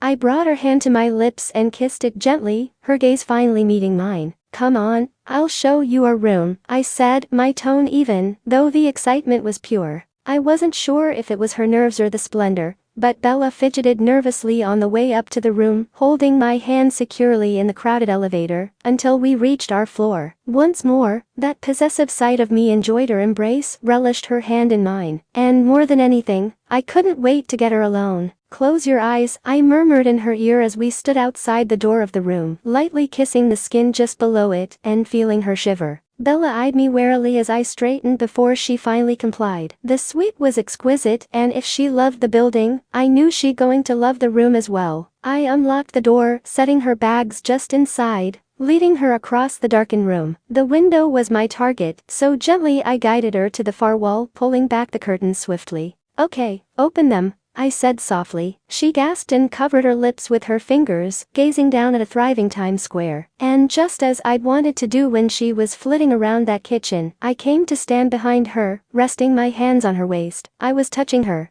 Oh my God, Edward, this is beautiful. Now I really don't know what to say, she whispered, her eager eyes taking in all the sights. Say you like it, I replied, tightening my arms around her waist. I was holding her. Bella's face turned sideways, her hand rising to my cheek. I love it. I couldn't have imagined anything more incredible. Thank you. My heart soared at her admiration, at her touch. You're welcome, I smiled, kissing her gently and running my hands along her sides. Let's get you unpacked and have some dinner. I made reservations for 6 o'clock upstairs. Tilting her head slightly, she raised her lips to mine and brushed them gently in agreement, her eyes slipping closed. Turning slowly in my arms, she looked up at me uncertainly. She wanted me. We have a whole week, Bella, I said gently, brushing her cheek with the backs of my fingers. And I really think you'll like where I'm taking you. Her smile returned and her arms wrapped around my waist, hugging me against her and resting her cheek on my chest. She laughed. That sounded more delightful than anything I'd heard in such a long time. I'm actually really hungry. I'm just gonna take a shower and change. I won't be long. We still have plenty of time, I chuckled, kissing her once more before we parted, hesitantly letting her go. She already looked amazing, even if she was dressed in a simple button-down and dark blue, low-rise jeans. She moved across the room and leaned over to retrieve her bag, her shirt raising up her back a little, and causing me to regret making dinner reservations so soon after her arrival slightly. We have a whole week, I repeated to myself that time as she smiled over her shoulder and disappeared into the bathroom. Standing still in the wake of her presence, I listened, still in shock and awe, and in a state of something I couldn't describe. Soon, the sound of the shower emanated from beyond the door. As I remained stationary for a moment, I realized that would be the night. Her gaze said it all, and I wanted her to. We were finally alone after weeks of waiting, of anticipating. But even with the desire radiating between us, I had no intention of simply jumping into bed with her. I wanted to enjoy and relish every moment. I would get to hold her, hear her soft moans and whimpers in my ear, and feel her body beside me. In the morning, I would wake to the sight of her beautiful face on my pillow. Sitting down on the edge of the bed facing the bathroom door and hearing the water shut off, it hit me fully. She was actually there. I was actually there. Something that I never would have thought plausible just a few months before. Coming hundreds of miles to New York, to meet a woman I'd happened upon on the internet. But she was so much more than that. She was everything that I could have ever wanted in a woman. Naturally, she was beautiful, even more so than what her webcam had displayed. Yet she was also intelligent and so full of life, challenging me rather than placating, understanding and patient. She was perfect.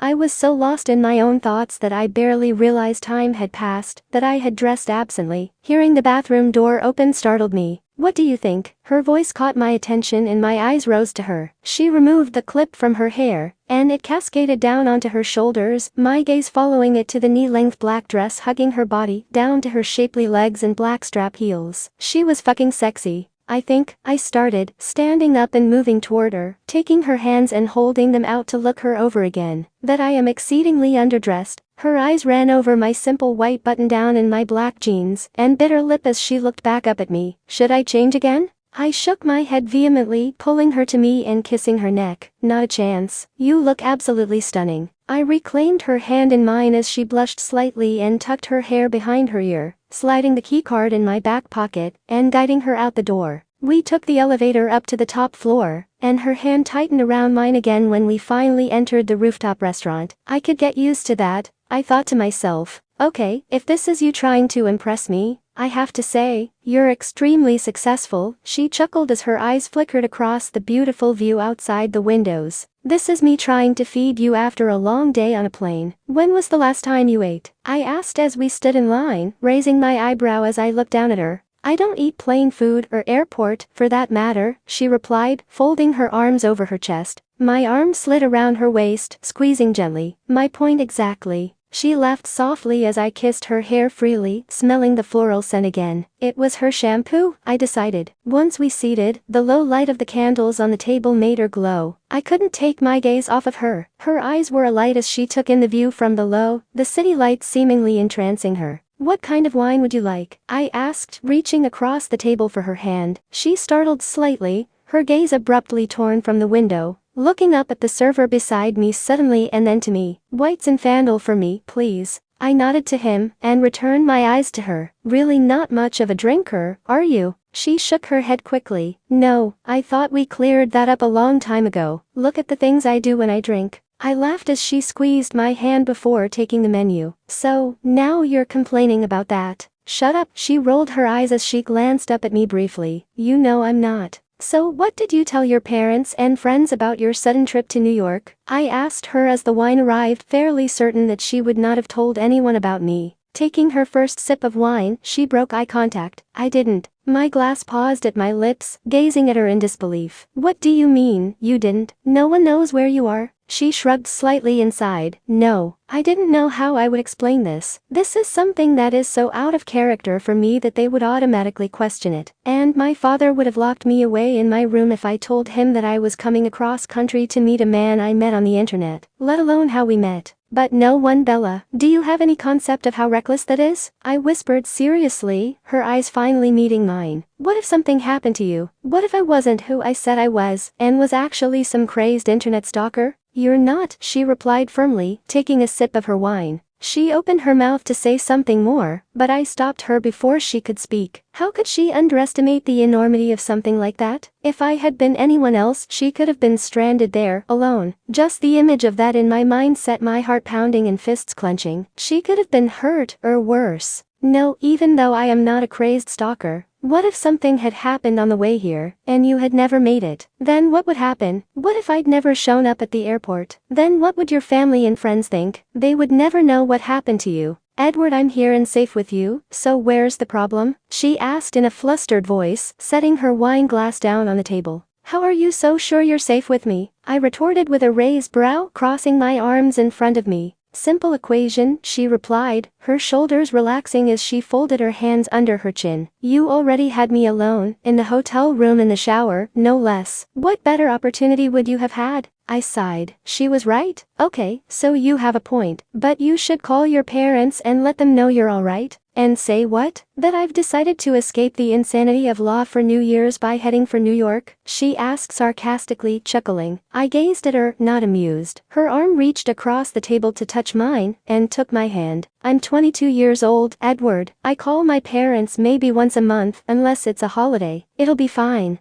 The tension between us slowly began to dissipate as I closed my fingers around hers. I just wish you'd be more careful, baby. I know, but I wouldn't have come across country all alone if I didn't trust you implicitly. I do have some sense of self-preservation, you know. Perhaps she was right. She was a college student, smart and capable. Was I overreacting? I rubbed over the backs of her fingers with my thumb for a moment before releasing it, deciding to let the topic drop. The conversation over dinner was light and quick, the atmosphere humming with her presence. I couldn't stop staring at her mouth when she talked, took a sip of wine or ate. She was so beautiful. Once we finished, we made our way back to the room, each of us still buzzing from our easy conversation. It wasn't until we stepped into the elevator that my heart began to race. She was close, but moved toward me when the doors closed. Slipping my hands along the soft material of her dress, I pulled her closer as she kissed me. And all the longing I had for her hit me at once, but there was no time for escalating. The elevator dinged and we separated, the light flush of her cheeks showing me all I needed to see. We were both ready, it was just a matter of time.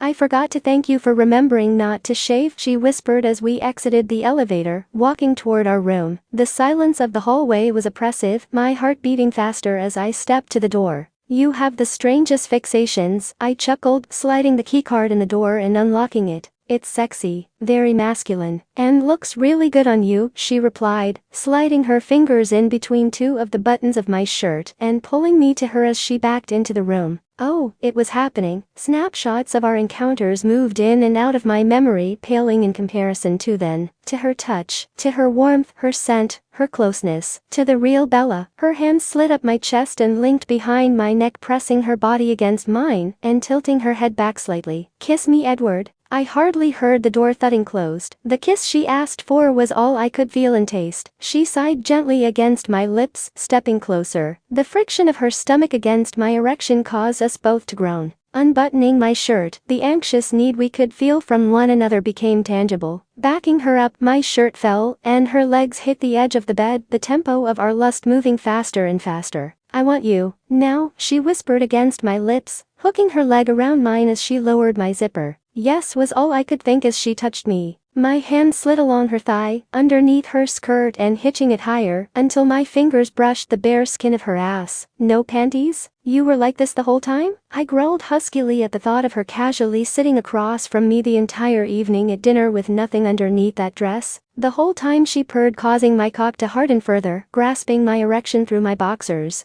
I could only groan in response to her words and touch, feeling the warmth of her hand along my cock through the fabric. Finally, she was touching me, and I was touching her. I kissed along her neck and across her shoulder, pulling aside the strap and trailing my fingers along the exposed skin of her shoulder blade. Reaching the zipper at the middle of her back, I slid it down. Her fingertips brushed along my abdomen and chest, and then pulled her arms through the straps of her dress, never taking her eyes off me. As it pulled onto the floor at our feet, she lowered herself to lie back on the bed, her dark hair fanning over the light-colored bedding beneath her. I had seen her naked many times on the webcam, but nothing compared to seeing her in front of me. There was absolutely no way I would be able to keep my hands off her tonight, or all week for that matter. I knelt down beside the bed at her feet, eagerly kissing along her inner thigh as they parted more, my fingers teasing the sensitive skin around her clit. She squirmed and whimpered, lifting her hips off the bed as my lips moved closer. "Please, Edward, don't fucking tease," she panted, her fingers weaving into my hair, tugging me to look at her. "Fuck me now." "You sure about that?" I taunted, brushing my lips lightly over her clit, causing her back to arch. "Positive," she gritted through clenched teeth,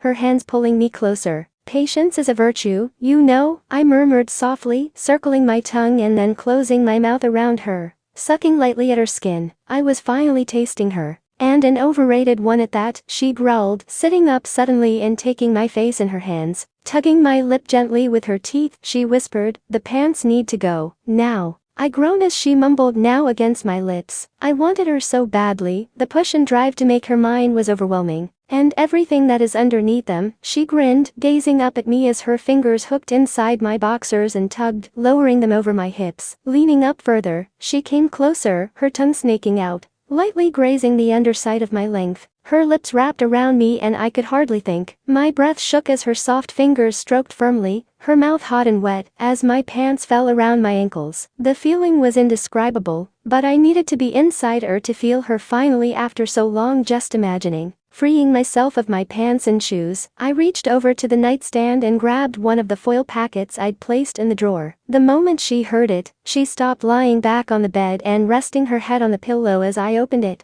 her eyes never leaving my hands as I rolled the condom on. "Baby, don't make me wait," she whimpered, her hand reaching out and her eyes meeting mine. "I've already waited so long." My eyes met hers, the words playing over in my ears. She had waited, we'd both waited. From the first words we'd typed, everything had been building up to that moment. Everything we'd talked and fantasized about was all becoming a reality. I finally crawled up her body, sealing my lips over hers as I lowered myself onto her. Warm, soft skin and the scent of her enveloped everything. Her hands clung to my shoulders as I slowly began entering her, moaning against my lips, until I slid inside her fully. Her back arched against me and her head fell back into the pillows, her lips parted in a gasp. "Oh my fucking god," she breathed out heavily as her palms pressed against my back. The rush it gave me was indescribable. She wanted me in the most primal of ways, needed me. It was more than anything I'd ever envisioned. Every touch, every sound she made, and the feeling of being inside her after all that time, was more than any fantasy I'd ever conjured. I wasn't imagining her running her fingers through my hair, her hips eagerly meeting my thrusts, her rapid pulse against my lips as I kissed along her neck, her breasts pressing to my chest with every breath. She was here.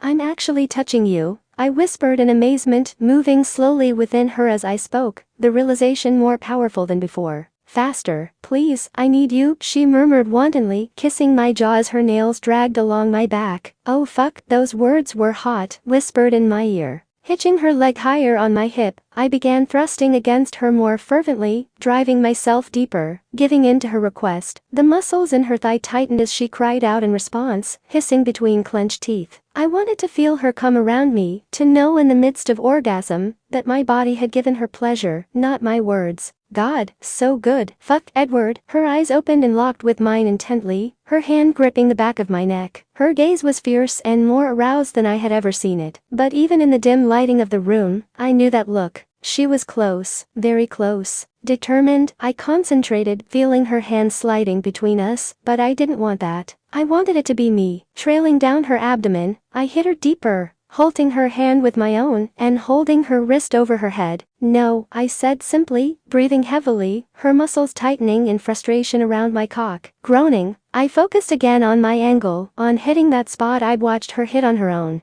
"I need it, please." "So close," she whimpered desperately, her hips rolling up against mine. Fuck, I wanted to hold her still, to hit my stride, to show her. "You'll get it, baby. I'm not stopping until you do," I murmured against her lips, kissing her gently. "But I'm going to give it to you." She groaned loudly as her fingers folded with mine, gripping my hand tightly. "I can't without it," she panted wildly, pinching her eyes closed and writhing beneath me. Shifting my hips, I thrust upward firmly. Yes, you can, I whispered in her ear, my hips moving against hers gradually faster. She gasped and I knew I'd hit the rhythm she needed. Our encounters had afforded me the benefit of her secrets, and I was using them at that moment. Thrusting faster, her calf pressed against the back of my thigh, tightening her hold around me. I'm inside you, Bella. After all this time, all this waiting, we're here. And I'm going to make you come. And I was right. She was getting closer and closer, just a little more. Oh God, she gasped, her head rolling back into the pillow as my thrust grew more insistent. She felt so fucking good. Never had I been with a woman that completely consumed me like she did. Everything from the way she felt around me to the smooth skin of her leg as it moved along mine, the smell of her hair and the sweet, salty taste of her skin. I could lose myself in her forever, and it still didn't seem as if it would be enough. Let me feel you, baby, come for me. I heaved with my lips against her hair. I was so fucking close as well, and I needed her to come first. Please let me, she moaned softly, squeezing my hand. No, you're so close, Bella, so close, I growled, my teeth pinching lightly on her earlobe in restraint.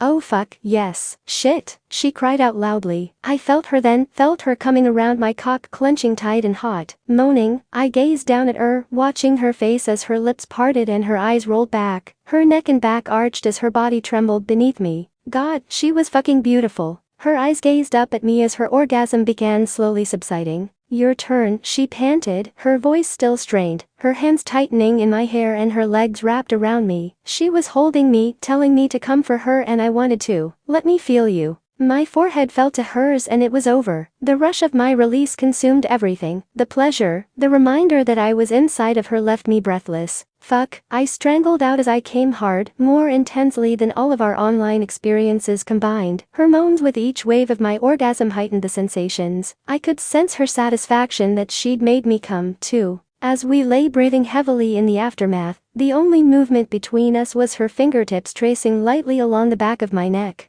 I didn't want to move or think or feel anything but her, as if she would disappear. Everything was so perfect right there in that room. And it was only the first night. Staring at the ceiling and still attempting to catch my breath, a smile spread across my lips as the reality of it all set in. I was there, in New York, with Edward. For the past 2 weeks, I had been building up the anticipation of that day, and what it would be like, seeing him for the first time, spending time with him, being with him in that way, so fearful that nothing would live up to my expectations and I'd be left disappointed. Yet Edward had been everything I'd expected and more, and I couldn't see a way that he could be any more perfect in my eyes. It all started with the airport. How he seemed as desperate to feel and touch me as I was for him. That first kiss was absolute bliss, as was each one that followed, but it was more than that. Nothing felt like a first, no nervousness or easing into things, and I couldn't stop touching him. I actually wanted nothing more than to feel him against me and consume me completely when we finally got to the hotel.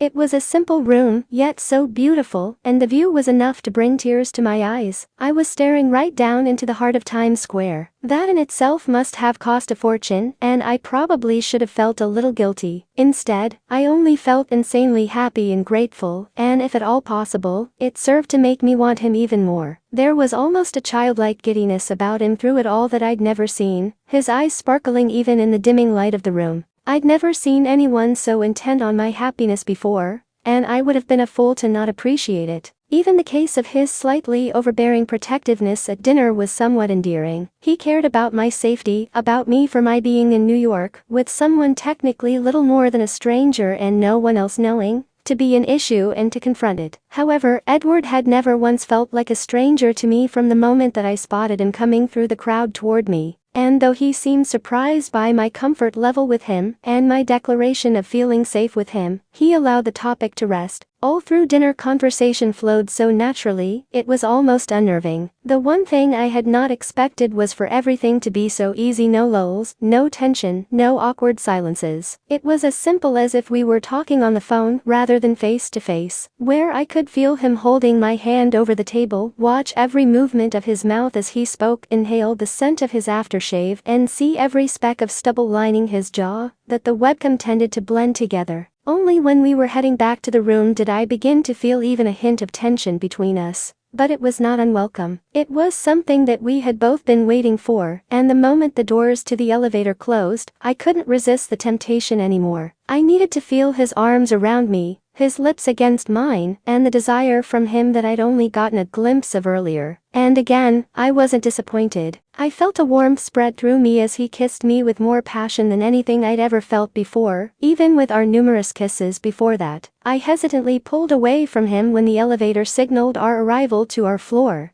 and gazed at him expectantly for a moment before we were making our way down the hall to our room. I was ready, and I couldn't get him in the room fast enough. Yet, the moment I felt him inside me, I wanted time to stop to stay with him that way. The feeling was indescribable, and the more he gave me, the more I craved. I knew that being with him physically would be unlike anything we'd experienced online, given the intensity of even those interactions, but nothing could have prepared me for that. The fire inside of me began building quickly, and I ached for release. But as I slid my hand between our bodies, his fingers gripped mine and raised them above my head. The frustrated growl halted in my throat, escaping as a whimper, begging him to allow me to come. I'd never done it through sex alone, and wanted to feel it with him inside me. With the slightest shift of his hips, my head felt light and spun as a new wave of sensations began rushing through me. His soft voice whispering in my ear only heightened them, and I begged him one more time to allow me to come, squeezing his hand tightly with mine. I could hear it in his voice and see it in his face as I opened my eyes to glance at him, how close he was, and I was running out of time. Then, the impossible happened. With a growl, his teeth clenched on my earlobe, a surge of heat shot through my body, and exploded into the most powerful orgasm I'd ever felt, by my hand or his words. My vision went black, and I clung to him tightly, my entire body rigid as I trembled against his movements. Before it could completely subside, I wanted to feel him. The orgasm that my body had brought him, the way his brought mine. Your turn. Let me feel you. I breathed out heavily, and I watched his forehead creased as it fell to mine, his handsome features contorting as he came. My muscles tightened around him, each wave of his release coaxing a moan from deep in my throat until his movements stilled, and his body relaxed on top of mine. We laid there for an immeasurable time, our breaths ragged and heavy, as I lightly traced the skin of his neck with my fingertips. The feel of him against me was, for lack of better words in my post-coital thoughts, pure bliss. I'd never wanted that before, the simple pleasure of holding a man after sex. Yet at that moment, as I glanced to the floor at the light streaming out from underneath the bathroom door, I felt empty without him against me. Shivering slightly, I pulled the comforter from beneath me and covered myself over, burying myself in the warmth our bodies had provided. Edward, I called out toward the door, hearing the running water from the faucet halt.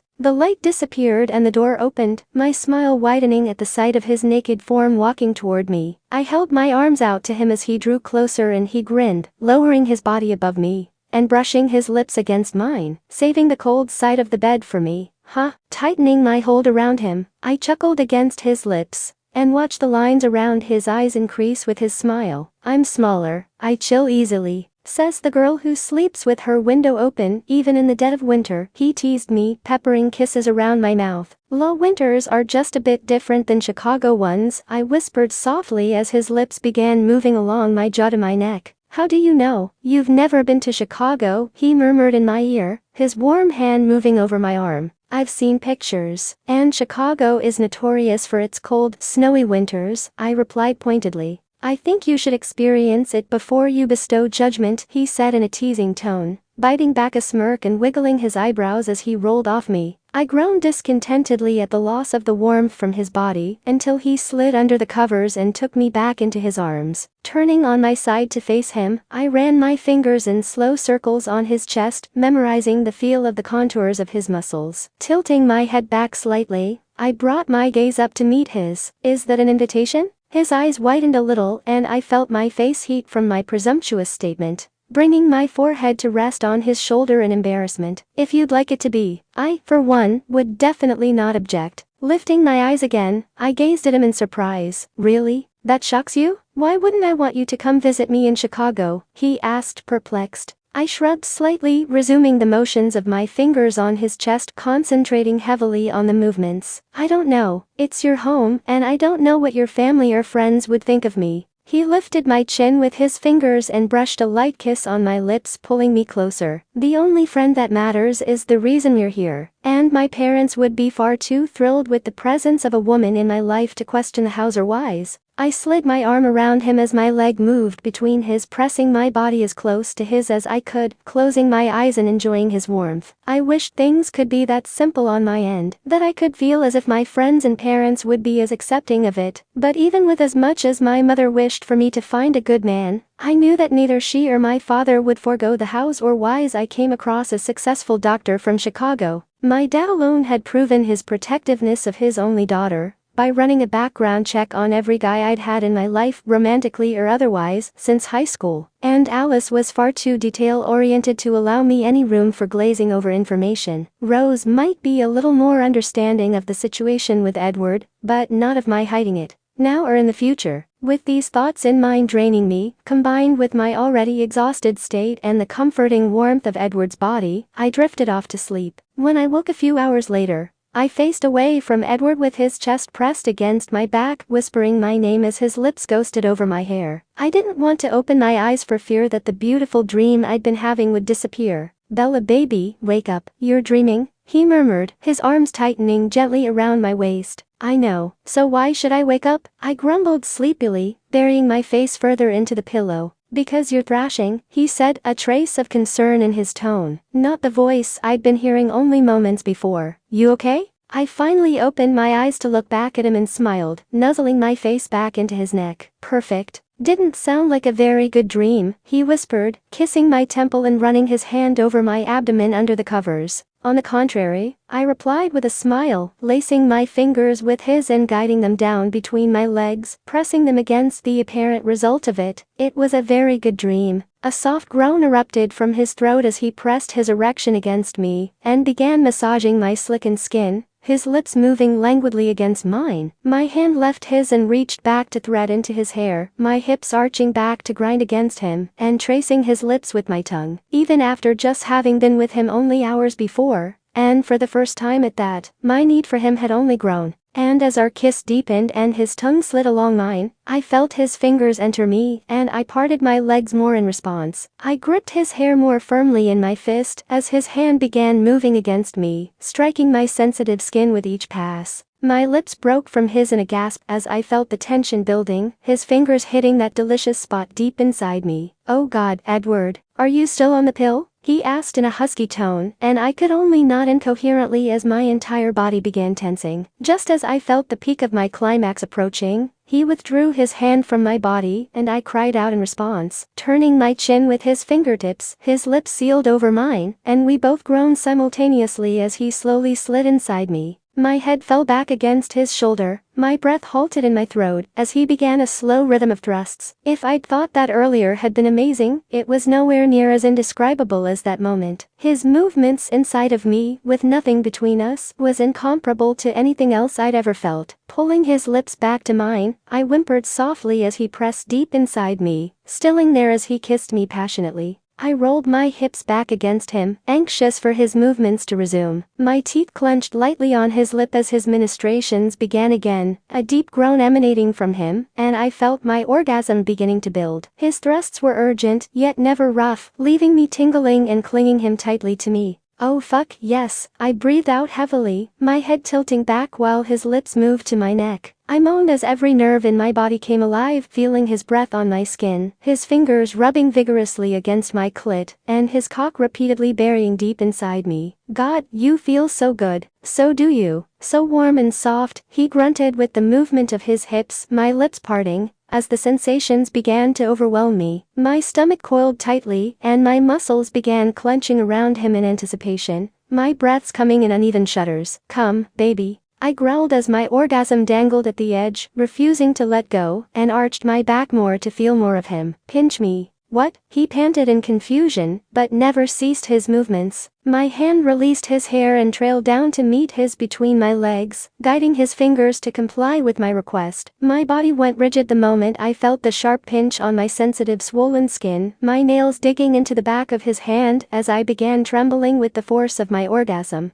"Oh shit, Bella," he groaned loudly, and I felt his teeth bite down lightly at the base of my neck as he released inside me. We held to each other tightly as we rode out wave after beautiful wave together until our bodies relaxed against the other, and I felt his arms come around me again. I turned my head to gaze back at him, raising my lips to his and brushing them lightly. As I snuggled back into him, his hold around me tightened, and I traced my fingertips along his arm around my shoulders and gazed out the window. I could never remember a time that I had ever felt that happy, that any man had made me feel this desirable, that his need for me was as great as mine was for him, that I actually relished in the feel of a man's arms around me and not felt crowded or smothered. As his breaths began slowing and I felt his muscles lax around me, I looked back at him again to find his eyes closed and his face serene. I turned in his arms slowly, so as not to wake him, and completely drank him in for the first time since landing in New York. Everything about the man was so perfect in my eyes, my heart constricted at the thought that even though he was right there in front of me, in a week, he would be thousands of miles away from me again. Yet, as I watched the fluttering of his eyelashes and the occasional twitch in the corner of his mouth just before they pursed as he dreamt, I couldn't keep myself from kissing him gently. The sun was already beginning to make its appearance on the horizon, casting his face in a blend of light and shadow, and I hugged his arm around me. One day down, I thought sadly. From my spot on the bed, I watched her as she brushed her teeth before joining me. So far, the entire week had been amazing. Every touch from her set my body on fire, every kiss felt like a small piece of heaven, but it was more than that. Regardless of where we were or what we were doing, the comfort we felt with each other was refreshing. From an outsider's perspective, anyone else would simply assume we were a vacationing couple rather than the reality of the situation. The reality, something I had not allowed myself to think much upon for the past few days with her, nor would I that night. I had plans for that evening, and I would not allow reality to disrupt my mood. She gave me a soft smile as she turned off the bathroom light and began walking toward the bed, brushing her hair. Her hand halted as she gazed at me, chuckling nervously at my intense gaze. No doubt. What? I motioned my finger for her to come closer, and she complied, sitting down at the edge of the bed next to me. Taking the brush from her hand and setting it on the bedside table, I propped myself up beside her on one arm, tracing my fingers along her bare neck with the other. Her chest began rising and falling more noticeably with each breath under my touch, her eyes fluttering closed. You know, I seem to remember a certain request of yours for this little trip that we have yet to fulfill. Her brow furrowed momentarily as she gazed at me in confusion, then her eyes widened in sudden realization, causing my smile to widen. I knelt behind her, pulling her hair aside and gently tracing my nose along the back of her neck. I see you remember, I whispered, brushing a feather-like kiss on her skin and causing her to shiver. Are you sure you still want that? Her fingers gripped the edge of the bed and she nodded, letting out a shuddering breath. Good, now stand up and face me, I said in a firm tone, watching her as she rose from the bed and slowly turned toward me, her skin slightly flushed, yet her eyes spoke volumes. She had been waiting for it, anxiously anticipating that moment. Let's see what we have here, shall we?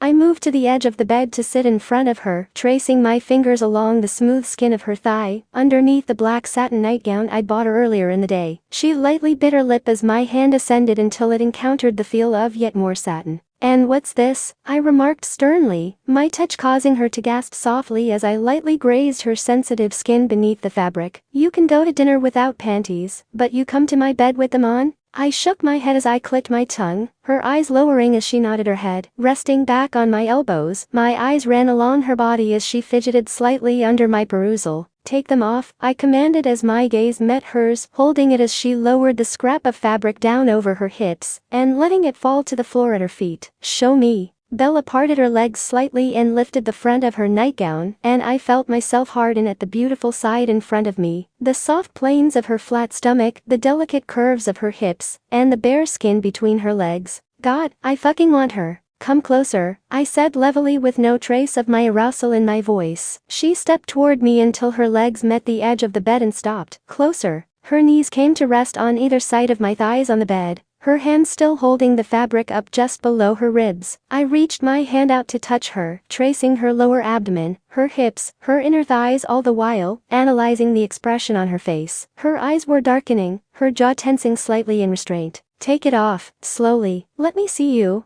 I stated in short, abrupt commands, watching her arms move over her abdomen to cross in front of her. A soft moan of pleasure escaped me as her nightgown bared her ribs and then her beautiful breasts before me, her hair cascading back down over her shoulders as the fabric released it. Beautiful. Simply fucking beautiful. Her shoulders shuddered as I spoke and I smirked at the sight. You like it when I talk that way? I taunted her and she swallowed hard, nodding as I ran my fingertips up along her stomach and between her breasts. Her back arched slightly in a seemingly involuntary reaction, and I removed my touch from her, lying flat on the bed. Prove it. Come closer. As if reading my mind, she leaned forward to rest her hands on the bed above my head, moving her hips directly above my face, running my hands over her ass and blew softly against her skin, her body jerking in response. Show me how much you want me to touch you, Bella. How badly you want me, I said huskily, causing her to whimper in reply with soft pleas. I didn't say beg me, I said show me. Bella exhaled a shaky breath as her hand trailed down her abdomen and between her legs, a soft mule escaping her at the contact. I watched as her fingers ran lightly along her delicate skin, her tongue lightly sweeping across her lip to moisten it as she panted softly. I brought my hand to her wrist, breaking her contact and bringing it to my lips, circling my tongue around the tip of her index finger. She let out a quiet moan as I took it into my mouth, closing my eyes as I relished in the taste of her on her own skin. Lay down, I said firmly as I released her hand, raising up off the bed as she lay back, standing up to gaze down at the beauty in front of me. I ached to be inside her, to feel her envelope me, but the memory of this experience through the webcam urged me to continue. Placing my hands on her knees, I slowly parted them and traced along her inner thighs, causing her hips to buck slightly. Don't move, lay perfectly still. She lowered her hips back down to the bed, her eyes never leaving me as I knelt down beside the bed, pulling her to the edge in front of me. She bit her lip as I touched her, running my fingers lightly over her slickened skin, applying hardly any pressure against her. You're aching for me to touch you, aren't you, Bella? To taste you? I growled, my breath fanning over her skin and causing a strangled moan to emit from her. Are you ever going to come to this bed anything but fully prepared for me to take you at my leisure? No, Bella whispered hoarsely, shaking her head. My teeth lightly grazed her inner thigh, causing a soft yelp from her followed by a groan. Holy shit, she liked that. What was that? I couldn't hear you. Her lidded eyes came down again to meet mine. I promise, I'll be ready for you at all times. I smirked and slowly ran my tongue along her clit, feeling the muscles in her thighs tense as they pressed against my shoulders. Oh, fuck, shit, she exclaimed through clenched teeth, her head pressing back against the mattress. I backed away slowly, removing every trace of my touch from her and standing up. I gazed down at her, her eyes clenched closed and her lip nearly white from the pressure of her teeth on it. I fell forward onto my arms, startling her with my abrupt closeness as I hovered over her and teased her lips by ghosting over them with mine. Remember what I told you I was going to do to you for driving me crazy with that filthy mouth of yours? I hissed against her lips, bringing one hand to grip her hair to raise her eyes to mine while my hips pressed forward, grinding my erection against her. See what you're doing to me, you feel that? Yes, she breathed out, her gaze never leaving mine and groaning as I pressed against her again. Tell me, so I know you remember, I replied firmly, tightening my grip slightly on her hair, tilting her head back more. She whimpered as her lips parted, but she gazed at me intensely, that you would tease me with your cock until I was begging you to fuck me, and then make me pleasure you with my hot mouth. Her tongue came out to flick my lip as she paused between her words, taunting me. God, she's getting off on this. Loosen my pants, now, I demanded in a harsh, scolding tone without breaking our gaze, feeling her hands come to my waist and tug at the drawstring of my night pants. Now, push them down. Bella's hands moved to my hips, guiding the fabric down until she couldn't reach and continued with her feet. I lowered myself on top of her, my bare chest meeting hers and rocking my hips against her, suppressing a groan at the warmth of her skin against mine. Her hands gripped my sides as I pulled back and repeated my motions. Feel good? I asked deeply, brushing my lips against her jaw, and she nodded. I can't hear nods. Yes, God, yes, she panted, her palms flattening against my lower back in an attempt to pull me closer. I could be inside you so easily, I murmured against her skin, moving toward her lips and kissing her gently as my tip rested against her entrance, but I won't. She groaned loudly as I slid against her again, her eyes closing and turning her face to the side. Tell me, Bella, do you want me to fuck you? I whispered in her ear, nipping lightly at the lobe. Yes, she breathed out heavily, digging the heels of her hands into my back as they moved up to my shoulders. That doesn't sound very convincing. I don't think you want it bad enough, I said, lowering myself down onto one elbow while taking my length in my other hand. Her lips parted in a soft gasp as I guided myself along her and pressed just the tip inside her. How bad do you want it, Isabella? Her nails dug into my shoulders and her body tensed beneath me. The look on her face told me it was taking everything in her not to thrust her hips, taking me inside her. Edward. I pressed forward a fraction more, but the groan that emitted from her was so guttural, I may as well have plunged deep inside her all at once. Her hands fell to the bed beside her, clutching the covers tightly in her fists, and cursing loudly when I pulled my hips away. How bad? God fuck, Bella exclaimed, her head thrashing to the side. Please, I fucking need you.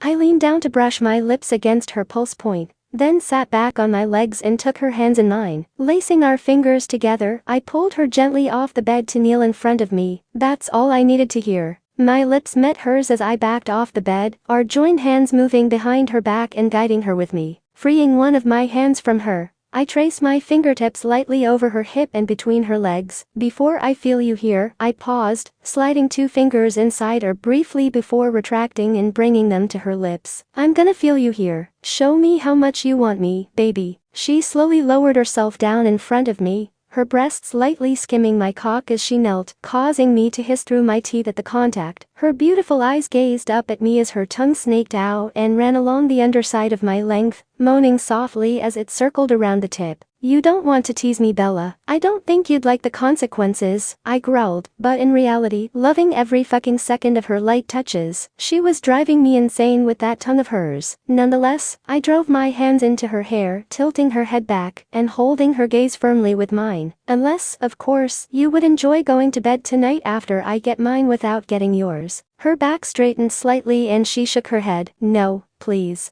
Good, because I am really looking forward to fucking you. Bent over that bed, I replied, watching her eyes flutter closed briefly and her shoulders fall with a sigh. Her hand then gripped me gently as those beautiful lips I had fantasized about for so long wrapped around me. And that time, I couldn't tear my eyes away. Her warm mouth felt better that night than any other time that week, and watching myself repeatedly disappear inside her full lips only added to the sensation. When her tongue began massaging me with every movement, it took everything in me to hold her gaze and not come right then. Touch yourself, Bella. I want you good and ready for me when I decide to take you.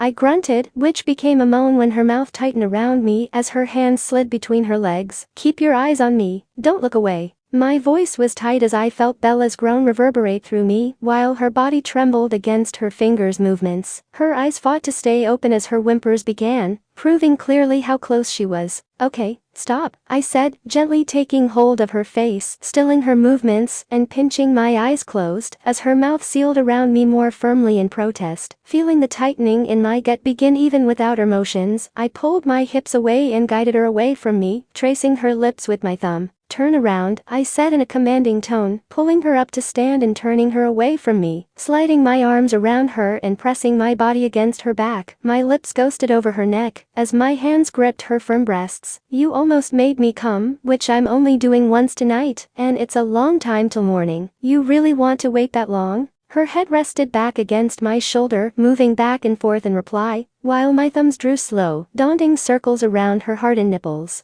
Are you ready for me, Bella? I whispered in her ear, to which she immediately nodded. I think I'll have to see for myself. She groaned in displeasure when I stepped back, removing all contact of our bodies. Hands on the bed, I said firmly, and she exhaled a shaky breath as she complied, bending forward at the waist. I gently nudged the backs of her knees with mine, urging her to kneel on the edge. Running my hand over her dampened skin, feeling exactly how aroused she was, I thought of the last time I'd seen her this way, leaning over her couch, unreachable. And finally I could touch her, taste her, and it only increased my desire for her. I pressed myself against her again, barely restraining from thrusting inside her, as my fingers moved briskly over her clit. Tell me you want me. God, fuck, I want you, she panted breathlessly, arching against my touch. The beauty of her in that moment was indescribable, her hair flowing further down her back as her head fell back, her lips parted and eyes closed. I can't hear you, I replied gruffly, quickening my ministrations against her.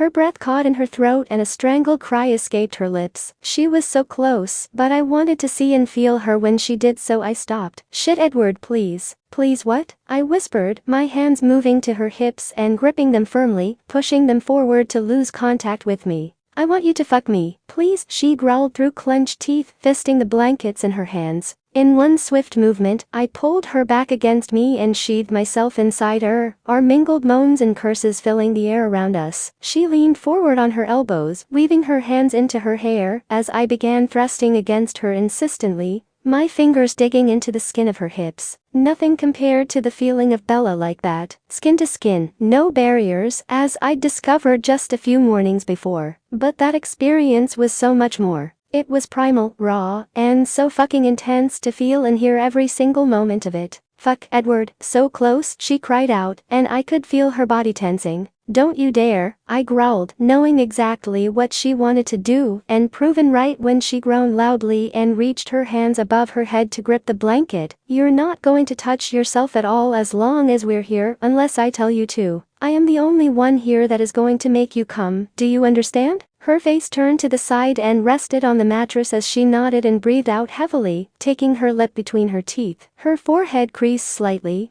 and her whimpers grew louder with each of my movements, sliding my arm around her stomach and lifting her slightly off the bed onto her arms again. My lips brushed against her shoulder. Come for me, Bella, she gasped loudly as my hand moved between her parted legs, lightly pinching the sensitive, swollen skin between my fingers and rolling it between them. Oh shit. Fuck. Her head flew back against my shoulder as she shuddered violently against me, her orgasm claiming her and pulling me over with her as well. I held onto her, pressing my lips firmly against her skin while my hips thrust erratically against her, until finally stilling as it subsided. She slid forward onto the bed in exhaustion, rolling onto her back to look up at me with the most amazing, contented smile on her face. Reaching out for my hand, I took it and she gently pulled me down to her, wrapping her arms around my shoulders as I hovered above her. Thank you, she whispered against my lips before sealing them over mine briefly, gazing into my eyes the entire time. I was beginning to wonder when that sight of you was going to make its appearance, though that's the first time anyone has ever called me Isabella, and it actually turned me on. I chuckled, running the backs of my fingers along the sweat-dampened skin of her neck. I think it's put us both in great need of a shower. I honestly don't know that I can move right now, she laughed, her fingers running through my hair. Guess I'd better hold on to you good and tight, then, I replied, kissing her gently and lifting her off the bed, carrying her into the bathroom. Ended. Check out next parts.